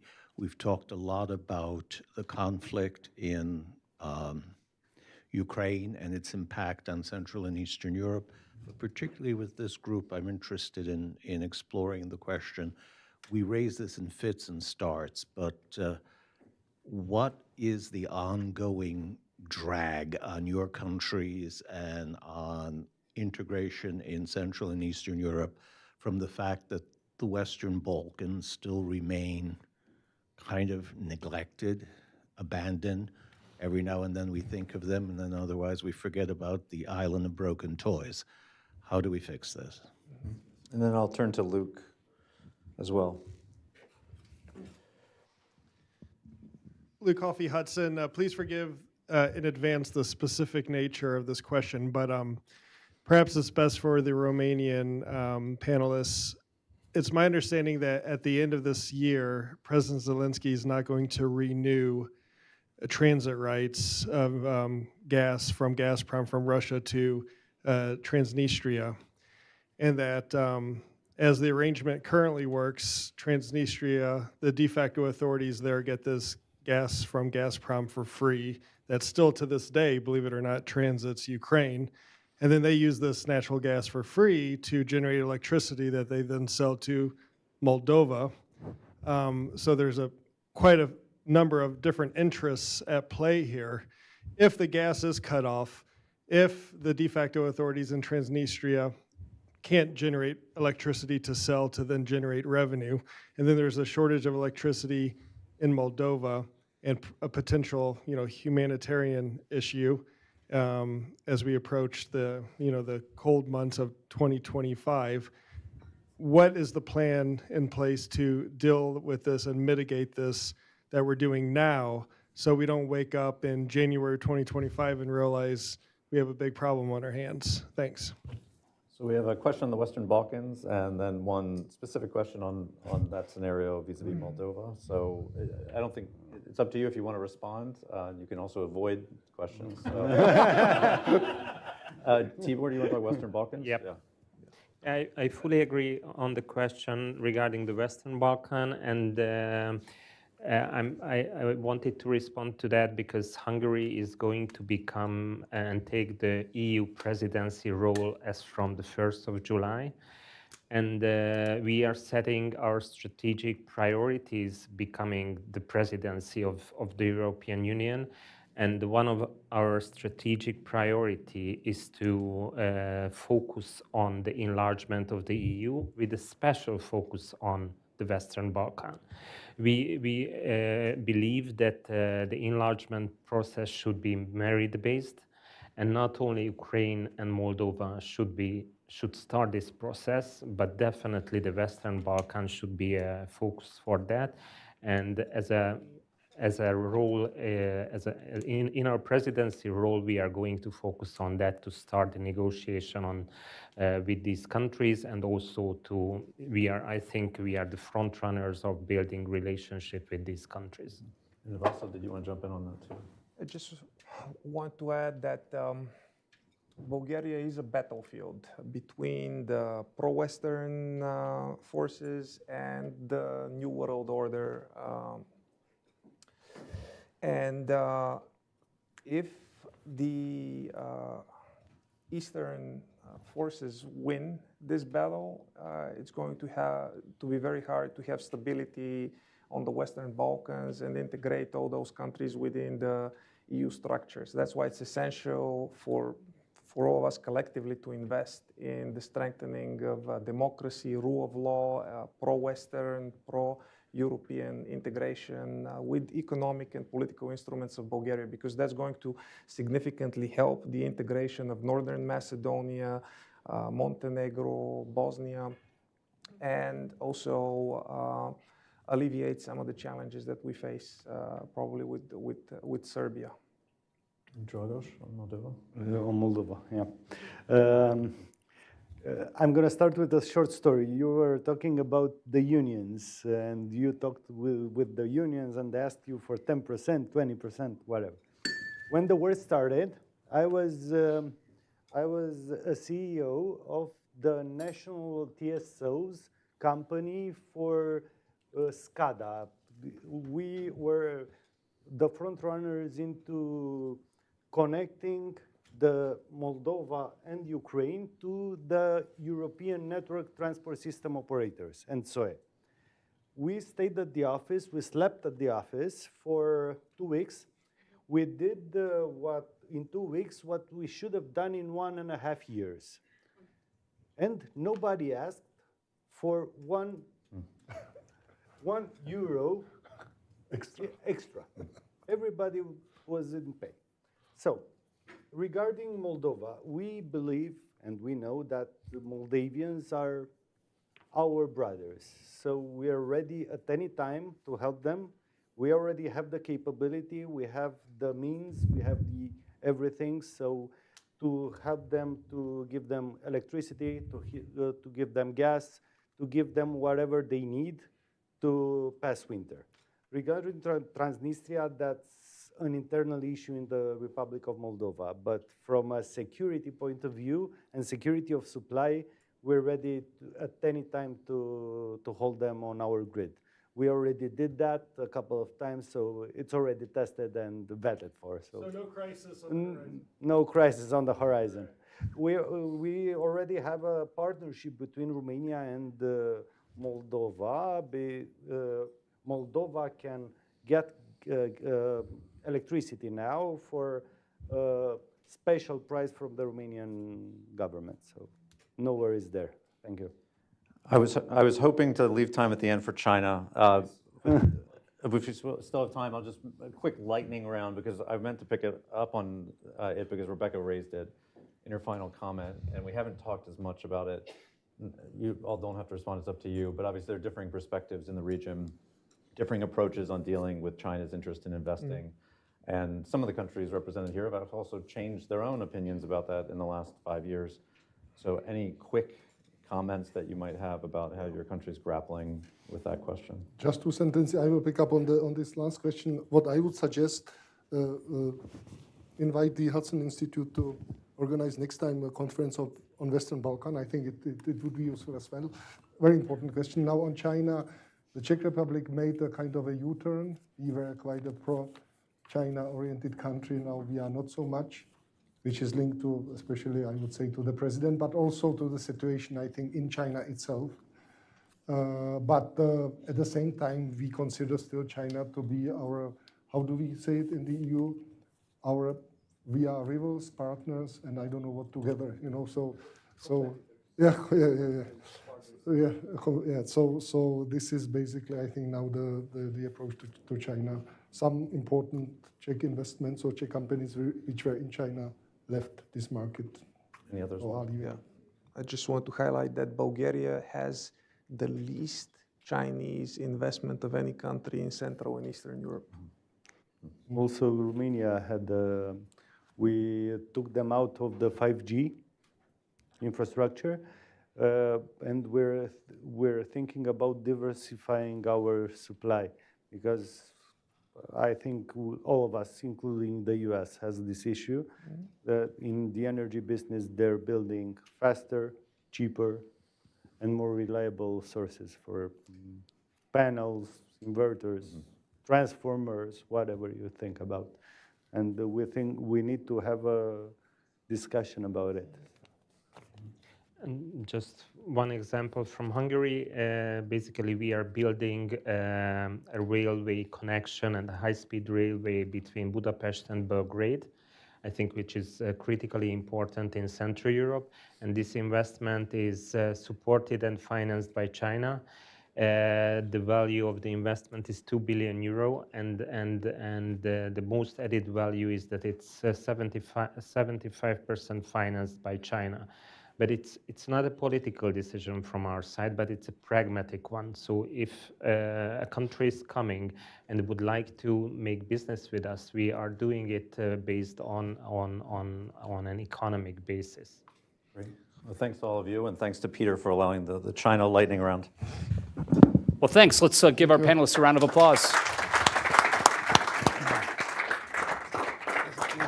Pleasure. The EVP is here, so we will just do a quick stage change, mic him up, and then have our final session of the day. So just bear with us one moment. Thank you very much. That includes all of you who consider yourself very important persons. You are all very important. Thank you. Well, ladies and gentlemen, for our final closing remarks, a keynote, if you were, we're thrilled to have the Executive Vice President of the European Commission with us today, Mr. Valdis Dombrovskis. He has been the EVP, as they call him, at the European Commission since 2019, a native Latvian, so he fits nicely into the theme of Central and Eastern Europe, who served his country as Prime Minister from 2009 to 2014. He's the EVP for an economy that works since 2019 and Commissioner for Trade since Phil Hogan's resignation in 2020. Mr. Dombrovskis previously served as European Commissioner for Financial Stability, Financial Services, and Capital Markets Union beginning in 2016. So it's very appropriate for him, for all of those reasons and all of those titles, to be in Washington for World Bank IMF Week. I can say that we are thrilled to have you here today, sir. Thank you so much for taking the time out of what I know is a very busy schedule. He has a few opening remarks, and then he will sit down with our colleague, the fearless Matt Boyce, Senior Fellow here at Hudson Institute, for a moderated conversation. So Matt, if you'd like to take a seat, and then we'll have the EVP up here for a few podium remarks. Sir, the floor is yours.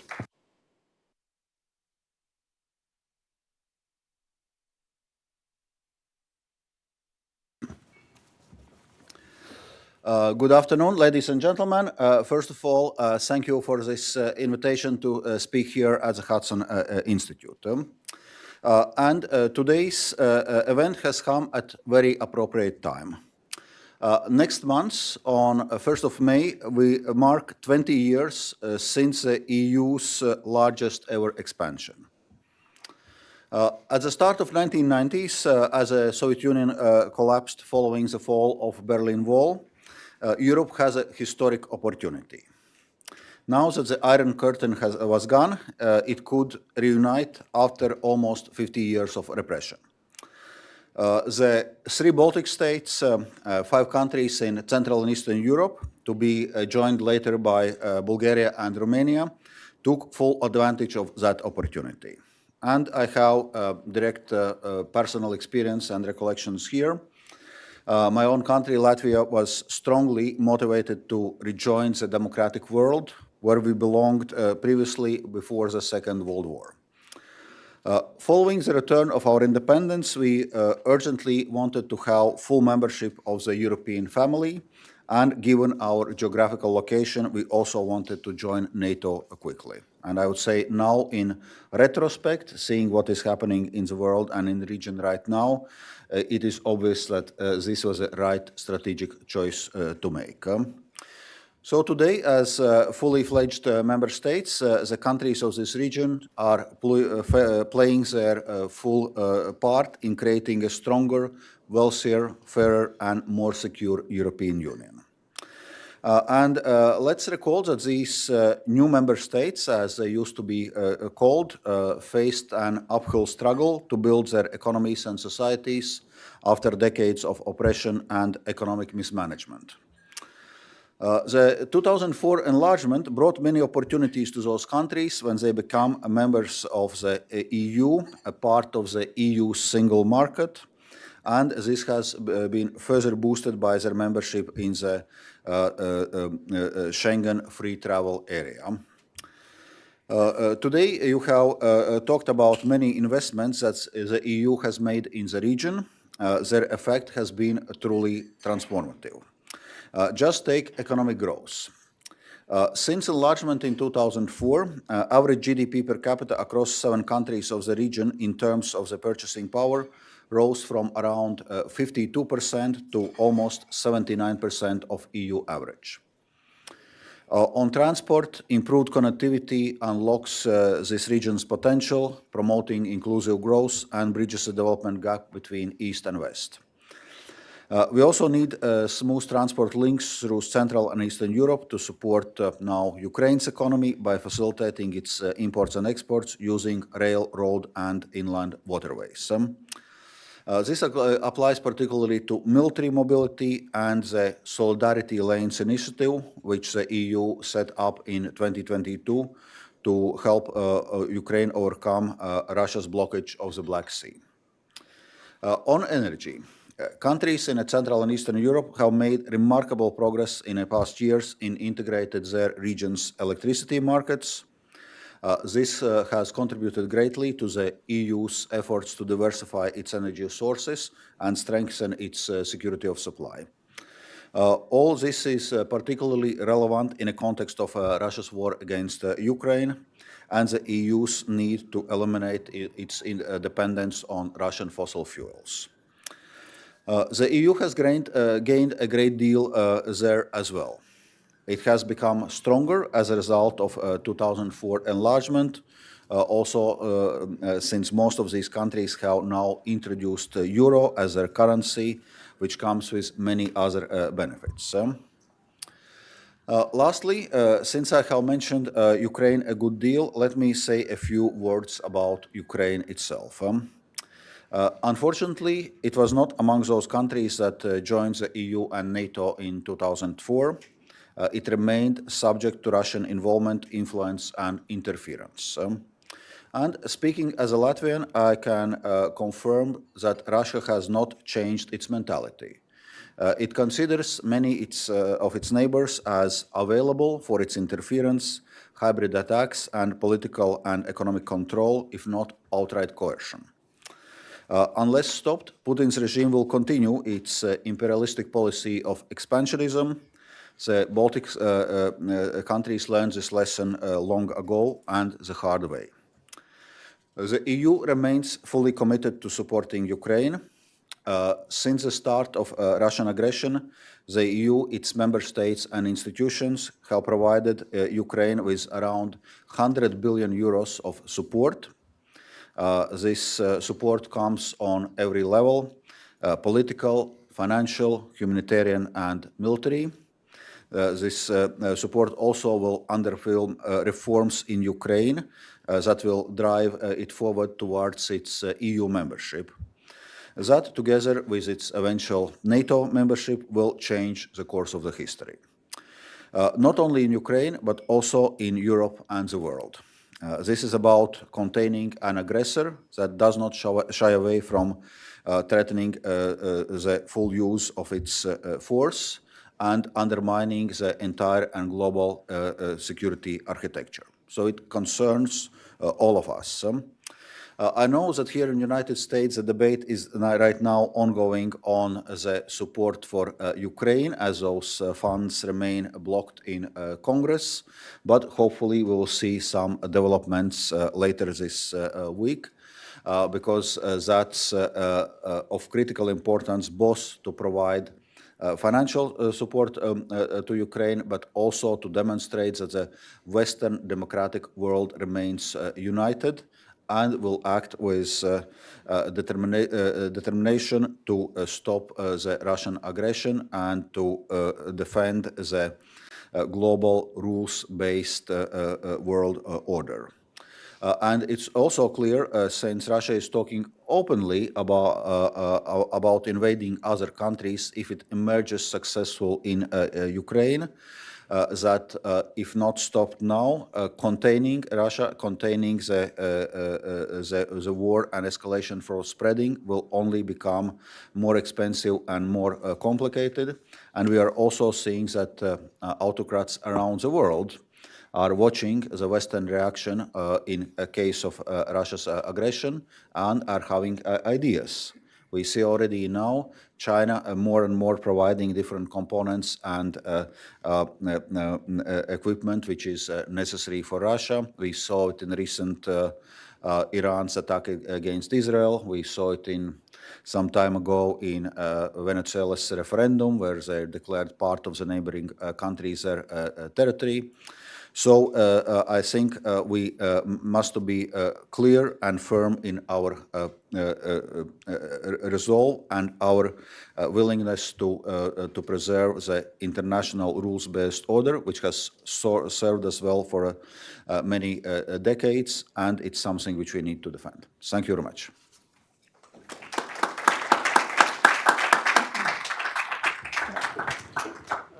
Okay, thank you very much for those that opening statement, Mr. EVP. So we're actually sort of we're saving the I guess the best conversation for last. Although the entire day was also very, very good, and of course we have a rooftop reception. If people haven't been there, it's spectacular. So that actually will be great too. So among your other titles is you're also the co-chair of the Trade and Technology Council, and you have a trade focus. But we're not going to talk about trade today. We're going to talk about the economic dimensions of Russia's war against Ukraine and its attempt to, it's overturning of the European security order, and it's redrawing the map of Europe. The economic dimensions of that. You just picking up on your remarks. You mentioned Europe's commitment to supporting Ukraine, which is fantastic. You've provided enormous amounts of support so far. And you personally have taken a leadership role in that. Thank you so much for that. We appreciate the support of other major actors. But this is going on now, and it's continuing for such a long time that your resources are not unlimited. How are you going to continue this? So do you have the funds to do so? You have the commitment to carry this through to as long as it takes. Will you have to maybe rejuggle some of your other priorities because you've got major budget items on the agriculture side? You've got in regional stability, cohesion area, some very significant other commitments and priorities that some of your member states might also be clamoring for. It would be great to have that commitment for as long as it takes. Indeed, this commitment is there. It has been on a number of times also restated at the highest political level, at the level of heads of state and government in the EU, that will continue to provide Ukraine with all necessary support so that it can defend itself and eventually win this war and defend its country. So I mentioned the figure so far of around 100 billion euros, which has been provided. And right now we have 50 billion euros Ukraine facility, which is a 4-year program, 2024 to 2027. So we have already allocated funds until 2027 to support Ukraine. And we are already disbursing of this. For this year, we are aiming at funding of Ukraine at 15.9 billion euros from the Ukraine facility. And currently, there are already 4.5 billion euros which are disbursed, and another 1.5 billion will follow next months. So this is one aspect on the financial support, but then obviously we are also giving Ukraine this EU perspective, so opening accession negotiations with Ukraine, which provides it also with a long-term policy anchor for its reforms, for its, so to say, geopolitical and economic direction of travel. So therefore, we have a medium-term funds already available for Ukraine. The money is already there.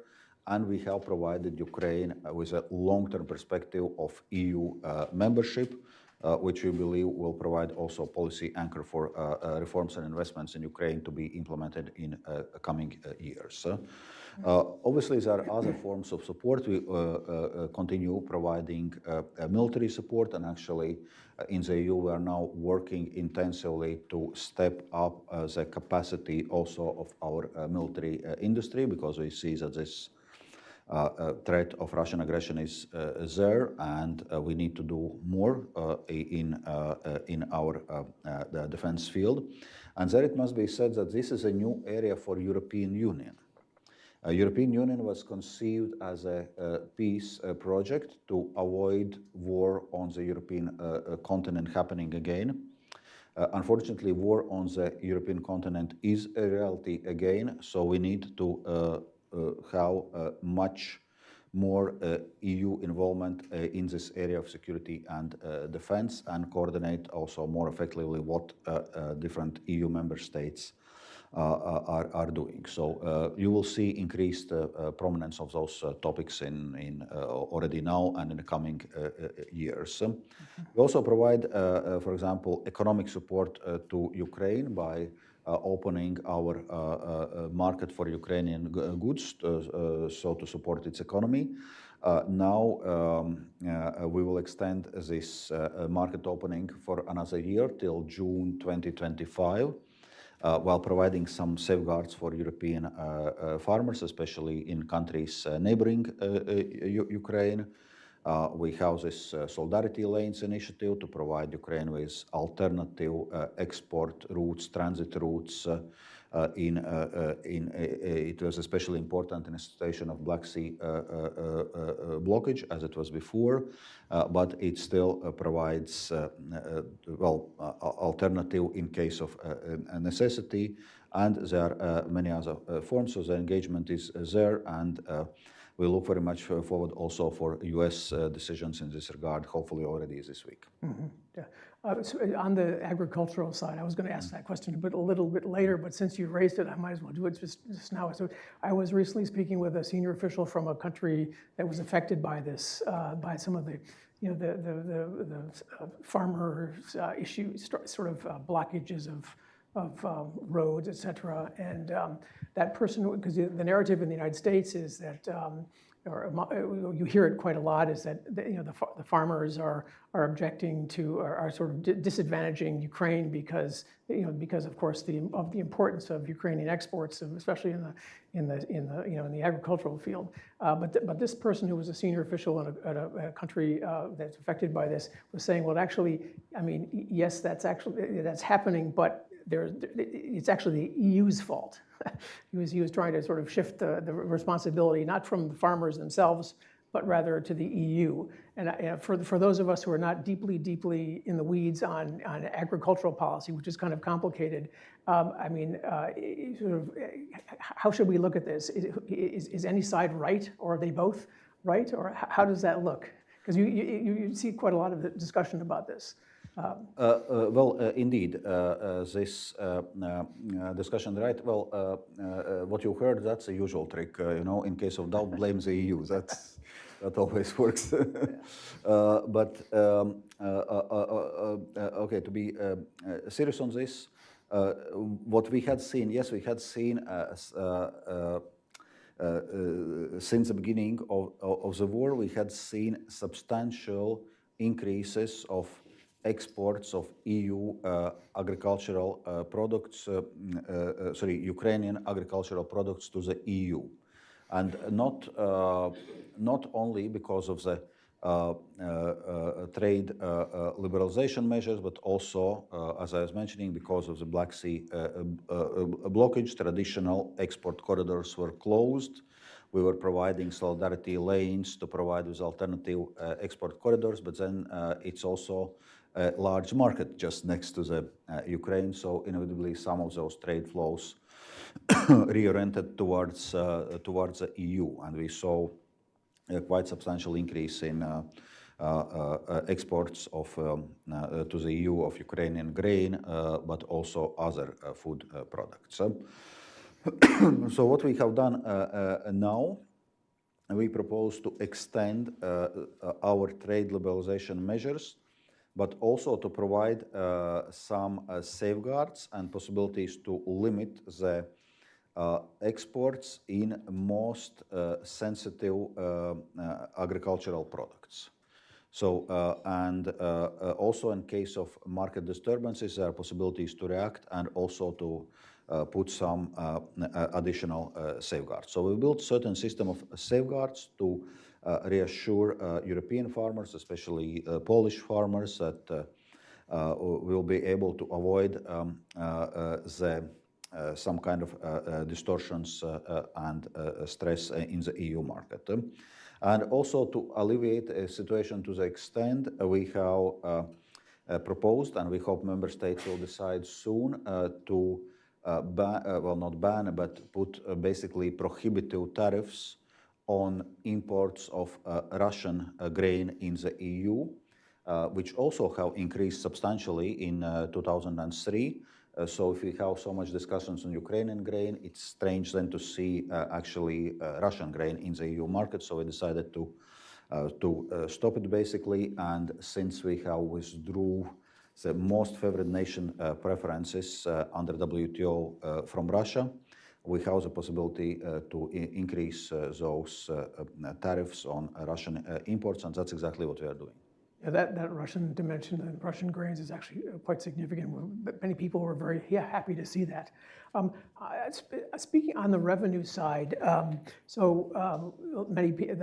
question of what to do with frozen Russian assets is now sort of very in the public domain in terms of debate, et cetera. And some people are hoping that perhaps at the Bank Fund meeting, this week, or perhaps at the G7 foreign ministerial in Capri this week, that there might be some movement on what unblocking that impasse and sort of how to deal with this whole question of Russian assets or interest that is accumulated on Russian assets, and how to disperse that to Ukraine and help them to defend off Russia in this case.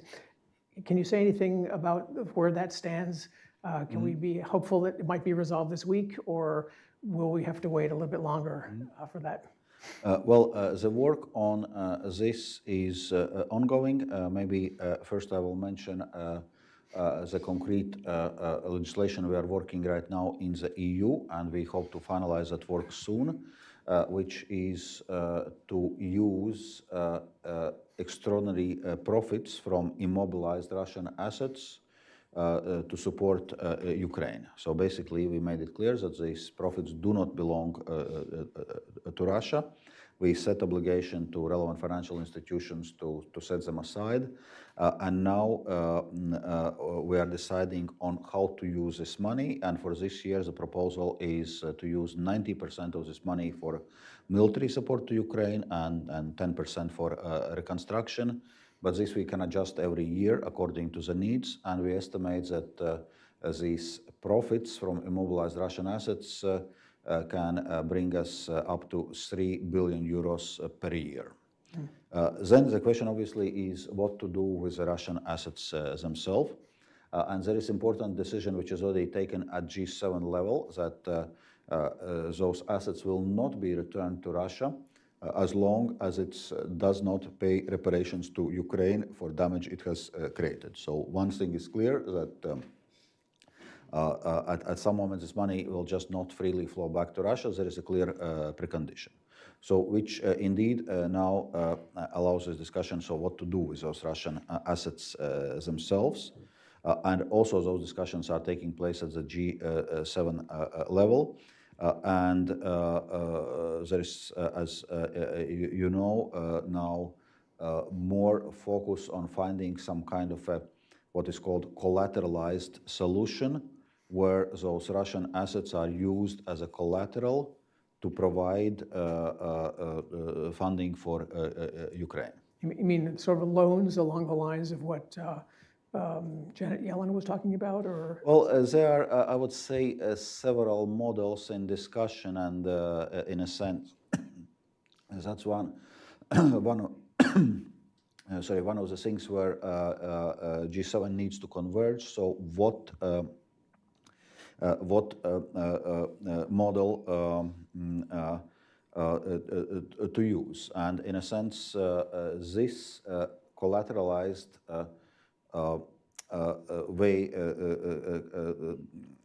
collateralized approach, in a sense, allows not to take decisions, for example, on confiscation of Russian assets, at least at this stage, because that's where we know there's some uncomfort from certain quarters, so to say. Right. So just from the timeline standpoint, sort of, can you say, like, at what point some of these funds might start flowing to Ukraine? Is this a matter of weeks or months, or? You are now asking about the interest, profits. the interest, the process, Yeah, the well, profits. Yeah. we hope that this legislative work is going to be finalized by middle of the year, so it can be as of middle of the year. Okay, does that June? Something, yeah. June would be great. Yeah. Okay. No, I know this is sort of new territory, but yeah. Okay. So another thing actually I sort of wanted to ask you about was this whole question of security arrangements. Now, of course, the EU is not a security provider like NATO, but a number of EU member states have entered into bilateral security arrangements with Ukraine. Last time I counted, I thought there were 7 either concluded or in the process of being concluded. There may be more in the meantime. Is there any discussion of doing anything more significant at the EU level, or is this all going to be sort of bilateral, do you think? I mean, you have Article 42.7 in the Treaty of the European Union, so there's a little bit of that. But is there anything that you might be considering along those lines that we haven't heard about, or that not everybody might be tracking?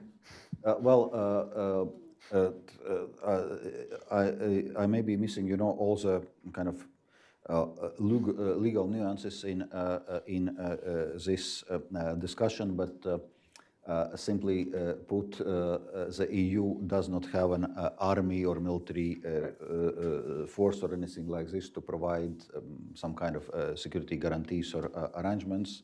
Mm-hmm. So what the EU can provide is this financial and other forms of support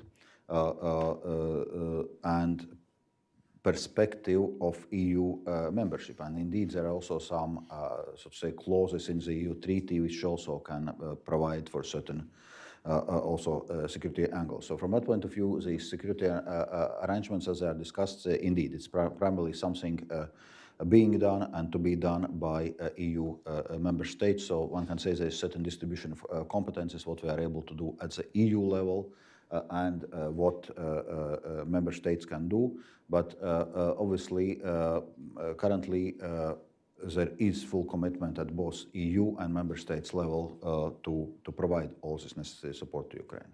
So on a bilateral basis, that's what we should be expecting. Okay. So on the question of sanctions, we spoke about that. Some of the previous panels today touched upon that in some way, and the way in which sanctions are sort of. I mean, the last time I saw there was 2,177 people, Russians and Russian entities have been sanctioned, which is a very, very large number. And thank you for doing all that. Helps to turn the screws and exert pressure on bad actors of one kind or another. But yet the Russian economy continues to grow, and a lot of material continues to leak into Russia or flood into Russia, really. And these are the number of the exports to Kyrgyzstan, of course, have gone up. Now they're extraordinary. I mean, the multiples of what they were before the war versus what they are now. And so the question then is how to make those sanctions, which oftentimes travel bans, asset freezes, et cetera, which are all very good, but how can you how can one or how can the EU turn the screws tighter so that these sanctions bite more, and that they can, that Russia cannot avoid them, cannot get around them. In other words, improving enforcement. I know you're grappling with this, but can you share some of the ways in which you might be trying to make those tighter and enforce them better? Mm-hmm. First of all, I would say that sanctions against Russia are working, and we need to stay the course. If we look at various economic parameters, it's plain to be seen. In 2022, when Russia started the war, and as a result, it also ended with energy price peak and record high energy prices. It should have been economically good year for Russia as exports of fossil energy is the main revenue source for Russia. Instead, Russia's economy was in recession and has remained quite stagnant since, even though Russia is now turning its economy into the war economy. So also what we see, the economic stimulus is now provided basically through the state, through full mobilization of its military-industrial complex. Second, if you look at the current account surplus of Russia, it has decreased 80%. It needs to defend its currency ruble, which is 40% down from its peak in summer 2022, and correspondingly also raising interest rates substantially, so that central interest rate of Central Bank of Russia is now 16%. We know how much debates we have in EU and US with interest rates around about 4%. So, and we see also serious disruptions across various sectors of industry in Russia. So there we need to stay the course. But of course, what you mentioned, the circumvention of the sanctions, enforcement of the sanctions is key. So far we have adopted 13 sanction packages against Russia. We are now working on 14th sanctions package. But also worth noting that while EU, US, many other democratic countries are applying sanctions against Russia, there are many countries which are not applying sanctions, including large countries like China, India, and so on, which provides Russia with alternative markets, like it has diverted its oil and gas supplies mainly to China, India, some other locations, where we obviously must follow that the price cap set by G7 is being followed. And it also provides us with possibilities both of circumvention and backfilling also on sensitive items. So we obviously are following this all very closely. We jointly have the list on what we call high priority battlefield items, meaning items of Western production, EU production, US production, which are found in Ukrainian battlefields in Russian military equipment. We can trace it back, where it originates from. We can trace then its roots, how it ended in Russia, and work both with the companies concerned in our jurisdictions, and we have also in the EU as a sanctions measure possibility actually also to take measures against EU companies which knowingly engage in sanctions circumvention, and we are working with the third countries concerned, also including by doing joint EU-US missions to those countries and talking with representatives. And we see that it is having extent. A number of countries are changing their behavior. Number of trade patterns are normalizing. But there are also countries which are not engaging too much on those discussions. Like, for example, with China, we do not see too much engagement, and we see lots of those goods actually reaching Russia through China, and China also increasingly doing backfilling. And recently, EU has also taken measures against certain companies in China and Hong Kong involved in this sanctions circumvention by prohibiting all EU companies to do any business with those entities concerned. But this is a work which we need to continue and which requires our constant attention. As we are developing sanctions, Russia is actively seeking ways to circumvent, and we need to follow it very closely and close all kind of new routes and loopholes Russia may try to explore. Are there any consequences for those companies that whose materials have found their way into Russian armaments, or anything? Can you do anything about them legally or otherwise? Or well, yes, as I was mentioning, it was also agreed in one of the EU sanctions packages that there can be kind of consequences, including financial consequences for companies which are involved in this. And we are now working with EU member states also to ensure uniform application of this, that member states are actually also then working with companies concerned and if necessary, also take those measures against the companies. Mm-hmm. You mentioned a little earlier that that you're also looking into this whole question of defense industrial bases and armaments, et cetera. And Ursula von der Leyen mentioned at the Munich Security Conference that there was sort of this idea of a defense, a dedicated defense commissioner or something to sort of do the work that Thierry Breton is doing right now on the industrial side. So, I mean, can you give us an update on how that's going to look? Will there be one in the next commission? Has it been like 100%, you know, like signed, sealed, it's just ready to go, or any ideas how that might look? Well, first of all, I would say that's very likely. As I said, security and defense are going to be major priority areas for the EU in coming years.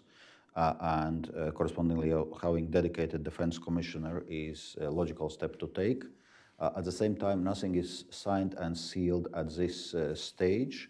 Those decisions will be for the next European Commission President to take. And right now we are preparing for European Parliament elections, which are in June. And only afterwards, selection process of the next Commission President will start.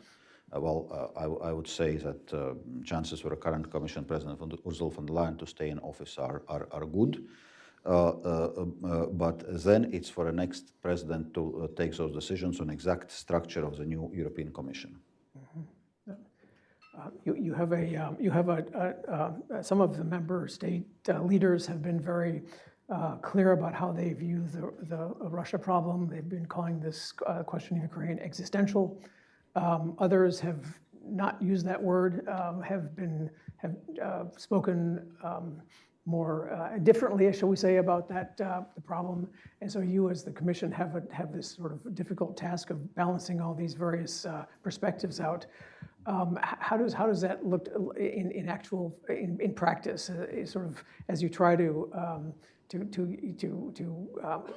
you know, sort of steer the EU ship into the right direction when you've got so many different points of view, ranging from existential to, you know, we need peace, sort of thing. I mean, how does that look what can you say about that in actual kind of in practice? Well, as I was mentioning before, also in practice there is lots of determination in the EU to stand up against this Russian aggression and to support Ukraine and to provide all needs for all its needs, for it to defend itself and eventually to win in this war.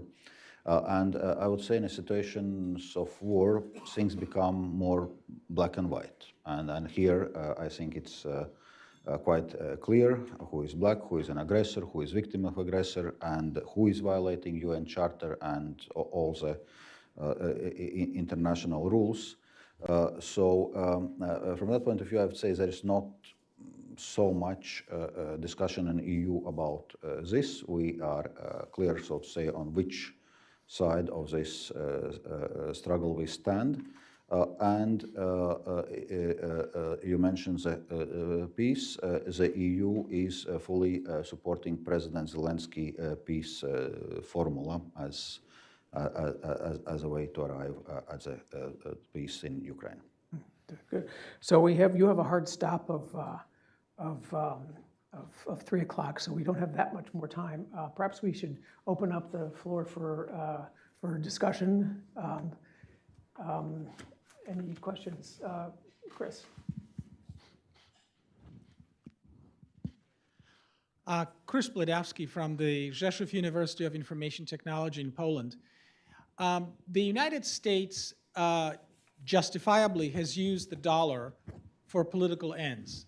The United States dollar is a liability of the Federal Reserve of the United States, so the use of that currency can be restricted in any way legally bounded. Has the European Union thought about weaponizing the euro in the face of lethal enemies it faces? Russia is already a lethal enemy, and China might become a much more serious enemy in the future. And also, has there been a strategic decision at the European level about what would constitute a crossing of the red line that would trigger weaponizing the euro? Thank you for this question. Well, it must be said that there has not been so much discussion in the EU about weaponization of the euro. But indeed, euro is the world's second largest currency, so that may merit some discussion on what could or should be done in this regard.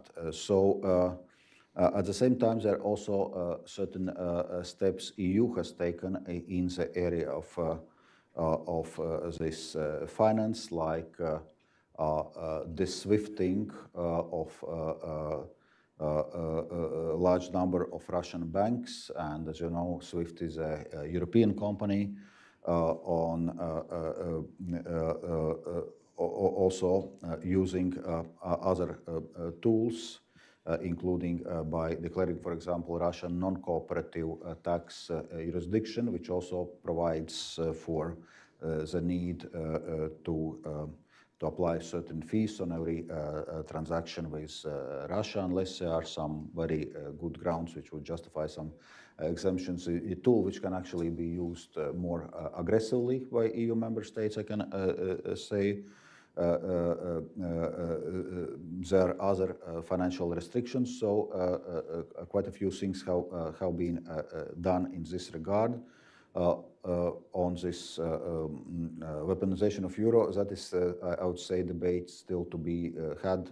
There's not so much happening right now. Good. Any more questions? Yeah, Christian. Sorry. Tom. Tom Duesterberg here at Hudson. Thank you for a robust discussion already about sanctions and enforcing of sanctions.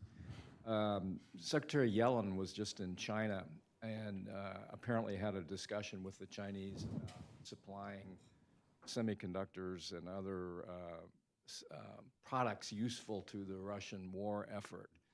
And she went a step further and suggested that if the Chinese don't desist from this, that we ought to take a look at the banks who are financing these transactions, and that might also include some of the oil sales to China from Russia.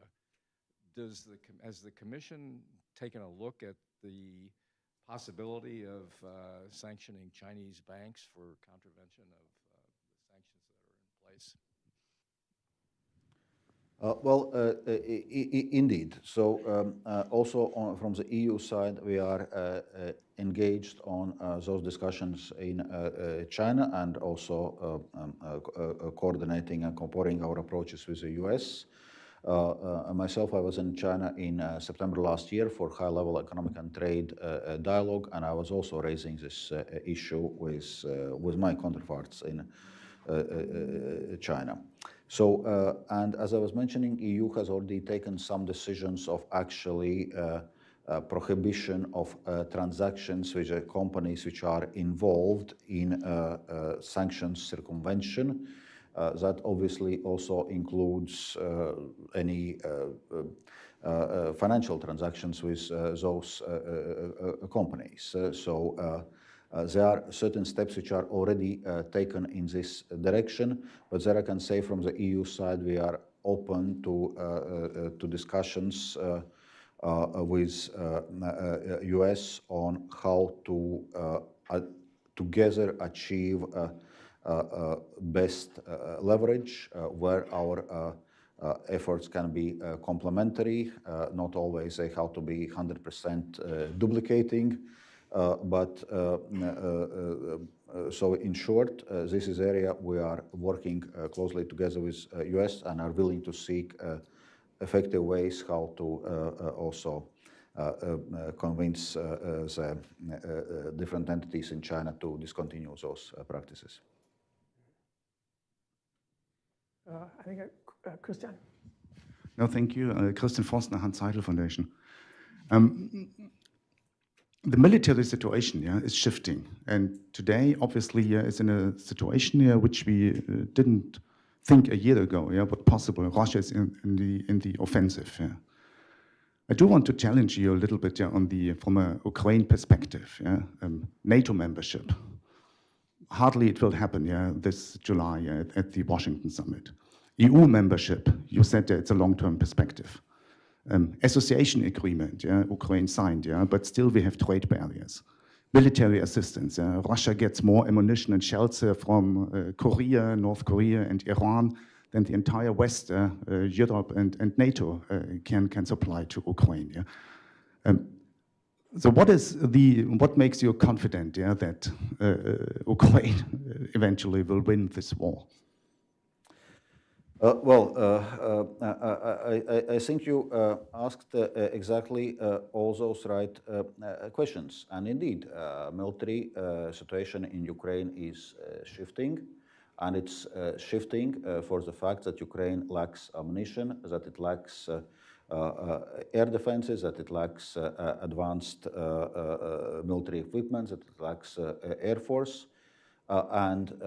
We keep talking about those topics, but indeed, increasingly, there is a feeling that the support is coming too little, too late. And that's a different situation from, say, a year ago, when military supplies were more steady, when financial support from both sides of Atlantic was on track, and then we also saw a different, better situation on the ground. And I think it's fully within capacities of collective West to step up this effort to provide Ukraine with more ammunition, to provide with more air defenses. Now, even, at the EU, at the heads of state and government level, this topic is discussed, but there are those air defense systems, including Patriot systems, which can be sent to Ukraine and they should be sent to Ukraine. So it's just a question of kind of getting over this period of indecision and procrastination, and to be steady in our support and consistent in what we are doing. Klaus?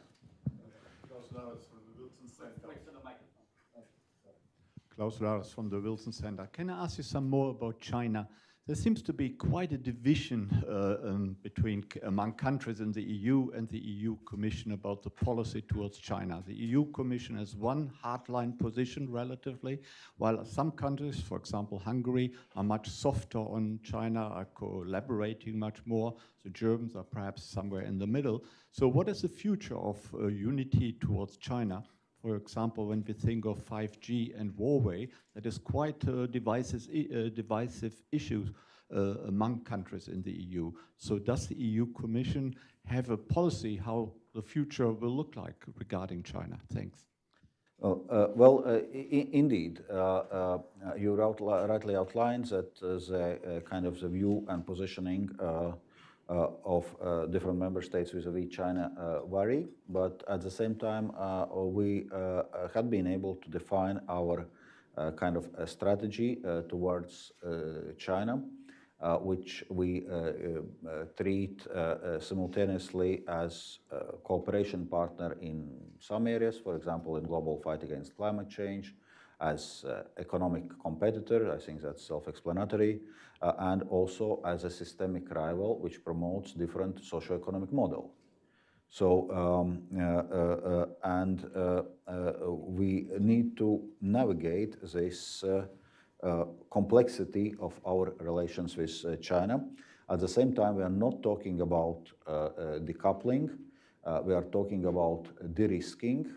I know that in the US also this term has been picked up, and also in the US now is more talk of de-risking than decoupling.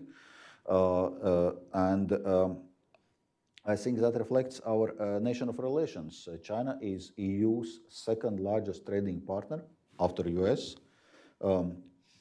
We cooperate across a whole range of areas.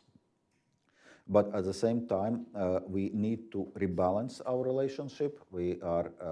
Our economic and trade relationship is very unbalanced. We need to address distortions to the level playing field. We have also our trade defense instruments to do so, and we are now, as you have seen, applying those instruments more assertively.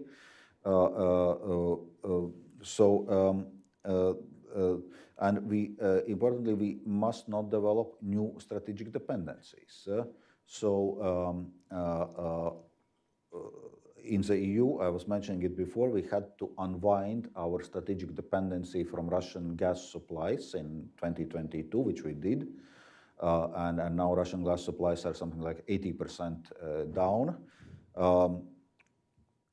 But at the same time, as we are now undergoing green and digital transformation of the economy, we should not develop new strategic dependencies.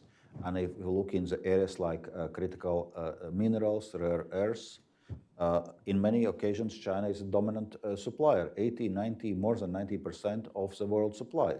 And that's why we now are working very seriously on developing resilient and diversified supply chains of those critical minerals and rare earths.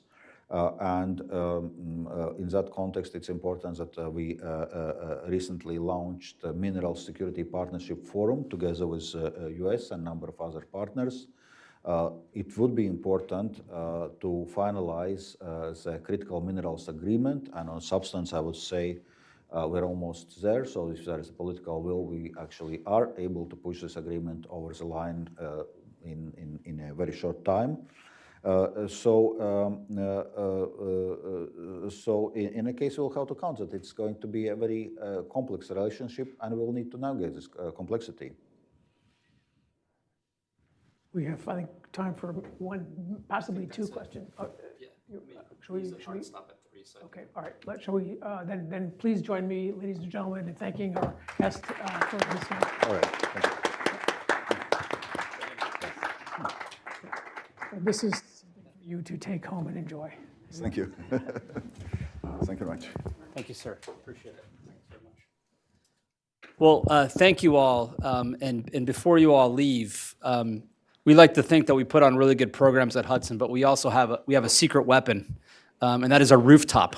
So if you'd like, I know you're very busy and heading out, and the EU delegation has to depart, but all of you are welcome to join us on the rooftop for drinks if you like. You'll head down the elevators, cross the elevator bay, and then head up to the 12th floor if you'd like to join us for a reception. Thank you so much for being here today.